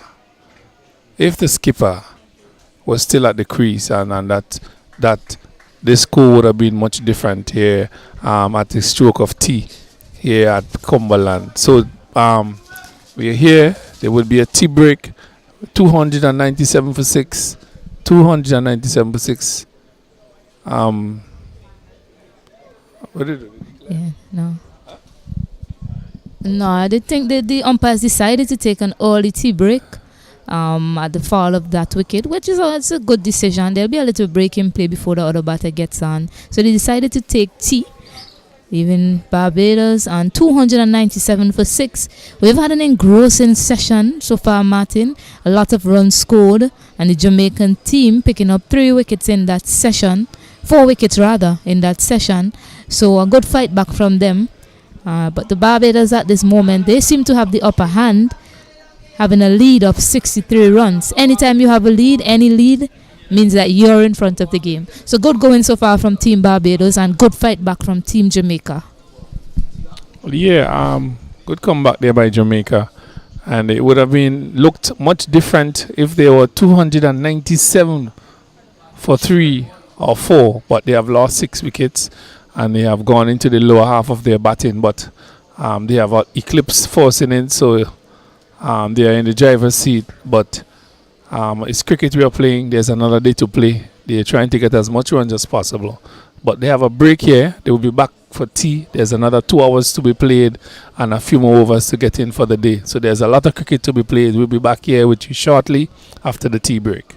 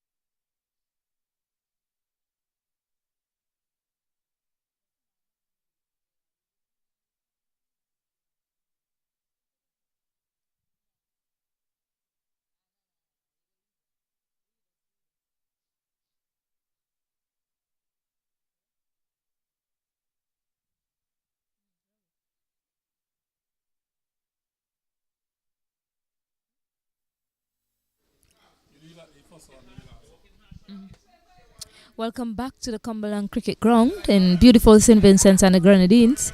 The game is beautifully poised at the moment. Team Barbados, they have 297 runs for 6 wickets.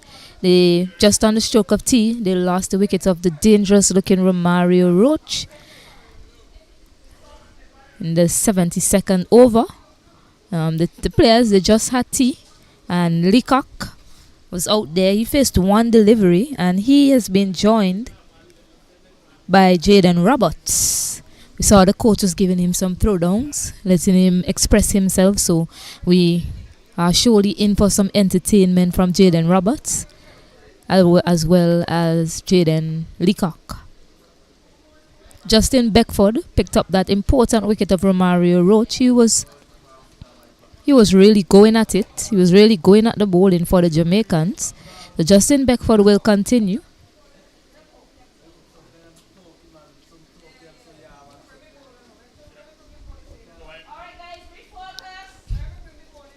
Justin Beckford, he also picked up that important wicket of Joshua Dawn, who scored 110 runs for the Barbados team. A magical knock from the young man from Barbados, the young 15-year-old. And we're about to start proceedings. Of course, I'm joined by my co-commentator, Mr. Kenroy Martin. Good afternoon to the viewers again, and welcome back to Cumberland Playing Field. As you've been welcomed before by the lovely Stacey and Adams. We here continuing coverage here from Cumberland in this game between Barbados and Jamaica.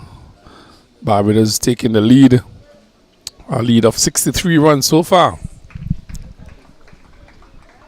An interesting lead there from Jaden Roberts up front.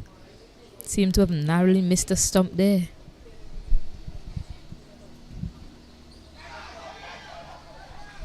Wideish delivery, went for a drive. Appeal from Jamaica, not out, says umpire Shannon Crawford.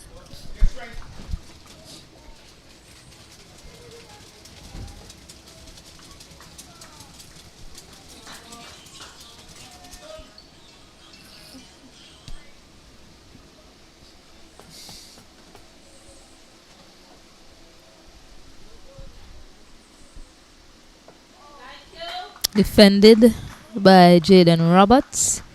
The Barbados team, they lead by 63 runs. A healthy lead, a healthy enough lead. They have one more day remaining after today. That's a healthy lead. Wide delivery outside. Stroke through the covers. They get 2 runs to add to their tally after tea. And they now move on to 299 for 6 at the end of the 72nd over. 299 for 6 after tea. A really good position the Barbadians are in. Really good. And they have a lead now of 65. 65. Really pressing home the advantage. Really, I think something that they have really missed is the skipper, who really had a really good start, balled in, and he gifted his wicket away. If he had occupied the crease for just a little longer, I'm sure that Barbados would have been at least 320, 330 runs here at tea, and it could have been even more. But the battle continues here. Yes, Sanjay Walker, the captain of Jamaica, is continuing to bowl. He's picked up 2 wickets for 40 runs in his 9 overs. A good fight back from him and his team.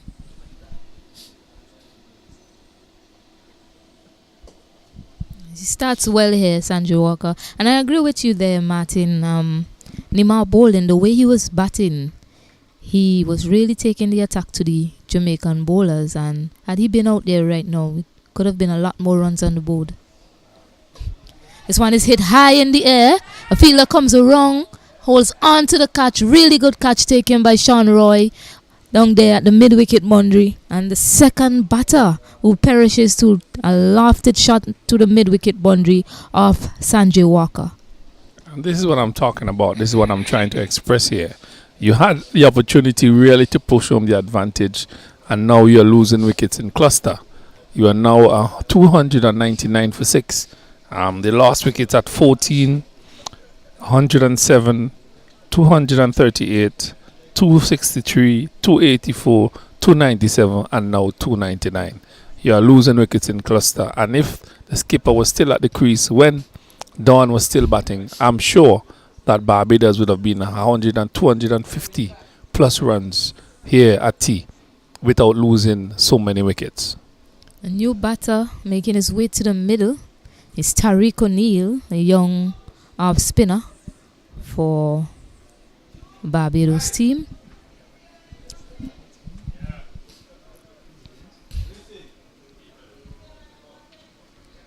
Similar to the Jamaican innings yesterday, they got rid of that key man Jordan Johnson, and then Beckford followed shortly after, and they had a collapse there. So Barbados will be hoping that they don't follow in the footstep of Jamaica today and collapse the way they did. Although, having said that, Jamaica would be hoping that they indeed collapse here so that they can keep this lead that they have under 100.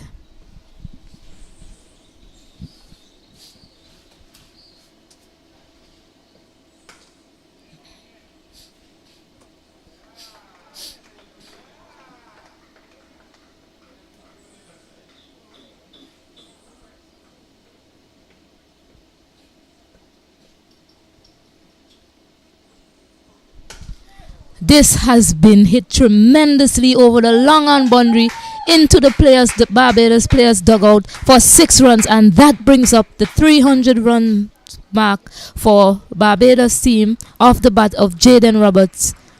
Tremendous shot from the young man, Martin. Yeah, full toss there. He's been gifted with a full toss, and he had no choice than to hit it over the pavilion for 6. An easy shot for him. He gets off the mark. No, he scores his first boundary. Actually, he goes to 8. So 305 for 7. They have batted 72 overs or so. So a good shot by him, but a very loose delivery. So a shot outside the off stump. Don't beat the man at cover. But every loose delivery has been put away by the Barbados team.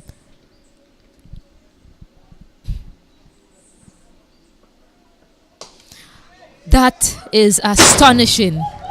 Effortless shot by Jaden Roberts. What power from the young man, Martin. Hitting it all the way on top of the players' pavilion, Martin. What a magnificent blow from the young man. Well, I hope somebody pays for the damages. Causing some excess damages there. So the ball is back with us. 6 more runs to Roberts. A really powerful shot by him, hitting it straight back onto the pavilion and over to the other side of the playing field. It has been retrieved, and Barbados have gone to 311 for 7, and Roberts has mounting up to 14 from 9 deliveries. He looks like he wants to get things on here for Barbados, and Jamaica has pulled back somewhat. They have lost first innings. It's a bit wide, left alone by Tariq O'Neill.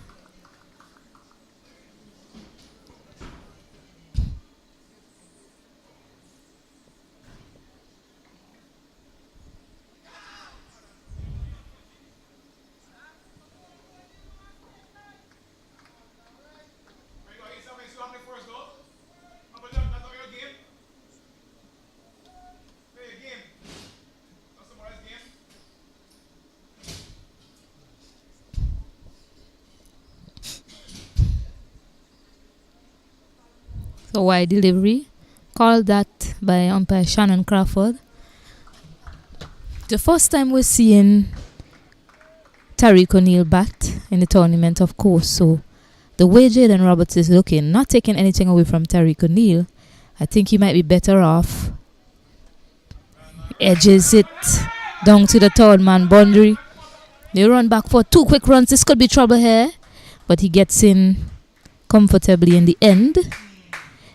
Yes, as I was saying, Martin, the way Roberts struck those two sixes, Tariq O'Neill could just look to take a single and get the strong young man on strike. Well, he's slimly built, a small fella in stature. So he just turn it over to Roberts and let him do his thing.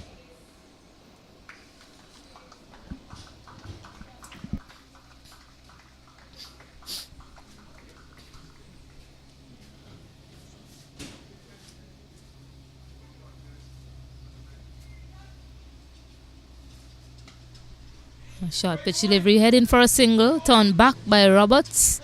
Good decision in the end. Was looking for a single when it wasn't on there, Tariq O'Neill. One more ball remaining in this over.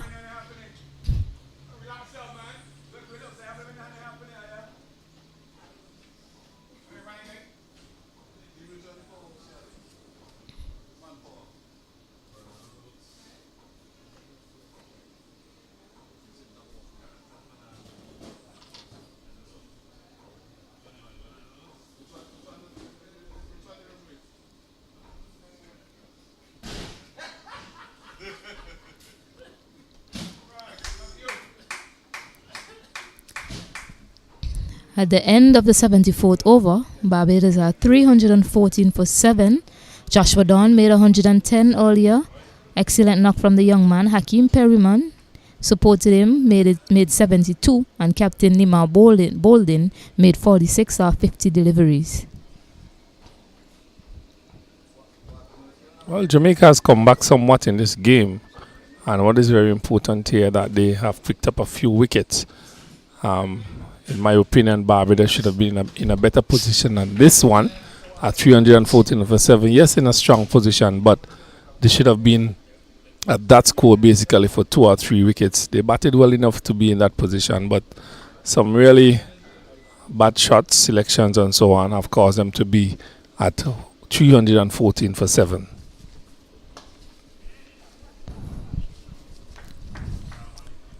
Yes, Captain Sanjay Walker continues to Jaden Roberts, and he has to be mindful about pitching the ball up to Roberts because we have seen how powerful the young man is. Pitches it up this time, opted to drive it along the ground, well stopped by Walker, and he looks to hit the ball straight, Roberts, so has to be mindful here, Walker.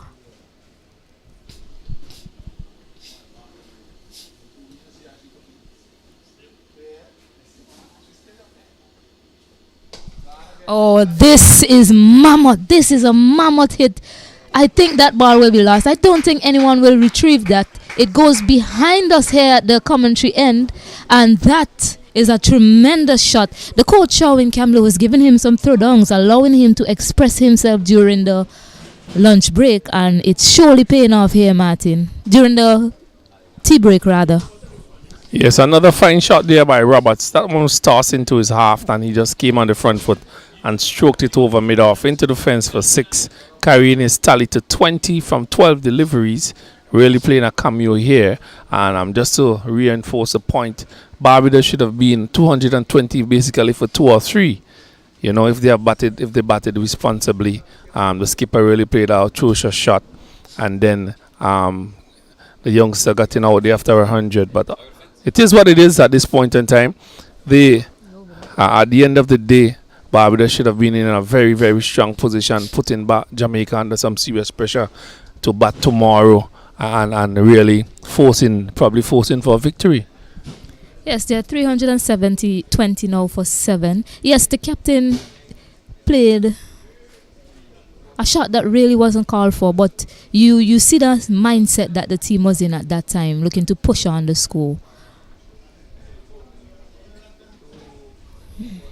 Yeah, the team was in a mindset looking to push on the score, and he looked to play an unorthodox shot, a reverse sweep he pulled out, and he was LBW there.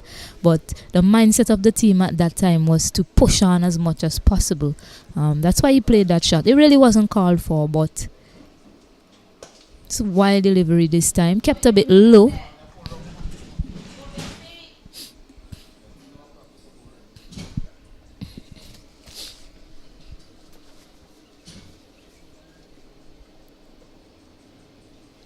Some movement away there. The Sanjay Walker. And that's the end of the 75th over. And Barbados team has now moved on to 320 for 7. And Jaden Roberts, quite an aggressive young fella, hitting the ball straight and clean, clearing the boundary with ease, hitting it over the pavilion with ease, has moved on to 20 from 15 deliveries.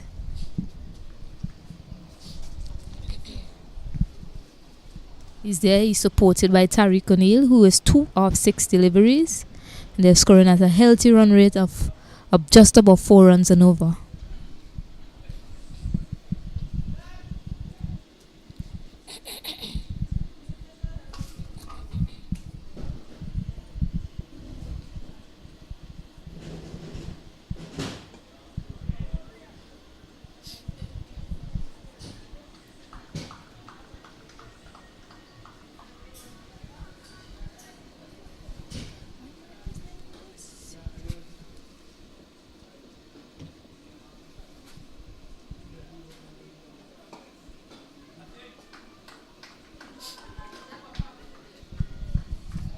It's nicely played there by Tariq O'Neill, and it appears as if his job is just to stay there with Jaden Roberts right now, who's going nicely at the moment.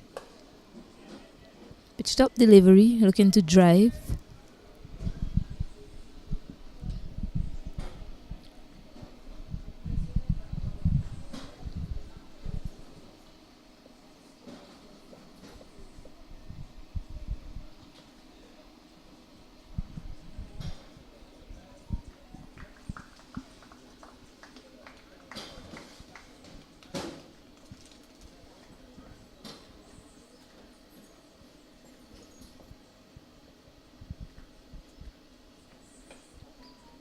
So well played there by Tariq O'Neill, making sure he kept that one down,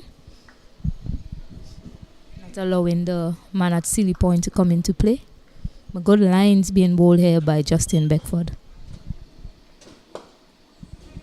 Quick single taken, no damage done, and Jaden Roberts won't be on strike for the next over, which I'm pretty sure Barbados team probably would have been hoping to see some more lusty blows from Jaden Roberts. I'm not saying that Tariq O'Neill isn't able to deliver on his own. He's a slimly built young man, but we know that sometimes some of these young fellas, slimly built, they pack some power, Martin. Yes, a risky single wasn't really called for. Roberts is striking the ball nicely. Barbados looking to push on here. As I said before, they should have been in a much comfortable position with less wickets, and Jamaica actually should have been on the defensive. They are actually attacking these two batters, and they are now 321 for 7. They should have been in a much healthier lead for the Barbadians, but some careless cricket on their behalf has gotten them into this position. They are in a strong position, no mind the situation, but they should have been in a better position with less wickets in had gone down, and the Jamaicans would have really been on the back foot. They still, as the Jamaicans are still looking to get wickets, to get wickets here, and the Bajans are just hoping that they don't get bowled out there this afternoon. Snap through the covers. And so on.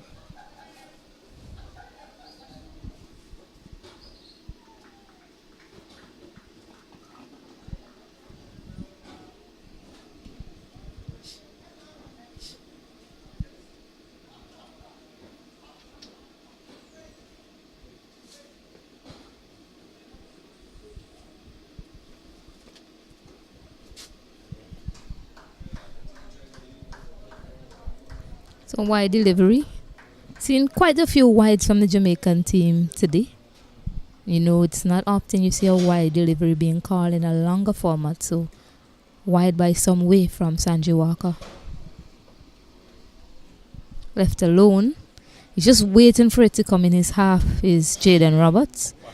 And that's when he plants that front foot and swings it straight and hard down the ground.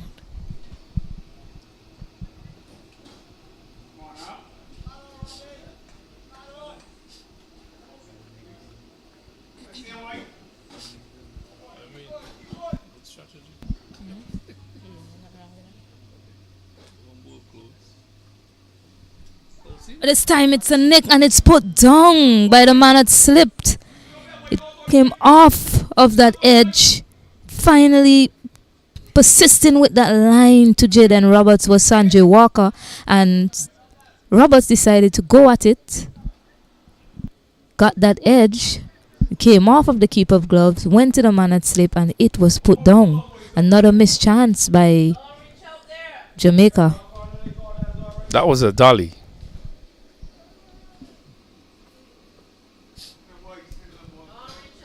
I think it was some clever bowling there by the youngster Walters. Ball a little bit negative, and he went for the drive, hitting the outer portion of the bat. A easy catch to the slip, and he put it down, and he lives to fight again. Bad miss there by the youngster in slip. Yes, good strategy by Captain Sanjay Walker. Unfortunately, it was put down by Jordan Johnson in the first slip position. The pace was taken off a bit by the keeper's glove, so you expected a young man to take it. Maybe caught him a bit by surprise, Martin. Well, you're in slip for a particular reason, so nothing should be surprising you there. Unfortunately, he put it down. I think it was a regulation catch, really. And from the time he bowled the second and third delivery, he should have been looking for that from Springer. Yeah, I was just thinking maybe because maybe because it came slower to him. You know, maybe he was waiting for that ball to speed off of that bat and come straight to him. But because there was some interruption from the keeper's glove, it came off of the keeper's glove and went to him, and he spilled the catch. Unfortunate for Jamaica, and Barbados moves on to 323 for 7, and they have a lead of 89 runs. Driven misfield, but no run taken.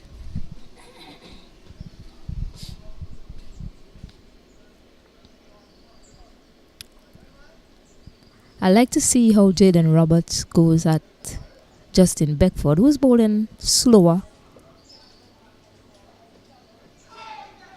Yeah, loud appeal, turn down. He's bowling a little bit slower compared to Sanjay Walker. So I like to see that matchup between Jaden Roberts and Justin Beckford.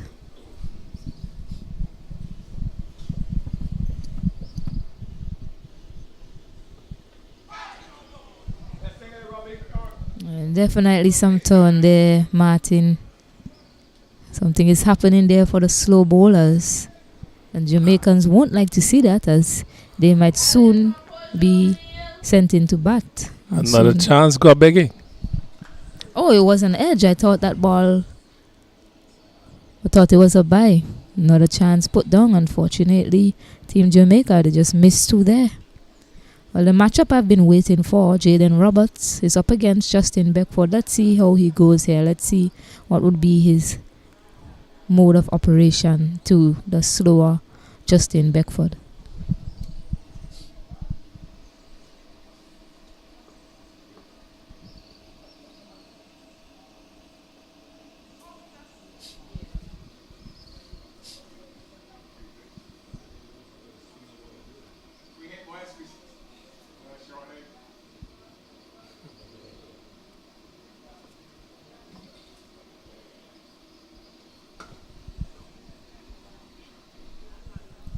Cut into the covers, a misfield there by Brian Barnes at cover, but the batters don't go through for a single.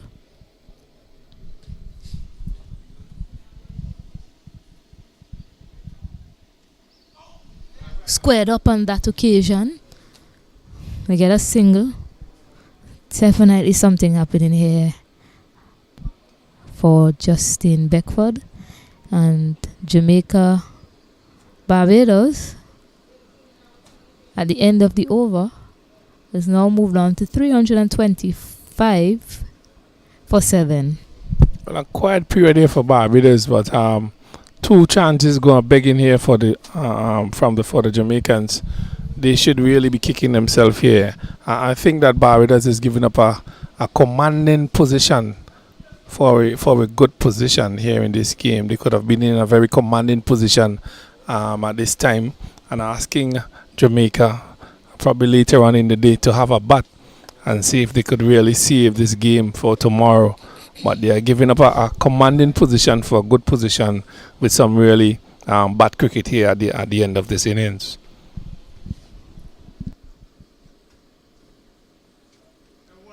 It's Justin Sanjay Walker. He continues with that wide line of attack to Justin Beckford. He was put down in the over before, so he's going to continue bowling that line and length, which is a good ploy by the youngster.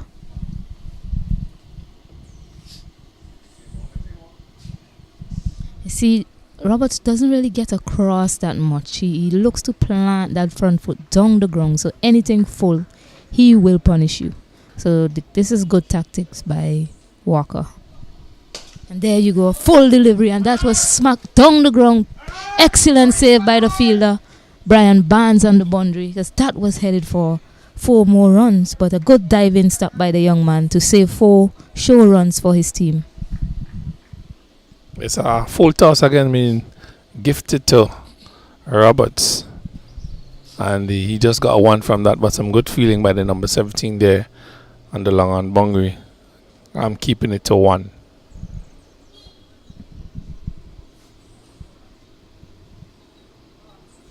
If you were able to see a wagon wheel for Jaden Roberts, you would see that probably more than 90% of his shots has been straight, which is great to see from a youngster. He's opted to go straight down the ground with most of his shots played, and that's a really good sign for a young batter, especially someone who's more than likely coming in as a power hitter for his team. Shorter delivery this time. Also kept a bit low. So I'm pretty sure both teams will be keeping an eye on the pitch at this point in time. Something happening for the slower bowlers. So I'm keeping a bit low and also getting some movement through the air. Some movement off the pitch rather.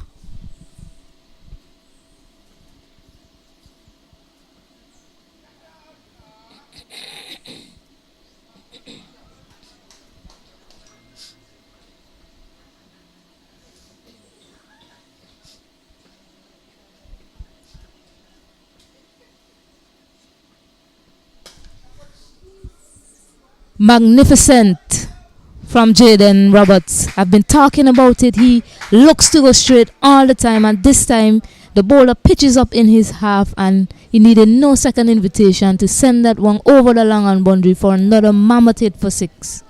Well, how that drop catch gonna haunt these Jamaicans here off of Roberts, and Roberts got another one in his half, just a little bit too close to him this time, and he smashed that over mid-on into the fence for another 6. He moves up to 28 from 26 deliveries. Barbados 333 in a real strong position here at Cumberland after bowling out the Jamaicans for 234.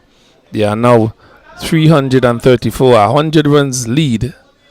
Exactly 100 runs lead here.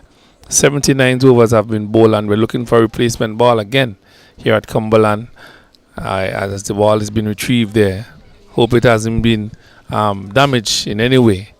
But Barbados in a steady position, a strong position, 100 lead, 334 for 7, 79 overs bowled. Mr. Martin, they should look into trimming some of these, bush that we see behind there, because, the balls are being hit there regularly, and it'll be easily retrievable if they were able to see it. So maybe something you can ask the curators of the area around to look into. You were talking about hopefully they get somebody to clean up around that side earlier today because of the amount of shots that's being played out of the ground. But I think some of those areas are owned by different persons, so they would have to have a discussion with them as well.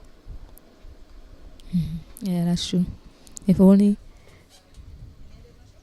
Yeah, Justin Beckford continues from the far end.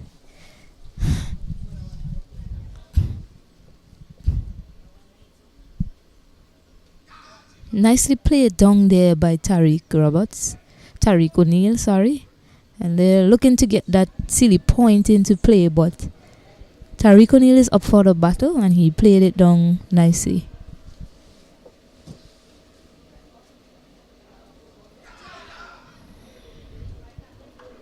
Definitely some movement there, Martin.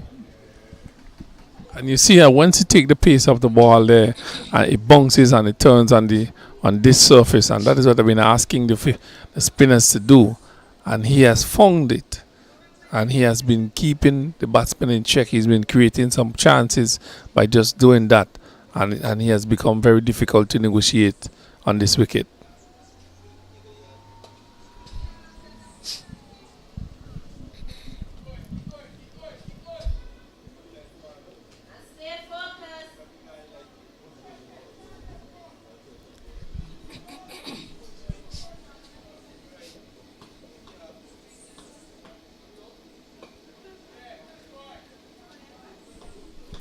What we're seeing from both of these teams so far seems as if they bat very deep. As Jamaica team, when they were batting, the batters came out and they looked really good with the bat, and we're seeing the same thing for Team Barbados as well.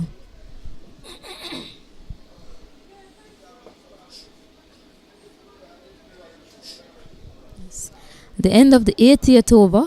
80 overs has been bowled in this Barbados innings. They are 334 for 7 with a big lead of 100 runs.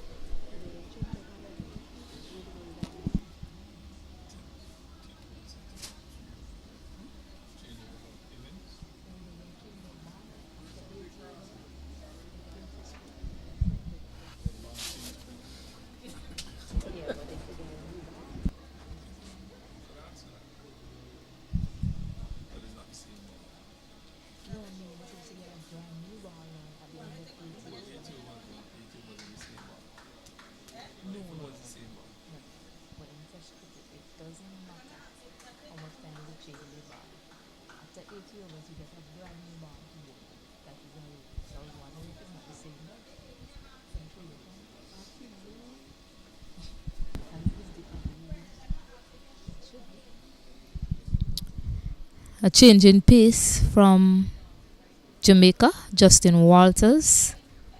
He is going to be bowling from the commentary end to an imposing figure, that of Jaden Roberts. Starts off with a full delivery, not where he wants to be bowling. The way Jaden Roberts is hitting the ball, quite an imposing figure is Jaden Roberts.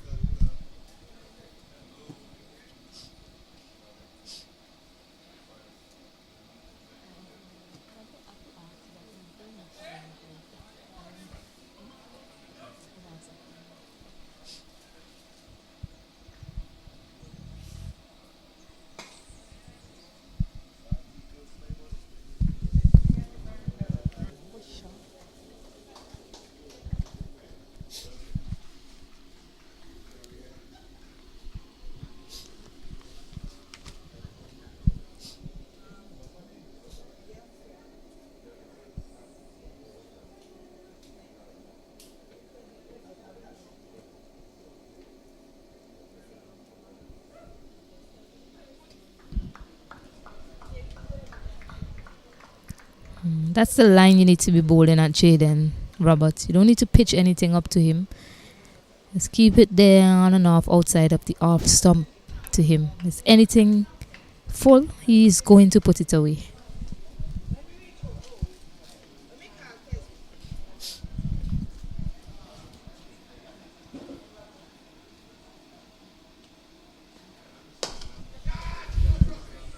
No catching that. Hits straight over the bowler's head. Terrific shot by the young man Jaden Roberts. Just what we've been talking about. You don't want to bowl anything pitched up to him because he will take it and take you apart. Yes, big fella. good reaches, and you have to keep that ball just about 4th, 5th stump for Jaden Roberts. If you get anything close to that off stump, he's going to launch into that, and he does that very easily and hits it straight back for another 6. 34 from 30 deliveries. As Jaden Roberts, he is hitting them very straight. He's giving you a masterclass on how to hit the ball straight for 6. So take note, other young players out there who might want to get into the game as a young under 19 player, exhibiting how well to hit the ball straight down the ground, back over the bowler's head. All of his power shots so far has been straight down the ground. Amazing stuff from the young man. And there we go again. This one is even bigger. Look out under the dugout as this one is smoked over the long on boundary once more for 6 more runs from the young Jaden Roberts. My goodness, Martin. What did he have for tea? Well, current rule. So his current rule is to smash it out of the park. That was one of the things presented for tea, really. So his current rule is to smash it out of the park. He has 40 from 32. And Barbados are now 346 for 7. 346 for 7. 81 overs they have faced so far from yesterday. And Jaden Roberts has really launched into the bowling of Jamaica here. Scoring some big hits straight back. Once the ball is in his arc, he's going to have a go. Short memory I have. I just remember Jaden Roberts for tea. During the tea break, he was in the net with Coach Sherwin Campbell, and they were practicing power hitting. So that's what he was doing for T. Martin, and he's definitely come out here and showing exactly what he's made of. Hitting that ball powerful and straight. He moves on to 40 of 32 deliveries. Barbados are 346 for 7 after the 81st over. And Justin Beckford is going to continue to Tariq O'Neill. Yeah. Tariq O'Neill is 6 of 25 balls. That's all he needs to do. Just play a supportive role to Jaden Roberts.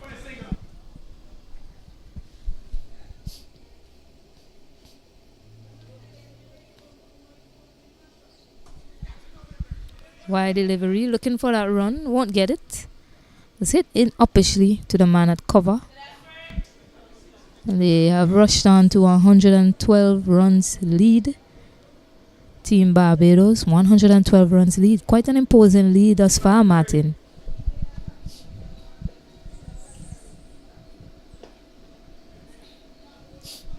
Yeah. Tariq is obviously looking for that single. Try and get Jaden Roberts back in strike. Hasn't been able to do so thus far.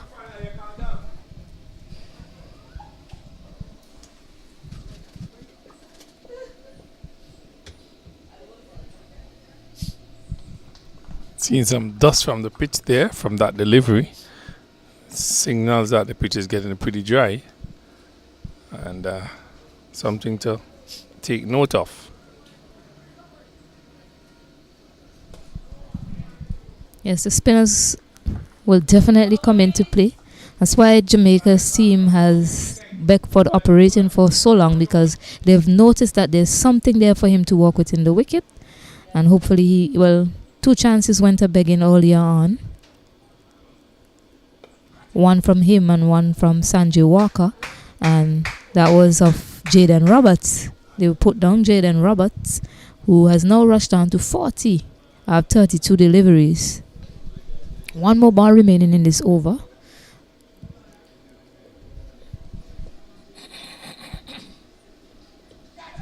Oh. Another chance goes down. My goodness. Jamaica is not helping themselves with the amount of job catches that we've seen today. They are creating opportunities, but just not holding on to them. We also had an instant where somebody was caught off a no ball. So definitely creating opportunities. They're working really hard. I mean, nobody likes to drop a catch, but really needs to hold on to these chances that are presented to them.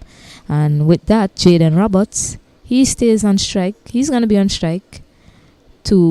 They're making another change. Tamari Redmond, the young leg spinner, is going to come into the attack. Well, some really bad mistakes here by the Jamaican fielders. They have put down these two batters. They have dropped 3 catches between them so far. Roberts has moved on to 40. O'Neill is now on 6 from 30 deliveries as well. They have spent some time in the crease, and Barbados are now 346 for 7. And Barbados keep pushing on the pressure, applying the pressure to the Jamaicans, and it is showing in their feeling.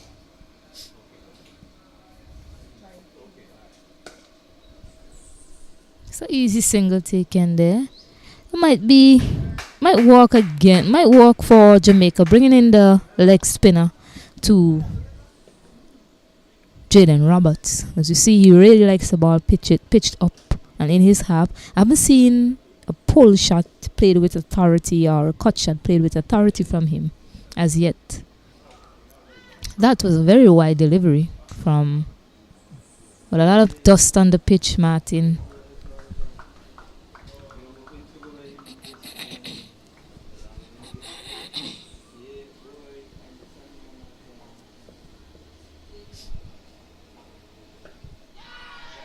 An appeal for a caught behind, but that was an instance of the bat hitting the ground. So that was the noise that you heard. Some good bowling there by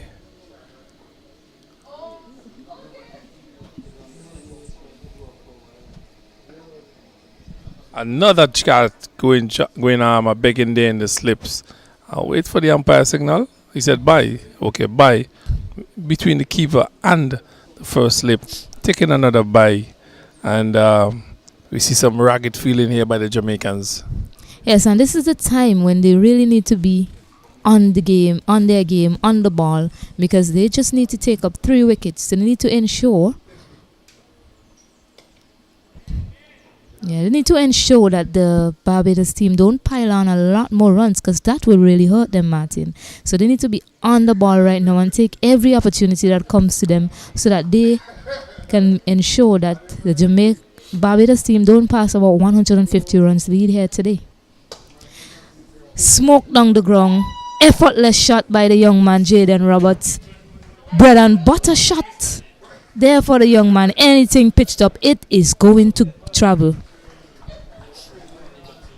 Well, another huge hit by Roberts. Takes him up to 47. Barbados crosses 350 runs.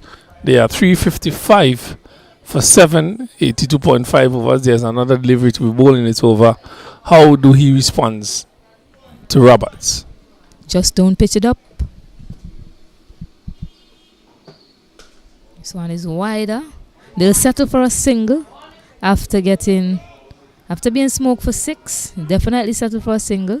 He moves on to 48 after 83 overs.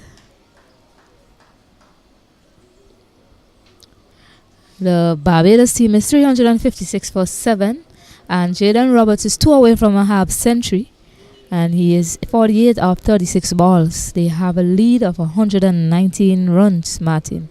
Well, I think he's struck about how many sixes? About 122, 6 sixes? sorry. 122 runs lead. About 6 sixes or so you have struck already. Roberts, he have hit a few 6s as well in his innings of 48. It's about 6 or 7 sixes or so. We'll check the scorers for that in a while, but the young man is 2 away from a half century.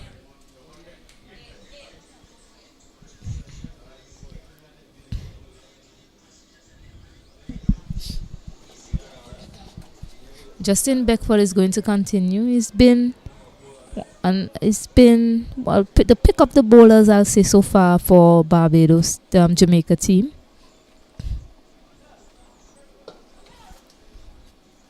Yeah, well stopped there.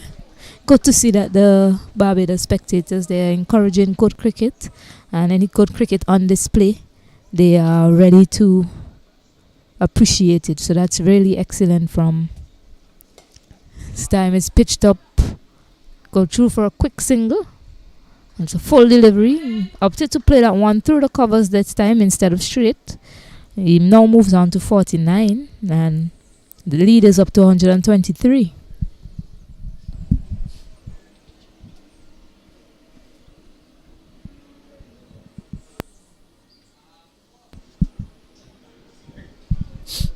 Well, Jamaica only have themselves to blame here. They have dropped about 4 catches so far. Seals been put down in the slips. O'Neill dropped in the slips. Another appeal, the keeper did not collect that cleanly. So they have not done themselves any justice by the way that they are feeling here, the Jamaicans. And the Barbadians have taken advantage of that and propelled the score to 357 for 7 here at Cumberland. Yeah, just left that one alone, O'Neill. That's all he needs to do. He doesn't need to do much. He has been stuck on 6 runs, but the scoreboard pressure wouldn't do anything to him because he's just supporting Jaden Roberts at this point in time, and he's doing a wonderful job for his team.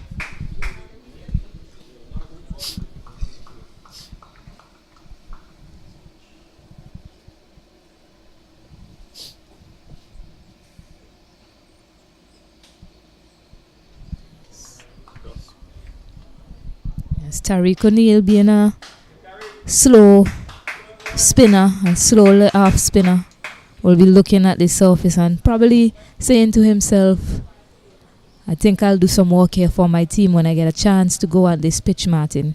Yes, it has really dried out immensely. You see where it's been pitching. You see the dust when the ball hits the pitch as well. You see the puff of dust. So he would be fancying himself having a bowl on this wicket, but he has to bowl the ball a little bit slower than he normally does to be effective.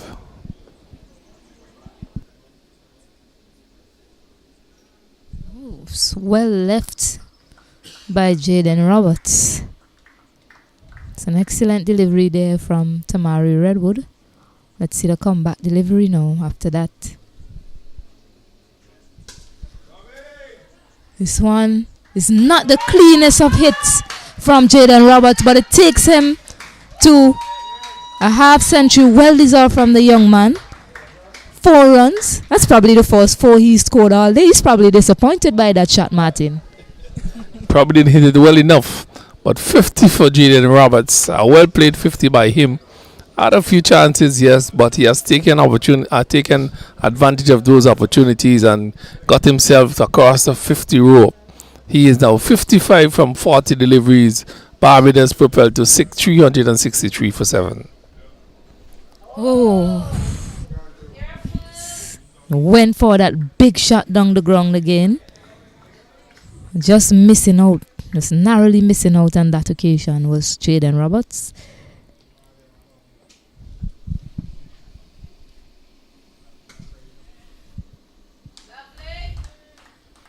See him moving away from the stump as well, Martin. He's looking to get on with things, looking to press on. It's about, I'm guessing he's about to show us all the shots that he has in the book, Martin. Well, he has showed us a lot of shots in his repertoire. I think he has hit about 67 sixes so far in his innings. He has no time in stroking it on the ground. He's a big man, and he launches it.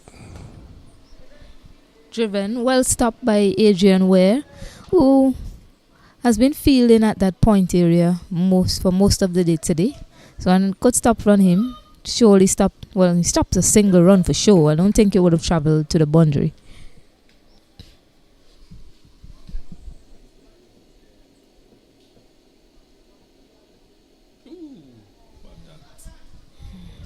Nicely bowled there by Redmond to finish the over. 362 for 7 after 85 overs. Jaden Roberts, 54 of 41 deliveries, and Tariq O'Neill is 6 of 40 deliveries. Well, what is evident here is that the spinners are getting some assistance from the wicket here. And we see that ball bouncing and turning there. The last delivery from Redwood, that bounce and turn. And we see probably the pick of the bowler so far for Jamaica. he has been getting some assistance from his end as well. Yes, the last bowler introduced into the attack was Justin Beckford. And to me, he has been the best bowler on display for Barbados, Jamaica so far. That's the same as the Barbados when they were bowling down at Devon Stevenson. He was the last bowler to be introduced, and he made those important breakthrough for Team Barbados. So, the last bowler introduced, both spinners. One, Devon Stevenson, is a left arm spinner. I'm pretty sure he will be waiting for his chance to come out and bowl on this wicket because it's gotten drier as the day progressed. Use of the feet dispatched with disdain from Jaden Roberts. Another 6 from the young man. Straight again. Well, he's dealing in 6s. He is dealing in 6s. Bedford has bowled so far.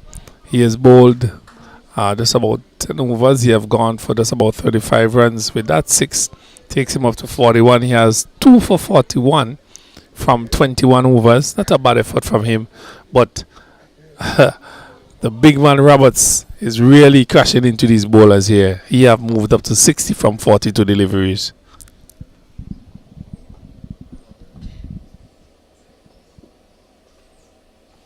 Use of the feet again. Lovely drive out to the covers.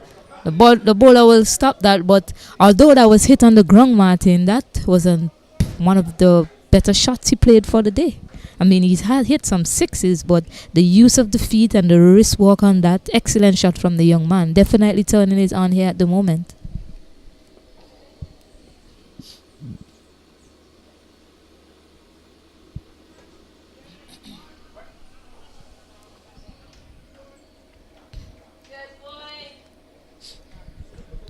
Well, his current role at this time is to get Barbados up to a decent score. Well, in a strong position, even stronger position they are now. And his current role is to just dispatch anything that is bowled to him that is bad, but be smart about it. He has played some extravagant shots, but he's very smart as he goes about his duties outside. He's 6'3" from 45. So that is current role, and I think he had some current role during the break as well. Tariq O'Neill, a quiet operator. He has been on 6 runs for the longest while. He's on 6 on 41 deliveries, but doing the job that is required of him. And that is impressive stuff from the young man as Jamaica look to squeeze, bringing a silly point into him. So it's good from Jamaica. They know that the game is still being played, and wherever they can get a wicket, they're trying to as best as possible. It's tough going for the young men, but good to see that they're still trying their best to take a wicket. And that's what they need to do. 3 more wickets they need to get. The score is 371 for 7. 86 overs bowled. Barbados lead by 137 runs.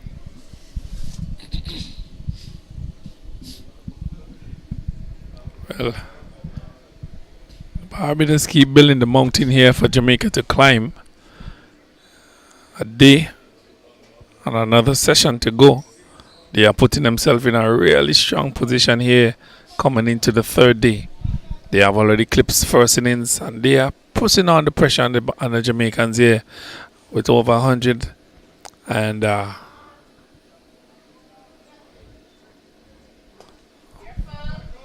Red ball into the attack, inside edge. Jaden Roberts, he opts not to take the single on this occasion. He wants to face as many balls as possible in this over from Tamari Redwood, the young leg spinner. Use of the feet, lofted over. Long on, long off. And guess what, Martin? It's another 6. He is dealing in 6s here. Roberts, he's moved to 63. 63 with another 6. That takes him up to 69. 69 from 47. And if we might be given a treat here this afternoon. He's getting close to 100 here. Swept off the pads this time, and it runs close to the boundary at fine leg. Adrian Ware gives chase. He pulls it back just inside and they run 3 runs as Jaden Roberts, gets up to 72. Well, are we going to see another 3-figure this afternoon? I would love to see that, actually. And if there was a declaration in Barbados' future, they might have to delay it so this fine young man can get to 3 figures. Well, O'Neill is playing a supporting role excellently. He's spectators catch at for one moment. I thought he had given it away there, but it's a bomb ball.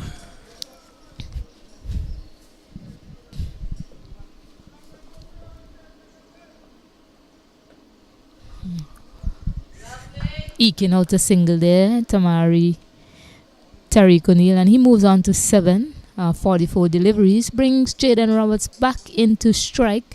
But the way Jaden Roberts is striking, he'll probably take about 2 to 3 overs to get the 3 figures at this rate. I'm telling you, if we have so many overs being bowled. Yes, Jamaica needs to get this wicket just to push back the charge that the Barbados team is on right now. Oh, that's some more turn there. Around the wicket this time, the leg spinner. And I'm pretty sure the Jamaica team won't be happy to see this, because they will have to be facing up to this sort of turn when they go to bat. Yes, some turn being extracted by the spinners here. Also some bounce. Some turn and bounce. Yeah, it's 381 for 7, and they lead by 147 runs. Roberts is on 72 of 49 deliveries. Out of nowhere, he has rushed on to 72 just off 49 deliveries. Majority of his boundaries by way of sixes, just 1-4. And this strong young man is displaying his power, especially straight down the ground. Beckford is going to continue. He has bowled 13 overs, 44 runs, and he's picked up 2 wickets. He'll be hoping he can work some magic here for Team Jamaica. 4 deliveries, quick single take and shot at the stump. Misses. Another opportunity. If that was a direct hit, that would have been the end of Tariq O'Neill. Instead, Jaden Roberts is now on strike. Just what the Barbados team want to see.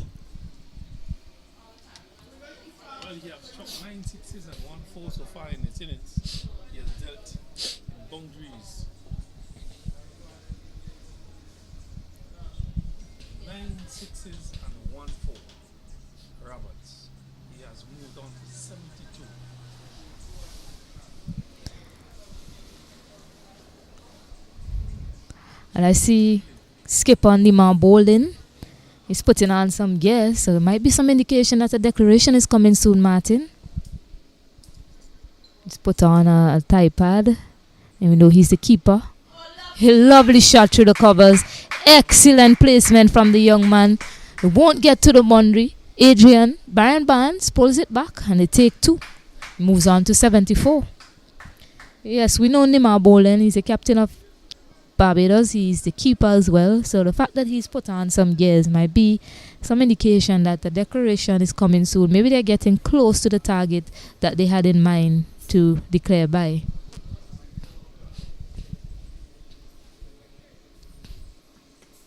Lofted in the air this time on the leg side. They hustle back for 2. Quick run in here by Tariq O'Neill and Jaden Roberts. The ball has struck the umpire in his back. I hope he's okay.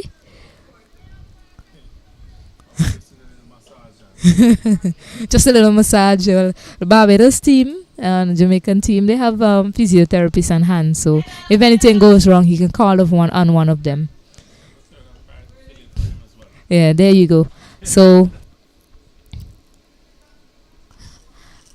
and as I call it, 150 runs were scored. Jaden Roberts 76 and Team Barbados have declared. We are being treated here to some excellent cricket by these 2 teams, and both of them are going for the run, Martin. Nobody wants to see a draw on the 3rd day.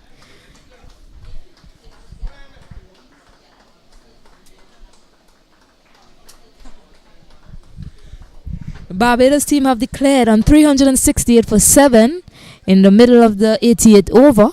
They have a lead of 150. Well, you have a lead of 150. You have a batsman on who's striking the ball fiercely. He's on 70. What? He had 72? 72? I would have given him the opportunity to get to that 100, really, the youngster. You have enough time, really, to do what you want to do, you know. But it's the management's call. They said they wanted to declare they want to win this game. And, it could go both ways. You know, you could end up and win the game. Jaden could not gotten 100. Who knows? But they have made the call, so he has to suffer the consequences this afternoon. But he played well enough to be given a chance to score 100, unfortunately. But the team goal is more important here. Yes, I was about to say that, Martin. Yes, he was sent out there to do a job for his team.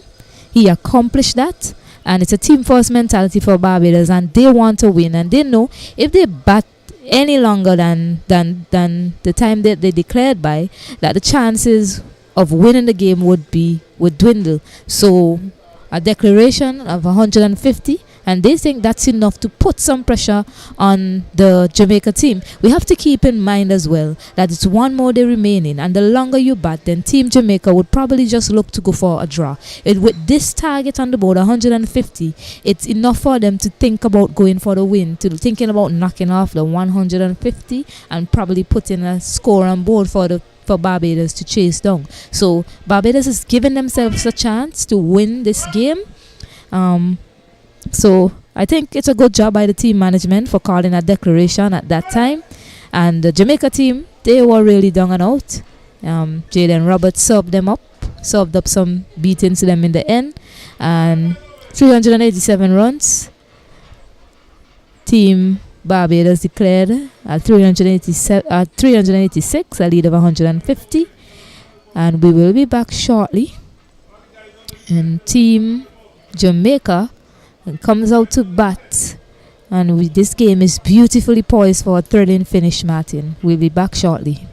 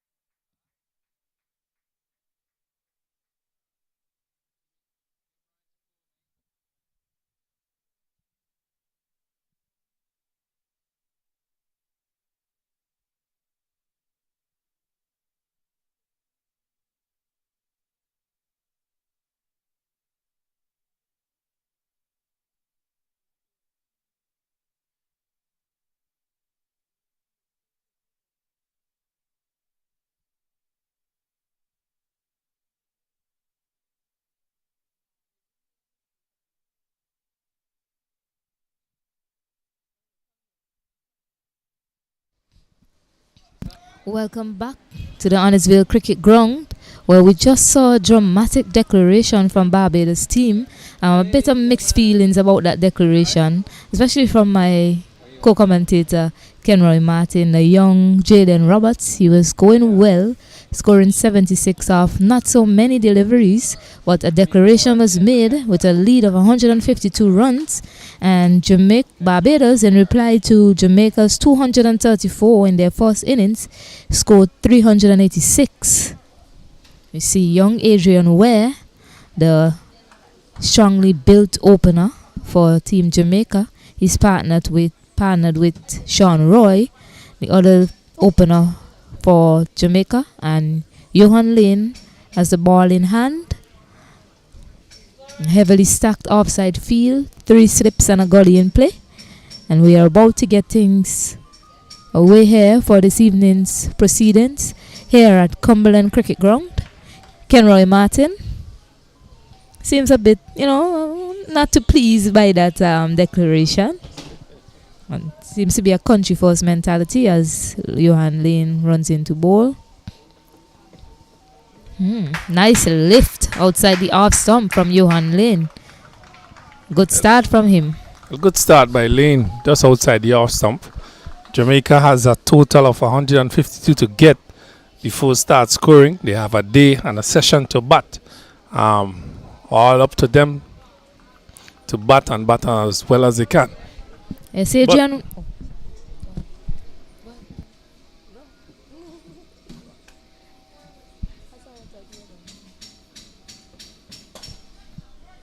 Pitch stop delivery driven there by Adrian Ware. Adrian Ware, he scored 2 boundaries in the opening over against Johan Lane, but he failed to carry on, scoring just 8. Sean Roy, he made just 7 in the first inning, so they will be hoping that they can score a lot more runs for Team Jamaica because their team really needs it. They have a deficit. They trail by 152 runs. Ooh, a late leave there from Adrian Ware. Luckily that ball was played down into the ground. And some action early from Johan Lane, the tall, lanky fast bowler. Well, that wasn't just out of the off stump, and it hit the bottom of the bat carrying into the slips. Barbadian players are really hype. They have played a good first innings. They have a lead of 152. Lane had some good rest, so he has a lot of energy for this innings. It's really seeming in the young fast bowler. He played for under 19 West Indies team already, so he has a lot of experience, and he's showing it all here in the start of the first 4 balls in this over. Really running in hard for his team. They know how important it will be to get a breakthrough before the end of the day's play.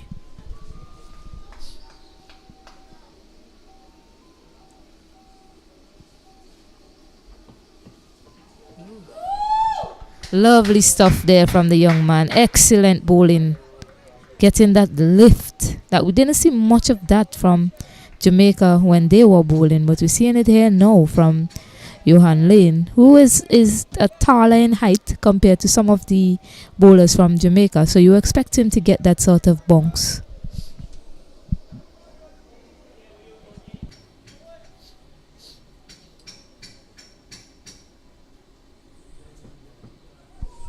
This one just wrapping him on the upper part. But they have a lead of 152, and they are in charge of this game. Now it's for them to lose this game. The Jamaicans, if they bat badly, they would end up on losing this game. But they have a day and a session to bat.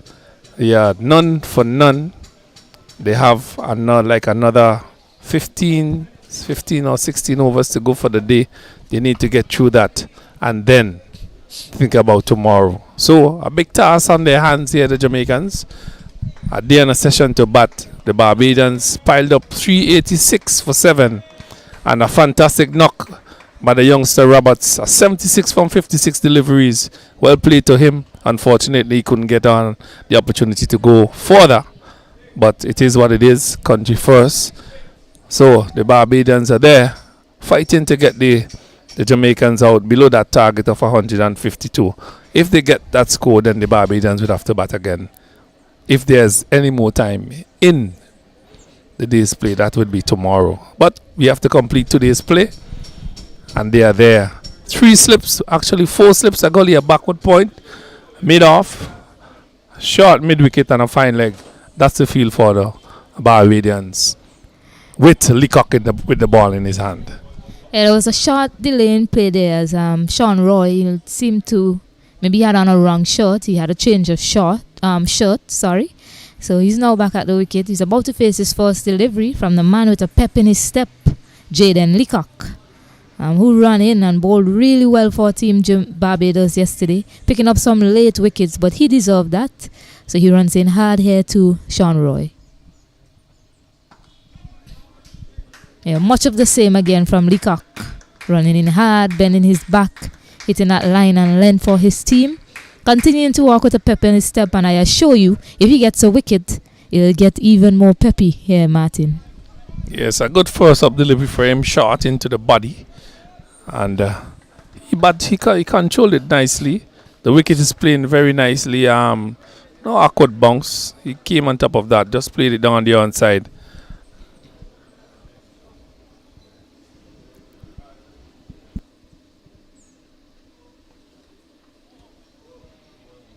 Walking up some pace is Jaden Leacock early on, as we expect from him and Johan Lane. They are two of the quicker bowlers on display here in this match. And Barbados team, the way they're cheering in the field, a lot of noise you're hearing from all of the players, and they feel like they're on top. So the Jamaican batters, they just have to settle the noise down a bit, quiet the noise down. They have to stay out there and bat until the close of play.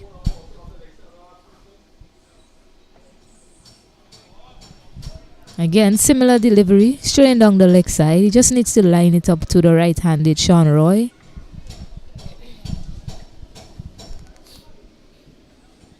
So Leacock just a little bit inconsistent with his bowling here. He needs to get just on the off stump, on the fourth stump. He have 4 slips. 4 slips, basically a backward point, short extra cover, and a mid-off and a short mid-wicket. He needs to get a little tighter on the off stump. Yeah, still a bit too straight from him. That's easily walked there, but no run. Walk to the man of the hour, Jaden Roberts, who scored a scintillating knock, 76 from 49 deliveries. 76 from 56 balls, sorry.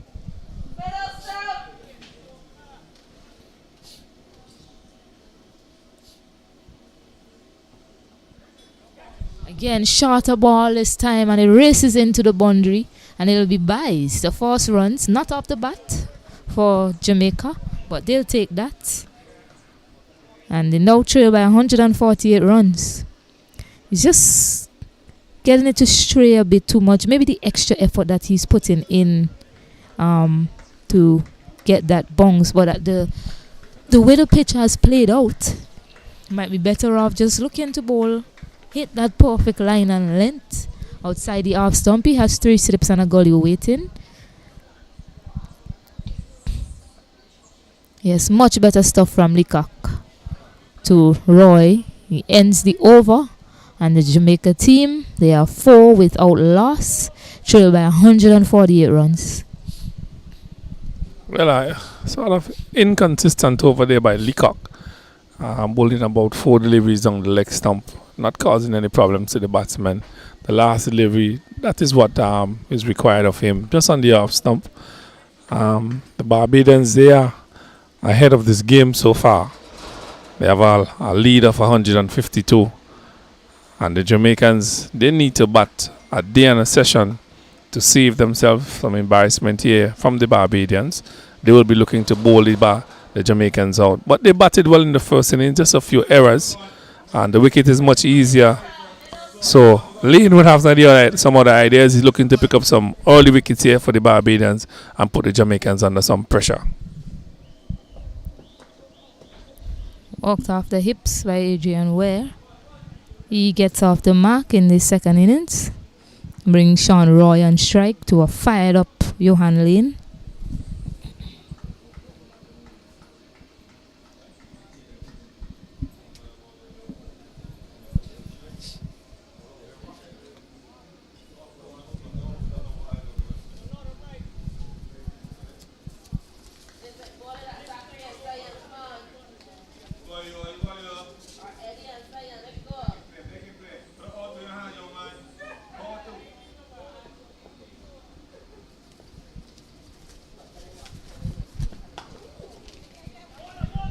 Quick single taken.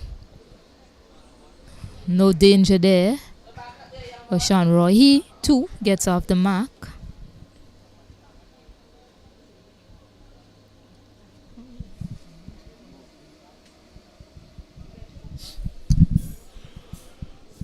So Johan Lane picked up the wicket of Adrian Ware yesterday, so he'll remember. Both of them, I'm pretty sure, will remember that. He was caught by the keeper yesterday, Adrian Ware, after hitting Johan Lane for a sweet shot down the ground for 4. So I'm pretty sure Johan Lane will be remembering the way he got him dismissed yesterday. And he's operating in that channel again, hoping to have him nicking off to the keeper or even somebody in the slip cordon. Yes, that ball really hitting on the off stump. He had some pace on it. Wicketkeeper taking that about just about chest height. One of the quicker deliveries we have seen in this match so far. Lane, have some experience, played for the West Indies under 19 prior. So the number 23 on his back, he's doing the job for Jamaica, for Barbados. There again, you know what they say, a fast bowler never forgets, Martin. And Johan Lane is operating in that same bowling that same line and length which he bowled to Adrian Ware yesterday that had him nicking off to the keeper. So he's continuing in that way. So Adrian Ware, he'll be wary of that, making sure he doesn't push at something outside of the off stump. Well, that's the recommended line that he would like to be bowling, and he's hit that line consistently. Wrapped on the pads, loud appeal. Nothing much from the bowler. I think that one was heading down leg, really. You could see from the way the batsman played that it was heading down leg. You know, there was a stifled appeal, but umpire in the best position, not out. 6 without loss, 2.5 overs, just another delivery remaining this over. Ware and Royce are at the crease for the Jamaicans. Well left by Adrian Ware. At the end of the 3rd over, Jamaica is 6 without loss. And earlier on, Team Barbados, they declared on 386 with a lead of 152. Jamaica, in reply, are 6 without loss after 3 overs. Jamaica have a deficit of 152. 152 before they start scoring. They have today's session up until 5. We haven't had any adjustments. They haven't said anything. So, close of play at 5.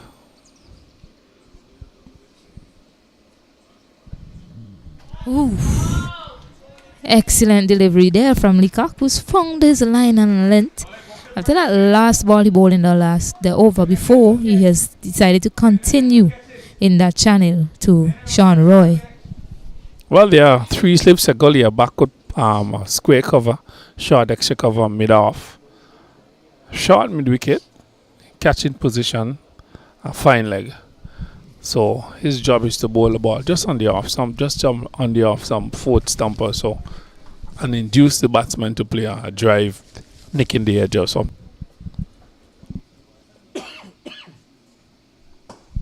Pitch up delivery, played down the ground, just a single. But you see, Leacock, he's prepared to pitch that ball up, and yesterday, with his 1st wicket, he beat the batter for pace, pitching up that delivery. So he will remember that, and be hoping he can deliver one and the same for Team Barbados today.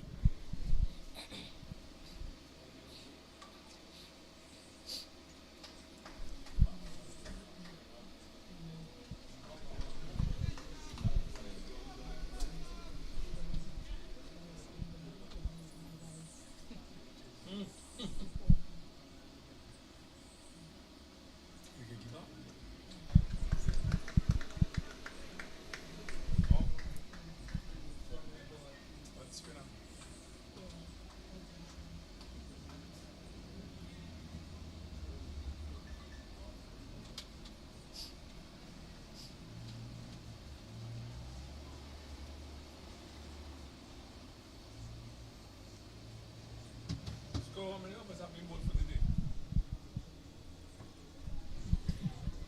day? Lovely channel from Johnson? Roy, from Leacock, sorry. It's operating in that off stump, about 4th to 5th stump line to Adrian Ware. Both bowlers have been doing so. He was caught in from the keeper yesterday, looking to push out one outside the off stump. So they're continuing to bowl and in that with that sort of line and length to him today. And there you go again. This time he left that on length. That's narrowly missing, going over the off stump.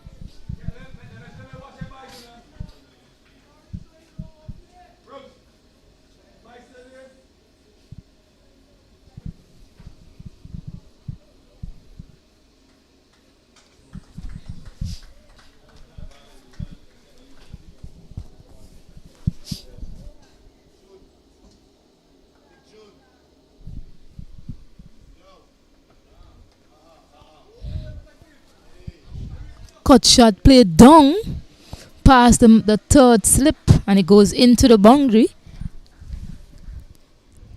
That went quickly to the boundary of the bat of Adrian Ware, and the score moves up to 11, and that's the end of the 4th over.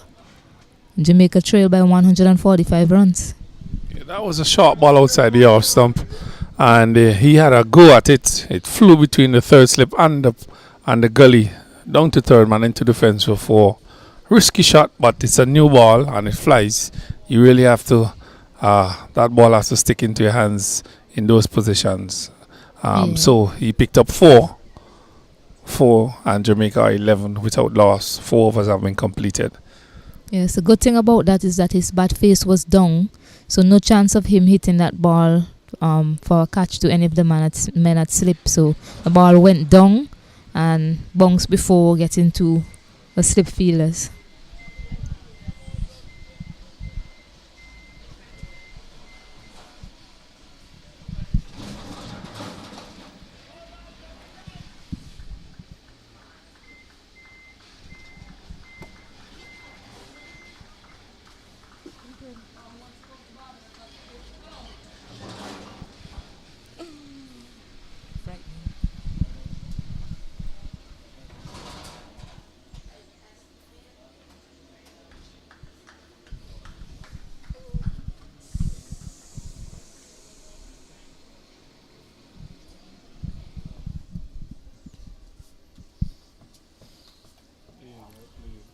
Well played. It's also a no ball from Johan Lane. We saw he struggled a bit with the no ball in his first innings as well. 2 straight, tucked off the hip. And we saw Edmund, when he was operating, he got a wicket off a no ball. So Johan Lane will be hoping that he doesn't go down that same path. Adrian Ware is now back into strike.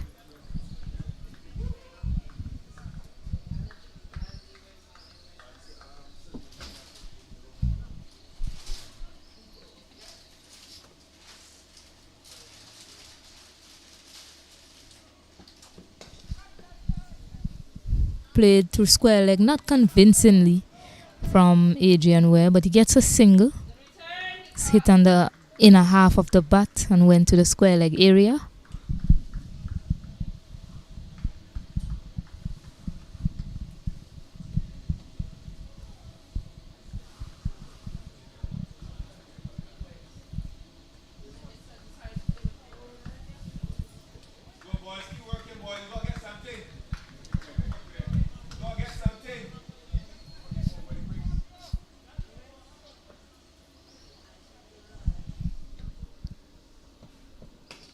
Keeping a bit low on that occasion. Sean Roy did well to get some bat on that one, as I was headed straight to his pads. He gets a single.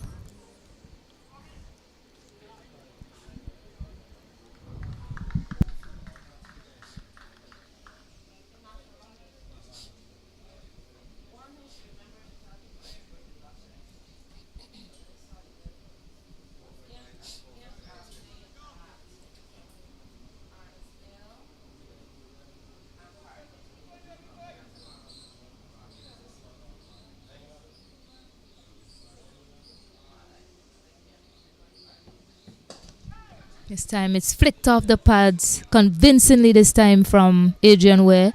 They tried to take 2, they think about it, but the fielder was sharp enough to restrict that to 1.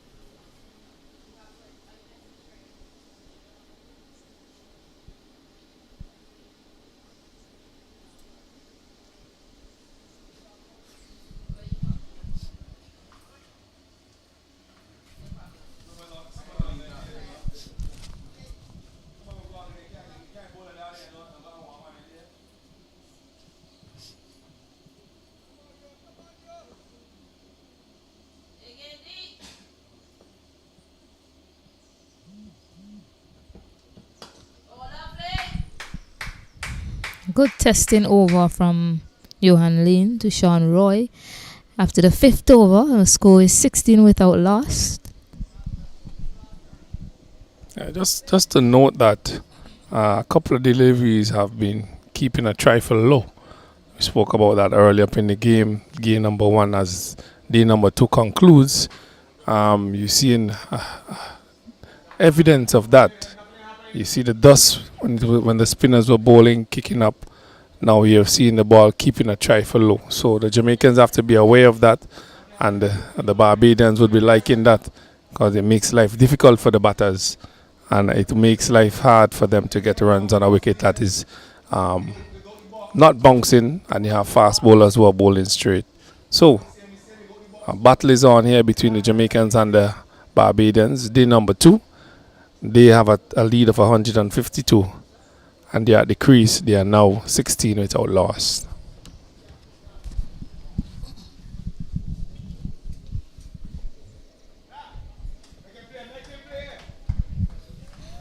Yes, Jamaica team trailed by 136 runs. Adrian Ware and Sean Roy, they're doing a good job of staying off the new ball so far. And Jamaica team will be pleased that there was no wickets falling in the 6th over. And Barbados, on the other hand, will be hoping that they can pick up a few wickets before the close of play.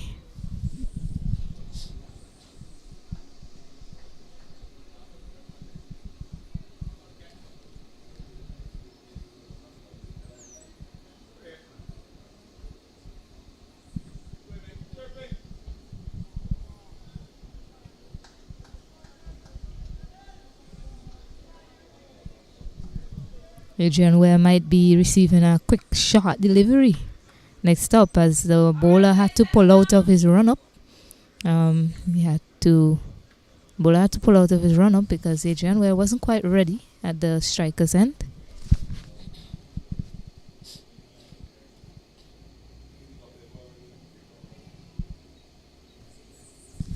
Effort ball from Leacock, but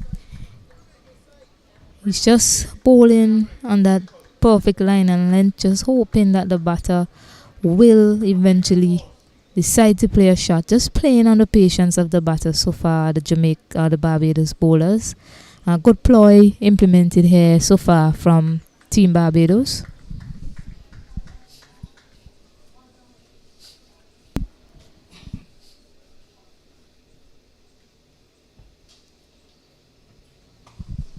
Too short this time, and this has been smoked to the square leg boundary for 4 short runs from Adrian Ware.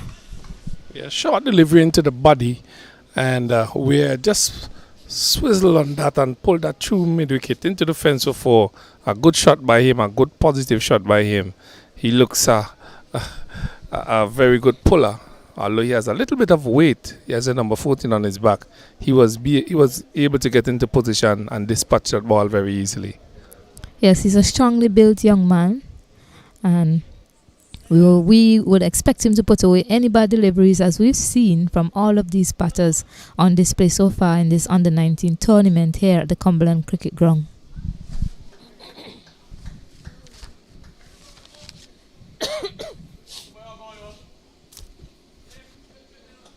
Pitch top, leading edge, just passing the man at third at point. And he almost helped it into the boundary. He almost helped it into the boundary there, and by way of a misfield. And Adrian Ware, luckily, just gets 2 runs there. Leading edge from Leacock, bowling well.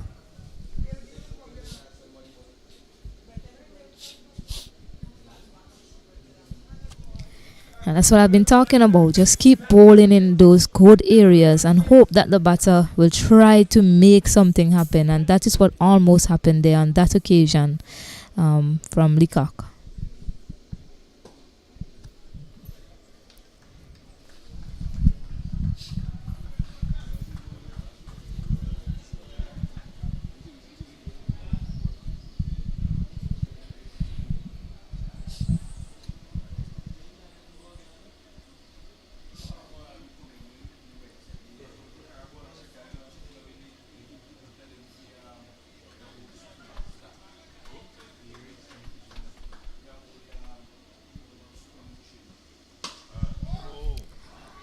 Terrific shot.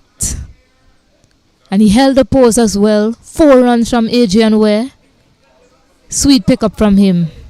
Yes, that was in his half, and the big lad just stretched his front foot forward and stroked that over the bowler head. 1 bounce into the fence, 4 runs to Ware, and he looks a positive player here for Jamaica.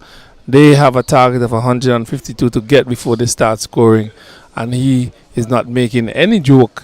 When the ball is in his half, he has a go at it. As we see a change of bowling at the commentary end, Jaden Roberts seems to be a player that makes things happen for his team. Yesterday, when he was introduced into the bowling attack, he was hitting at steady line and length, and he picked up a wicket. That's the wicket of Roy as well when he was bowling. So they probably brought him back, remembering he was the one that picked up Roy yesterday. And he batted excellently, scoring 76 off very few deliveries, just 56 balls. So he has been introduced into the attack from the commentary end.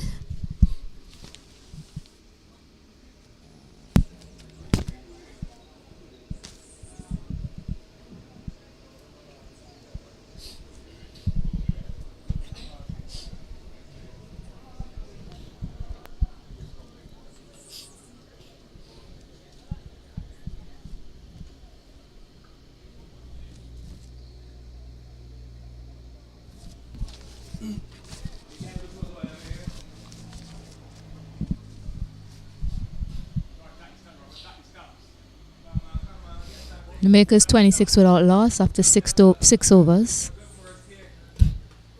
And trailed by 126 runs.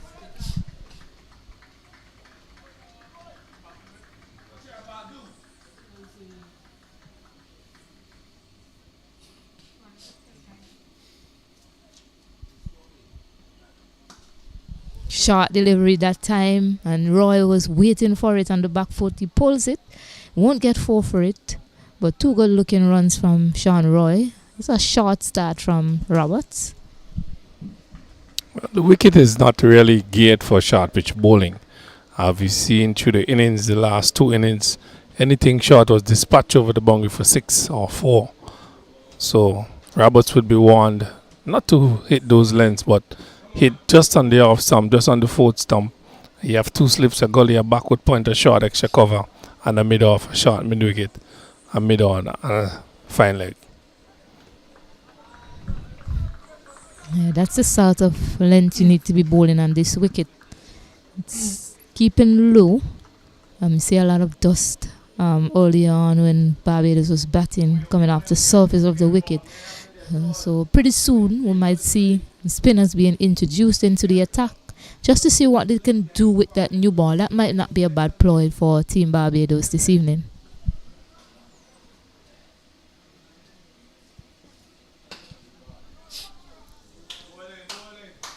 Yes, that's a Roberts we've come to know. He bowls that steady line and length. He's not bored by doing that all day, and that's the way he operates, and he'll continue to do that until the batter makes a mistake.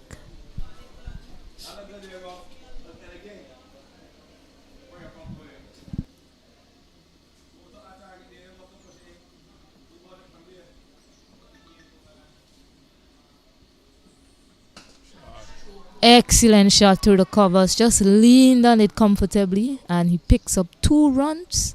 Unfortunately, that side of the boundary is sort of heavy, so batters don't get maximum for shots played, but nice looking cover drive by Sean Roy. Yes, good start here by Jamaica in reply to Barbados' score in the second innings. They have 30 without loss. They have a deficit of 152. So some positive batting here by these youngsters.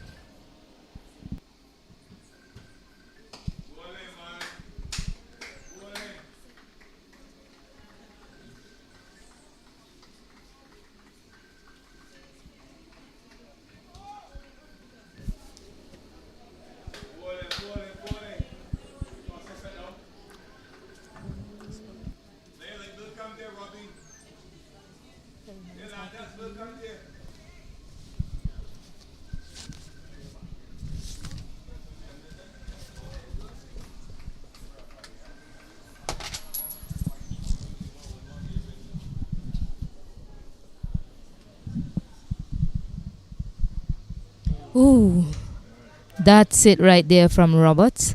At this moment, we see, well, Dre Springer was on the field for Perryman, who's making his way back onto the field. And Dre Springer was a substitute fielder for Perryman. Doesn't seem to be anything serious. Actually, just probably went off to get padded. It appears as if they're probably looking to introduce slower bowlers into the attack, as we suspected they would have done early. And here in the 8th over, it looks to be Nathan Seeley that's marking his run-up from the far end, and he's a left-arm spinner. He caused some trouble for the Jamaican team yesterday. He picked up 2 wickets. Devon Stevenson picked up 3, and Tariq O'Neill picked up 2. So the spinners for Barbados did the bulk of the work yesterday, picking up 7 wickets amongst them. Well, they're looking to get amongst the wickets here, and they have introduced a spinner after 7 overs. We have seen some turn, some punches from the other spinners from the Jamaican team, but it only came about when they slowed the delivery up and caused the wicket, the ball to have some punches on the wicket. So they would have to be smart as to how they go about their duties here this afternoon. They're looking to get into the wickets here for the Jamaicans, trying to put them under some pressure, but they have batted pretty nicely so far. They are 30 without loss, but the introduction of the spin may cause some trouble for them here on this wicket. Would you say it's a victory to Team Jamaica, seeing off the new ball bowlers, or is it a case of, Barbados, they just couldn't wait to get the spinners into the attack? Well, it's a victory for Jamaica. They have seen the fast bowlers off. Left arm spin, and right away, some action. So by Adrian Ware, you went for a big swing down the ground, and the ball just narrowly missed the off stump, narrowly missing the top of the bills there from Adrian Ware. That's a surprising shot given the hour of the day and the type of bowler that's into the attack, Martin. Well, that was flighted delivery, and Ware went for the lofted drive, missed it. The keeper didn't call it cleanly. Picked up a bye. Oh, seeing some turn and bonks here from Nathan Seeley early in the piece, and he's bowling with a new ball as well, so you must expect to get some bonks. So the Jamaican batters, they have to be a bit more watchful here with the way they operate. Well, you see, he has right off the ball, he has started to bowl the ball slow, looking for some purchase from the wicket. Oh, there you go again. With the bonks that he's getting and the movement, especially the bonks, that's silly point. and that slip fielder will surely come into play at some point in time if he continues to get this sort of bounce of this pitch. And he's getting a lot of movement as well. And the pitch has dried out significantly. So they need to be a bit more watchful, Jamaica.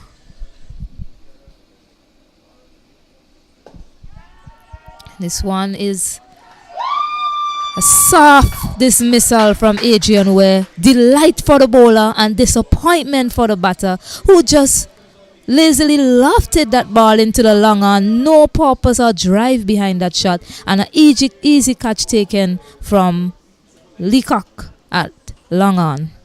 Yeah, he never looked comfortable with the introduction of the spin. From ball one, he went very aggressively towards the spin.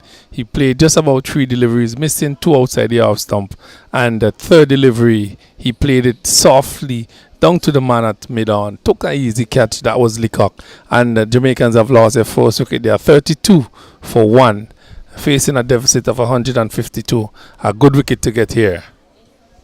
Yeah, indeed so. He looked to be aggressive from the start to the spinner, which is an indication that a batter is never comfortable against the bowlers. The first ball that he faced, he looked to play a lofted drive that was missed. The whole over after that, we were treated to some turn and bounce, and the young Jordan Johnson, who scored 96 in the first innings, makes his way out to join Sean Roy in the middle. Well, some trouble here for Jamaica early in the innings. They batted through the fast bowlers. The spinners have been introduced in Sealy. Picked up his first wicket in his first over. Still another delivery to come. Well, 2 deliveries to come. And that brings Johnson into the wicket. He had a very good knock in the first innings. Looking to repeat that. But you wouldn't want to repeat it, Martin. He looked to go 4 runs more than that for sure. I was going to say looking to repeat that and go beyond what he did. And those sort of knock would be needed here for his team, because his team has a huge deficit of 152. They are 32 for 1, and he's been called for duty. Yes, he's a confident-looking young man. He was a captain of the under-17 team that they recently had a tournament in Trinidad and Tobago.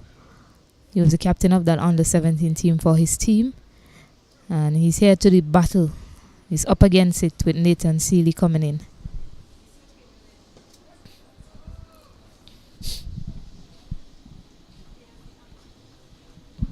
And right away you've seen some change in the field.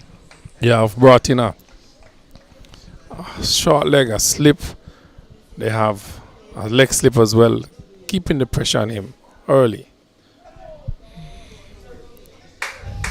And that was a great over from Nathan Seeley, picking up that wicket of Adrian Ware. At the end of the 8th over, Barbados, Jamaica are 32 for 1. And Team Barbados must be smiling right now after that declaration on 152. But they'll need a lot more wicket if they are to make some inroads into Team Jamaica, because they have an excellent batting lineup. Well, Roberts will be doing the work from this end. He will be bowling the next over, this over, and a very good over, first over there from Seeley, picking up the wicket of Ware. A really loose shot by him. Easy catch to Leacock on the mid-on boundary, and losing their first wicket, Jamaica. He never looked comfortable against the spinners, and he lost his wicket with a lofted drive. But Roberts have the ball in his hand. He'll be bowling to Roy.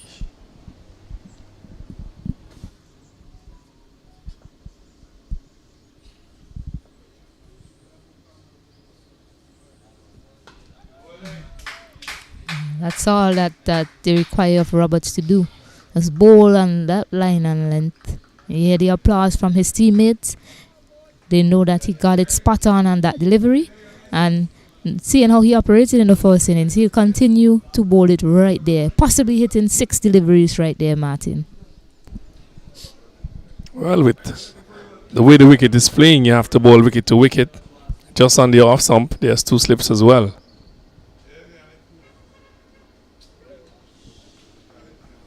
It's well left from Sean Roy.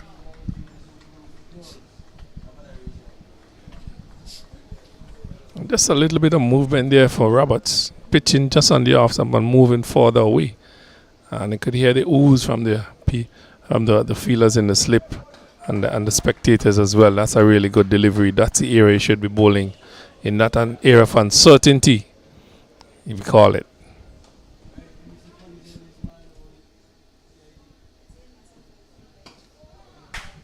And there you go, steady is Drayden Roberts, bowling right there, and he'll do that. That's what he is required to do for Team Barbados, and he knows that he's not express pace. He knows that he just needs to run up and hit that deck hard and a good line and length, and he will cause a lot of problems for these batters.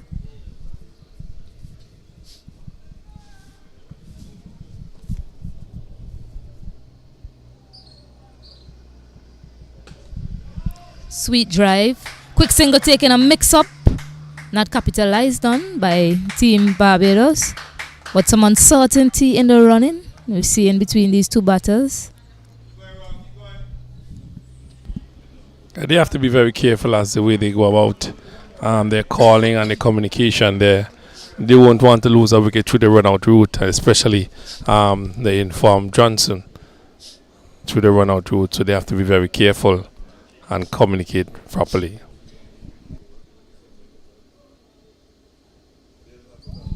There you go again. As I see Drayden Roberts run into bowl, it's very important to highlight roles, in a team. And once you know your role in a team and you play it, that is where teamwork comes in. This is his role. He's playing it well. As he did with the bat, he went out there, they asked him to hit some lusty blows. He did that for his team. So when you know your role and you play it well, that is when things come together for a team.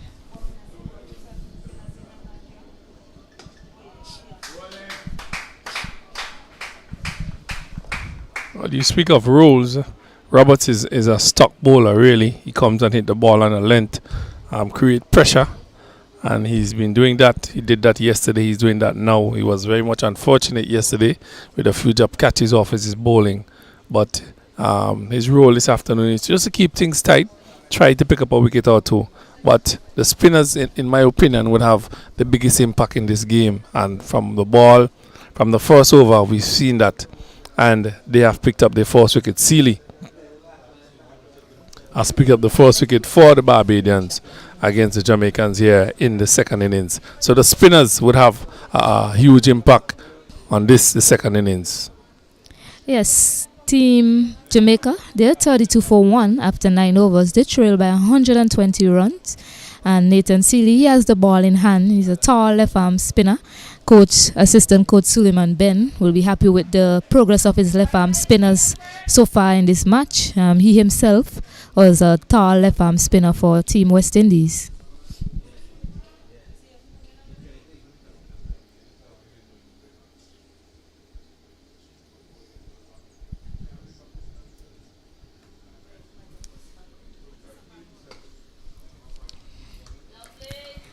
Jordan Johnson is going to continue to be positive and confident at the wicket, I assure you viewers. That is how he's played his first innings, and that is how he got to 96.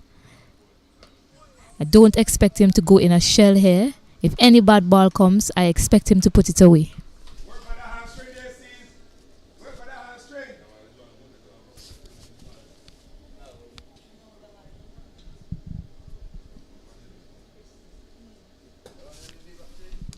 This one is whipped. A quick single taken. He's off the mark, Jordan Johnson.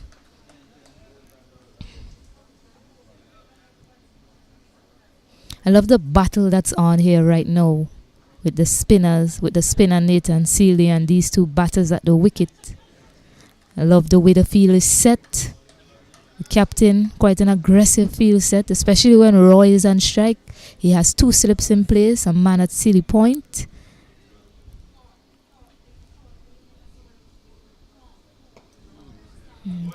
It's good to see that the captain is backing his left arm spinner and he's giving him great support at the moment.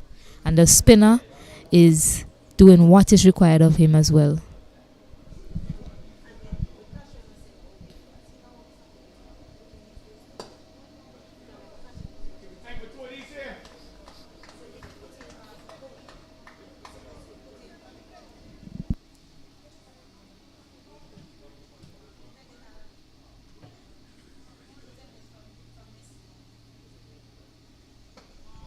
That was played quite late by Sean Roy. He waited on it and ended up playing it straight to Perryman, who has continued to take on the ball as as I mentioned earlier, Martin.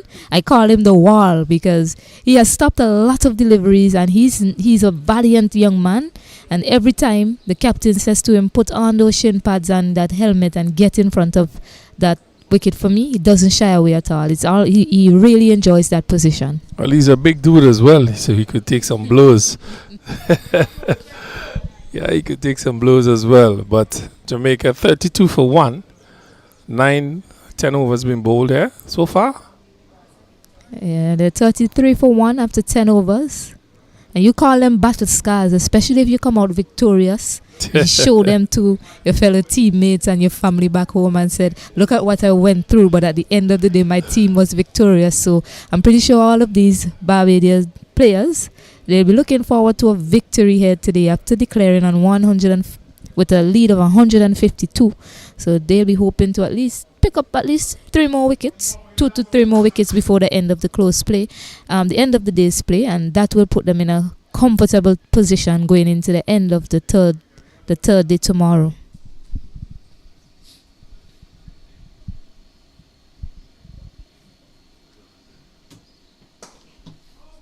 Nice looking drive, misfield. Should be 2. Yeah, so misfield from Devon Stevenson. Nice looking drive from Johnson, who looks so relaxed, such a nonchalant young man. The way he's leaning on his bat, just waiting on the bowler to come in. He's not bothered at all. He's not bothered at all by what's going on around him. Is he, Martin? Well, he has his role to play. He has to bat throughout the end of this today and carry his bat into the innings tomorrow. So the only problem he has there is to just do what he's asked.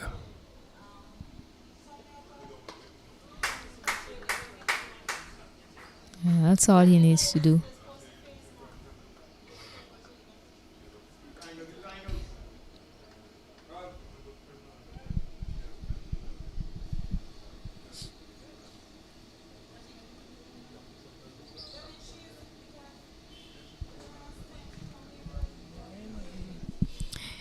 Roberts, he was around the wicket to the left-hander. He's opted to go over the wicket to Jordan Johnson.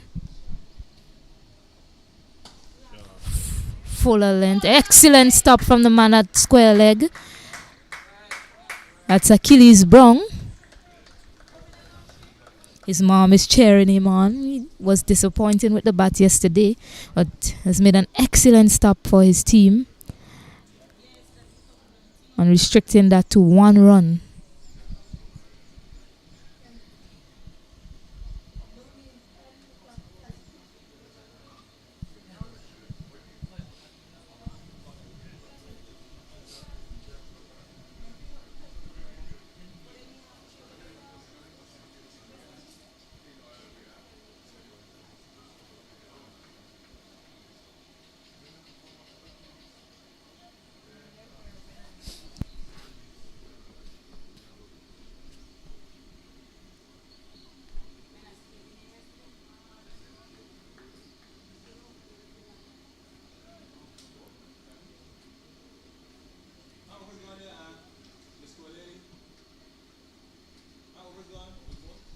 .36 for 1. We're in the 11th over.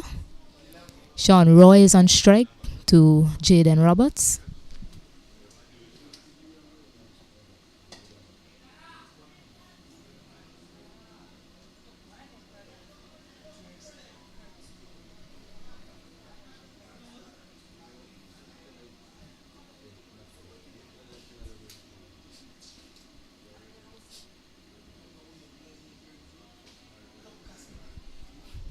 I think it's a matter of time before we see 2 spinners in operation for Team Barbados, Martin. Do you agree?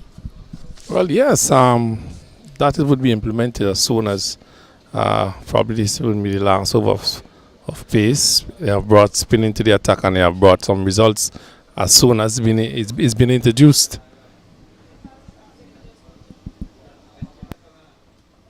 Yeah. Full delivery. Not taking anything away from the Pacers. They came out today and they bowled really well for their team. But the slower bowling seemed to be the best thing on this pitch. The way the pitch has been playing and the sort of turn and bounce that Nathan Seeley is getting from the other end. All indications will point to getting the slower bowlers on and trying to create as much damage as possible for Team Jamaica before the end of the day's play.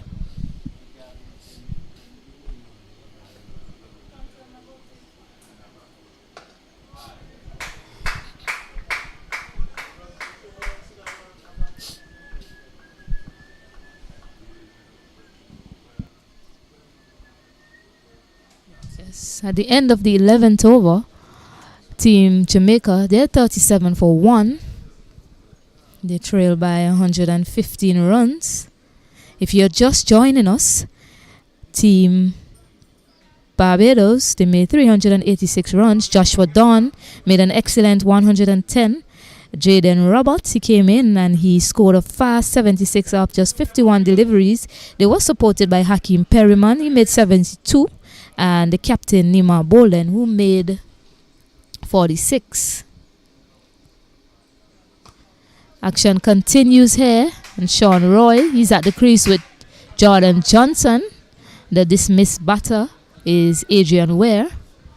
Nathan Seeley picking up that wicket, that important wicket for Barbados before the end of the day's play.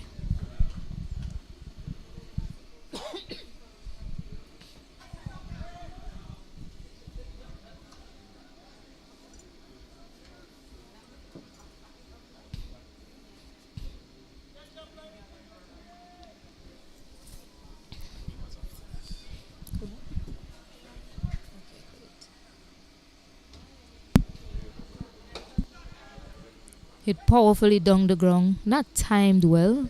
Man at mid on, long on, picks it up.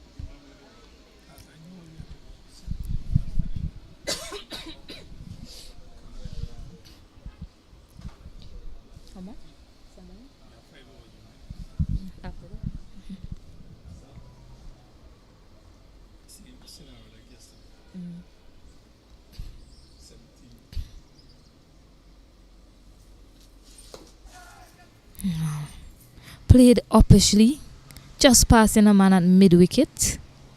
Jamaica team would have had their hearts in their hand at that moment, but just enough to pass the man at the mid-wicket.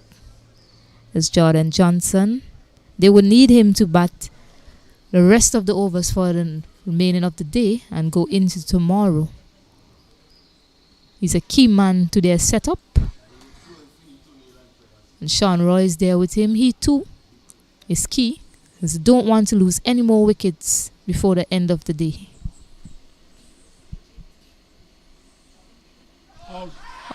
Excellent take by guess who? Jaden Roberts. This guy can do no wrong. After an excellent knock with the bat, he takes an excellent catch to dismiss Sean Roy, who we were just talking about, hoping that Jamaica won't lose any more wickets for the day. Unfortunately, Sean Roy, dejected is he, holding his head down, has been dismissed for 10 runs. Well bowled by Seals again, just holding it up in the air, giving it some purchase, hitting the surface, getting some bounce, hitting the outer portion of the bat and carrying to Roberts, who's take a smart catch at second slip there. And Jamaica have lost their second wicket here, 39 for 2. 39 for 2, and they're in some serious trouble. By way of information, we have just about another 5 overs or so before we close of play. We have gone past 5 o'clock. Normally 5 o'clock is the close of play, but we have another 5 overs or so to go. But Jamaica in some serious trouble here. Yes, Justin Beckford, the vice captain of Jamaica's team, has joined Jordan Johnson in the middle. These two had an excellent partnership on the first day, and they would be hoping to replicate that as they need it. The team is in some trouble. They are 39 for 2 after 12 overs, and they still trail by 113 runs. That declaration is looking better and better by every over ball, Martin. Well, the spinners, I said, would have a big impact in this game. And as I said before, country before individualism. So it was a team decision, and now they have the introduction of a second spinner from this end. And I said the spinners would tell in this innings because the wicket is dry. You can see the puff of dust, and it is really responding when you bowl the ball slow. When it hits the top, it is kicking, it is turning, and it is giving some bounce as well. So Jamaica has some serious batting to do. They are 39 for 2, 12 overs completed, another 5 overs to go for. Before the close of play, they have Johnson and Beckford, who had batted nicely in the first innings, doing battle here.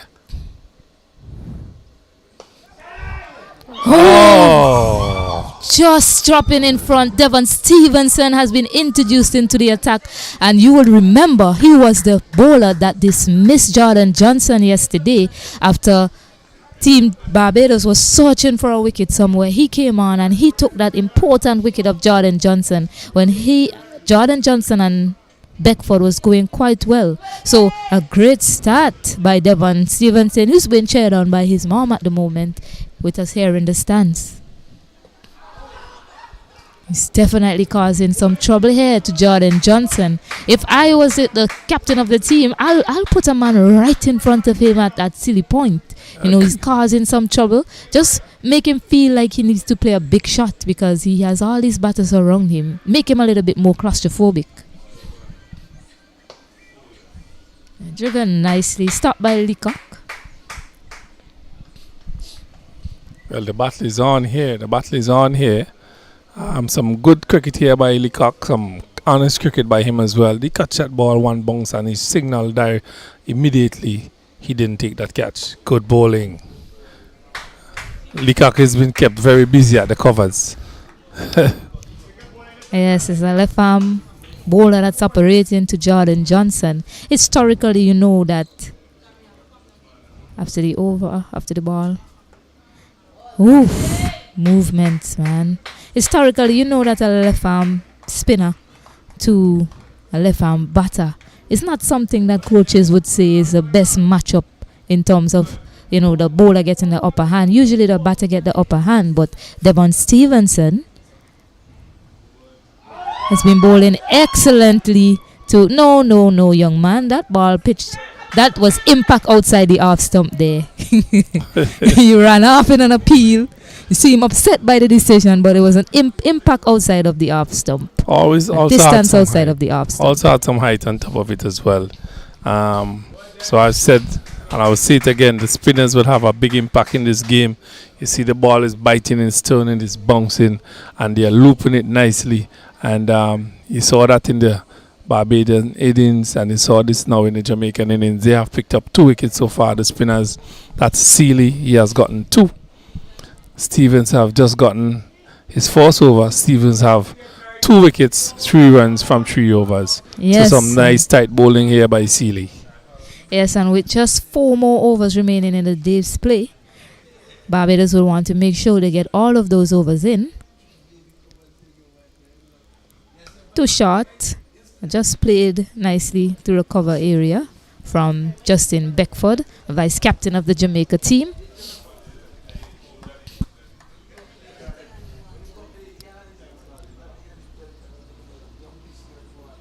Oh, well left. That was left on length, Martin. The ball bounced over the stump. Bounce and turn. Nice loop. Nice guile. Seeley is on a roll.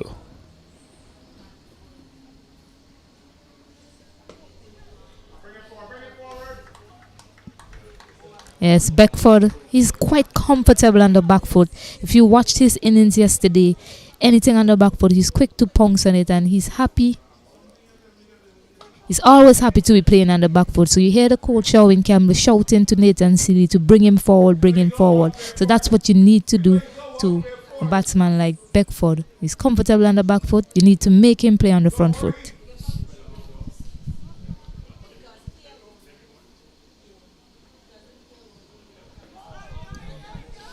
Turn again, Martin. Some good advice coming from the coaches. He needs to slow it up, and as he slow that delivery up, you see some problems for Bedford.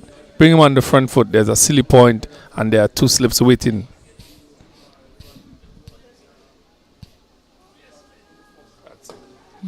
I was fuller that time. Twofold that time. In the end of the over, these bowlers are bowling quickly, much like a left arm spinner from India. Um,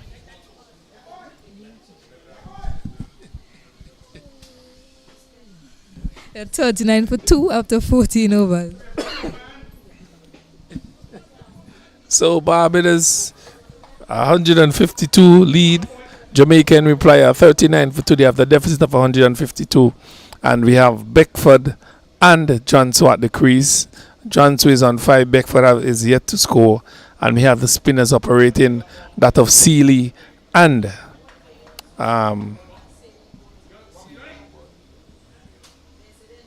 Stevenson. Stevenson will be bowling his second over. He bowled a maiden to start. Just about another 3 overs or so to go before close of play. And Jamaica in some serious trouble here. 39 for 2. 14 overs bowled so far this afternoon. And the Bajans are really on a high here. Putting the pressure on Jamaica.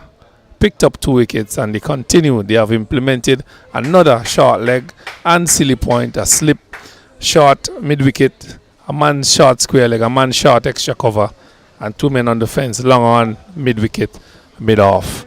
So pressure on Johnson.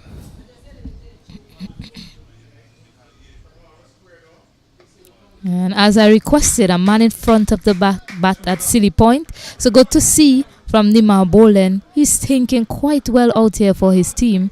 And he has a very aggressive field set to Jordan Johnson. And the way these spinners are operating, both of them left-hand spinners, they remind me of Ravindra Jadeja, who runs through his overs pretty quickly. A left-arm spinner from India. Yeah, he runs through his overs pretty quickly. And when you bowl that quickly, you give the captain more time in the day's play. And you hurry the batters as well. Less time for them to think about anything. So good to see from Devon Stevenson and his partner at the other end, Nathan Seeley.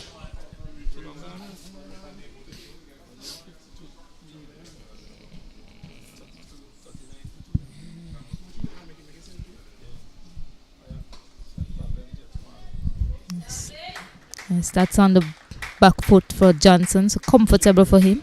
Need to bring him forward some more. Get that silly point into play and even that slip.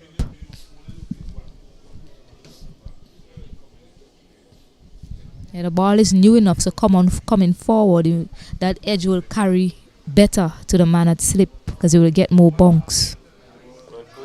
Yeah, there you go. That's where you need to be bowling, Devon Stevenson. It's like he's hearing me up here, Martin. He's listening to me. He's responding positively. He responded well.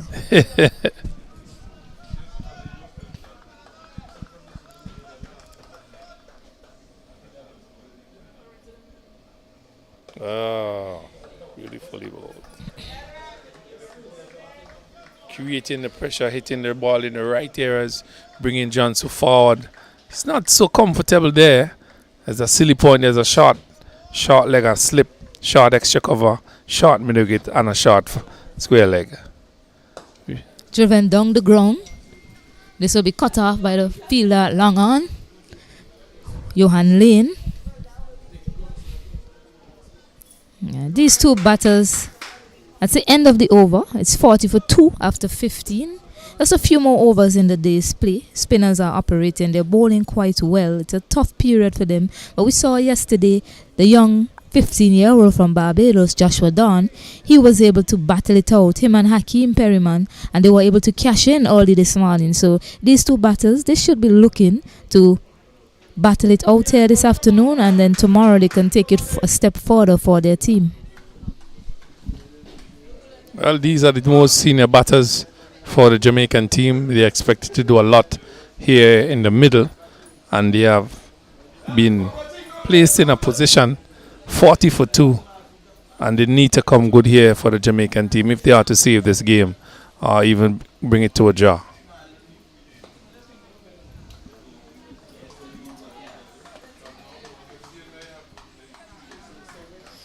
The spinners are rolling here. The spinners are rolling. They're on a high. Wicket is giving them some assistance as well.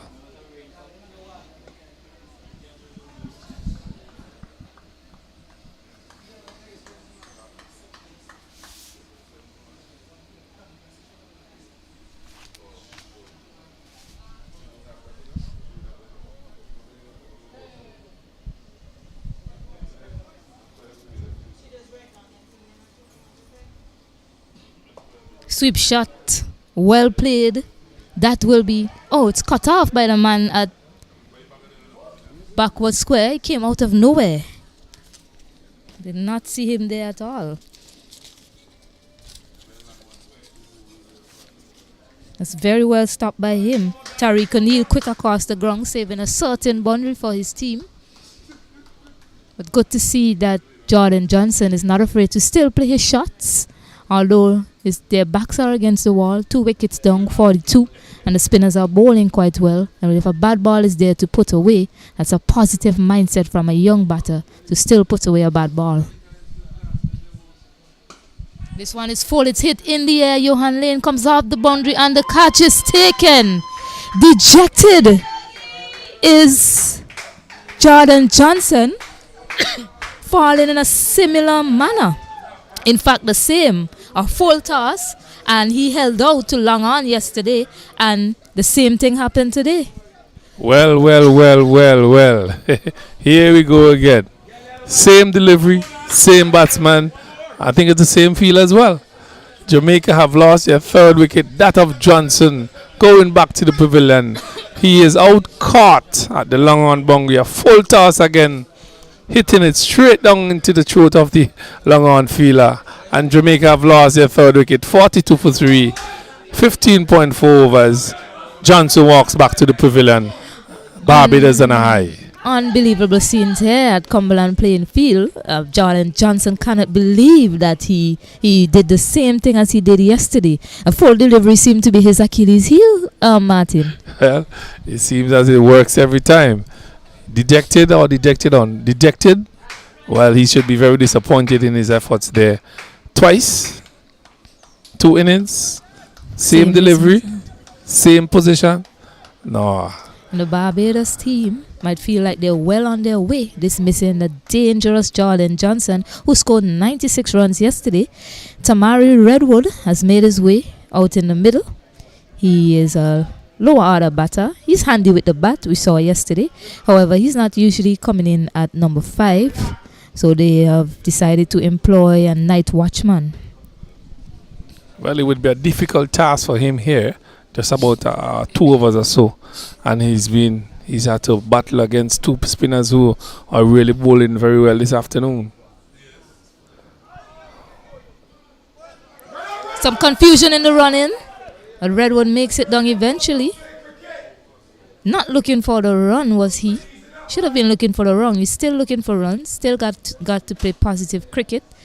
His vice captain was calling him through for the single, and he didn't respond. He responded quite late. In the end, he made it home. Some indecisions on both batsmen. They have to know what they want to do when they're in the middle. So they got through with that one. The next attempt may not be as good as that one. So they have to be very careful with their calling and their communication. That one is played nicely to the man at mid-on. So that's the end of the over. Successful over again for Seeley. So Seeley has 3 wickets for 6 runs. He has bowled 5 overs so far. Seeley, the big impact for the Barbadian team so far. From the introduction of Seeley into this innings, he has caused some trouble to the batters. Yes, Nathan Seeley. He was the captain of the under-17 team. Let me remind you, viewers, so those of you now tuning in, we mentioned it earlier. He was the captain of the under-17 team that played a tournament in Trinidad and Tobago recently. And he's quite handy with the bat because he scored 100 in that tournament. And we're seeing him delivering with the ball for his team, picking up 3 wickets for Team Barbados. Well, excellent figures for Seeley so far. 3 for 6 from 5 overs. You couldn't ask for a better spell from him this evening. From the introduction of Seeley, the Barbadians has picked up their 1st wicket and they continue to take wickets here this evening. They have completed 16 overs, 43 for 3. And remember, they have a deficit of 152. 152. Yes, Devon Stevenson is going to continue from the commentary end. I think this should be the last over of the day's play. And the Barbados team has a very aggressive field set. They have 5 men around the bat.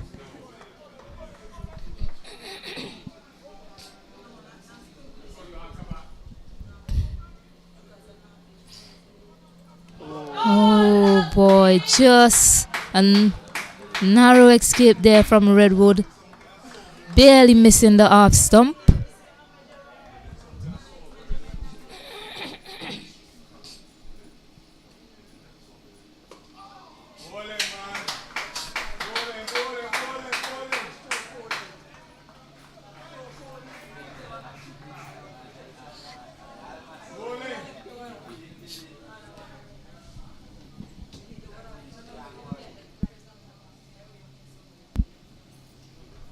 Full delivery driven nicely through the covers from Redwood.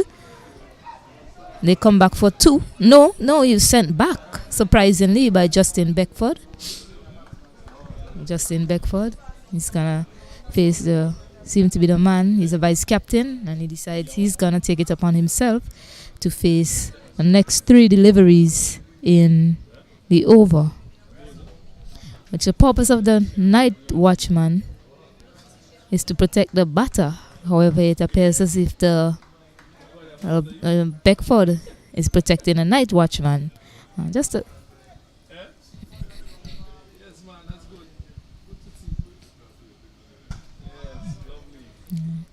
So he's confident enough that he is going to stay there and not lose his wicket. Because Team Jamaica, they have lost 3 wickets this afternoon. They are 44 for 3, and we're in the 17th over, which should be the last over of the day.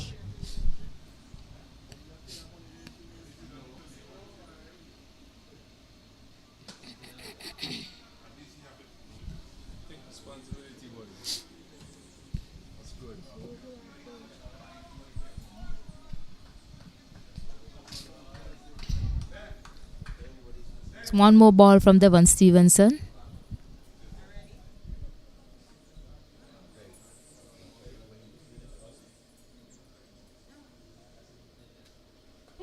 Ooh, subturn and bunks from the young left arm spinner.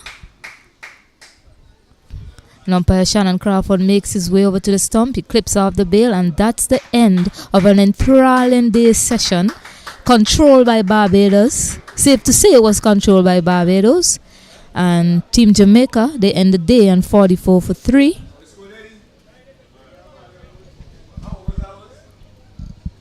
Trailing by 108 runs. The dismissed batters are Adrian Ware, Sean Roy, and the prodigious Jordan Johnson.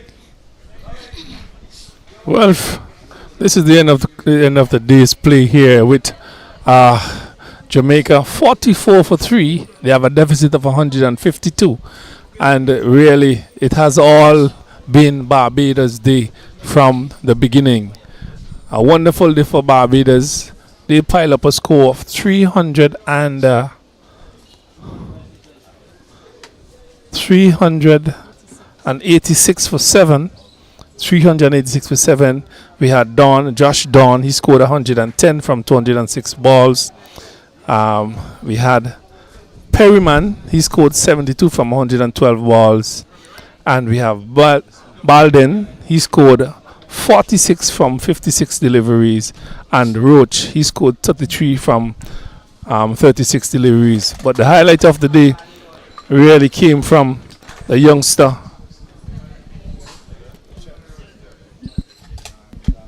Joshua Dawn and Jaden Roberts, who scored 76 from 56 balls. He was the highlight of the afternoon. But a beautiful century by Joshua Dawn today, really propelling Barbados to 386 for 7. That was the key innings there. And then a cameo from Roberts, 76 from 56 balls. So at the end of the day split today, Jamaica 44 for 3. 44 for 3, 17 overs bowled. We have a whole day's play tomorrow. They have a deficit of 152. Stacey, your thoughts on the game today? Well, I think it was an excellent display. Excuse me. Yes, I think it was an excellent display with the bat from Barbados, and showed a lot of courage, showing bravery by declaring with 152 runs lead, deciding that they want to make a game of this and they want to go for a win. So all in all, it was Barbados Day, 387. 386 scored, a large target, a large total, and 152 runs lead, and they have picked up 3 important wickets for Jamaica at the end of the day's play. So all in all, it's safe to say it's Barbados. It's been Barbados' day, Martin. Yes, an excellent day for Barbados here at Cumberland. We continue tomorrow here at 10 a.m. We should be starting broadcast just about 5 minutes to or 10 minutes to. So we hope to join us. Hope that you join us tomorrow morning. They lead by 152. Jamaica 44 for 3 from 17 overs. Just to give you a rundown of today, they started the day on 60 for 1, and they ended up declaring just after tea, also just after tea. They scored 386 for 7. We have Joshua Don, he scored 110. A beautiful innings by him, a 15-year-old from Barbados. A beautiful innings from since yesterday, from 206 balls. We had 72 from Perryman, and we have a dashing 76 from Richards. Really some fantastic batting from the Barbadians. Put themselves in a strong position at 386 for 7. They went back to bowl, and then they picked up 3 wickets. An excellent bowling spell by Seeley. He has 3 for 6 from his 5 overs, and Jamaica are 44 for 3 with a deficit of 152. They are struggling, and they have a whole day play ahead of them.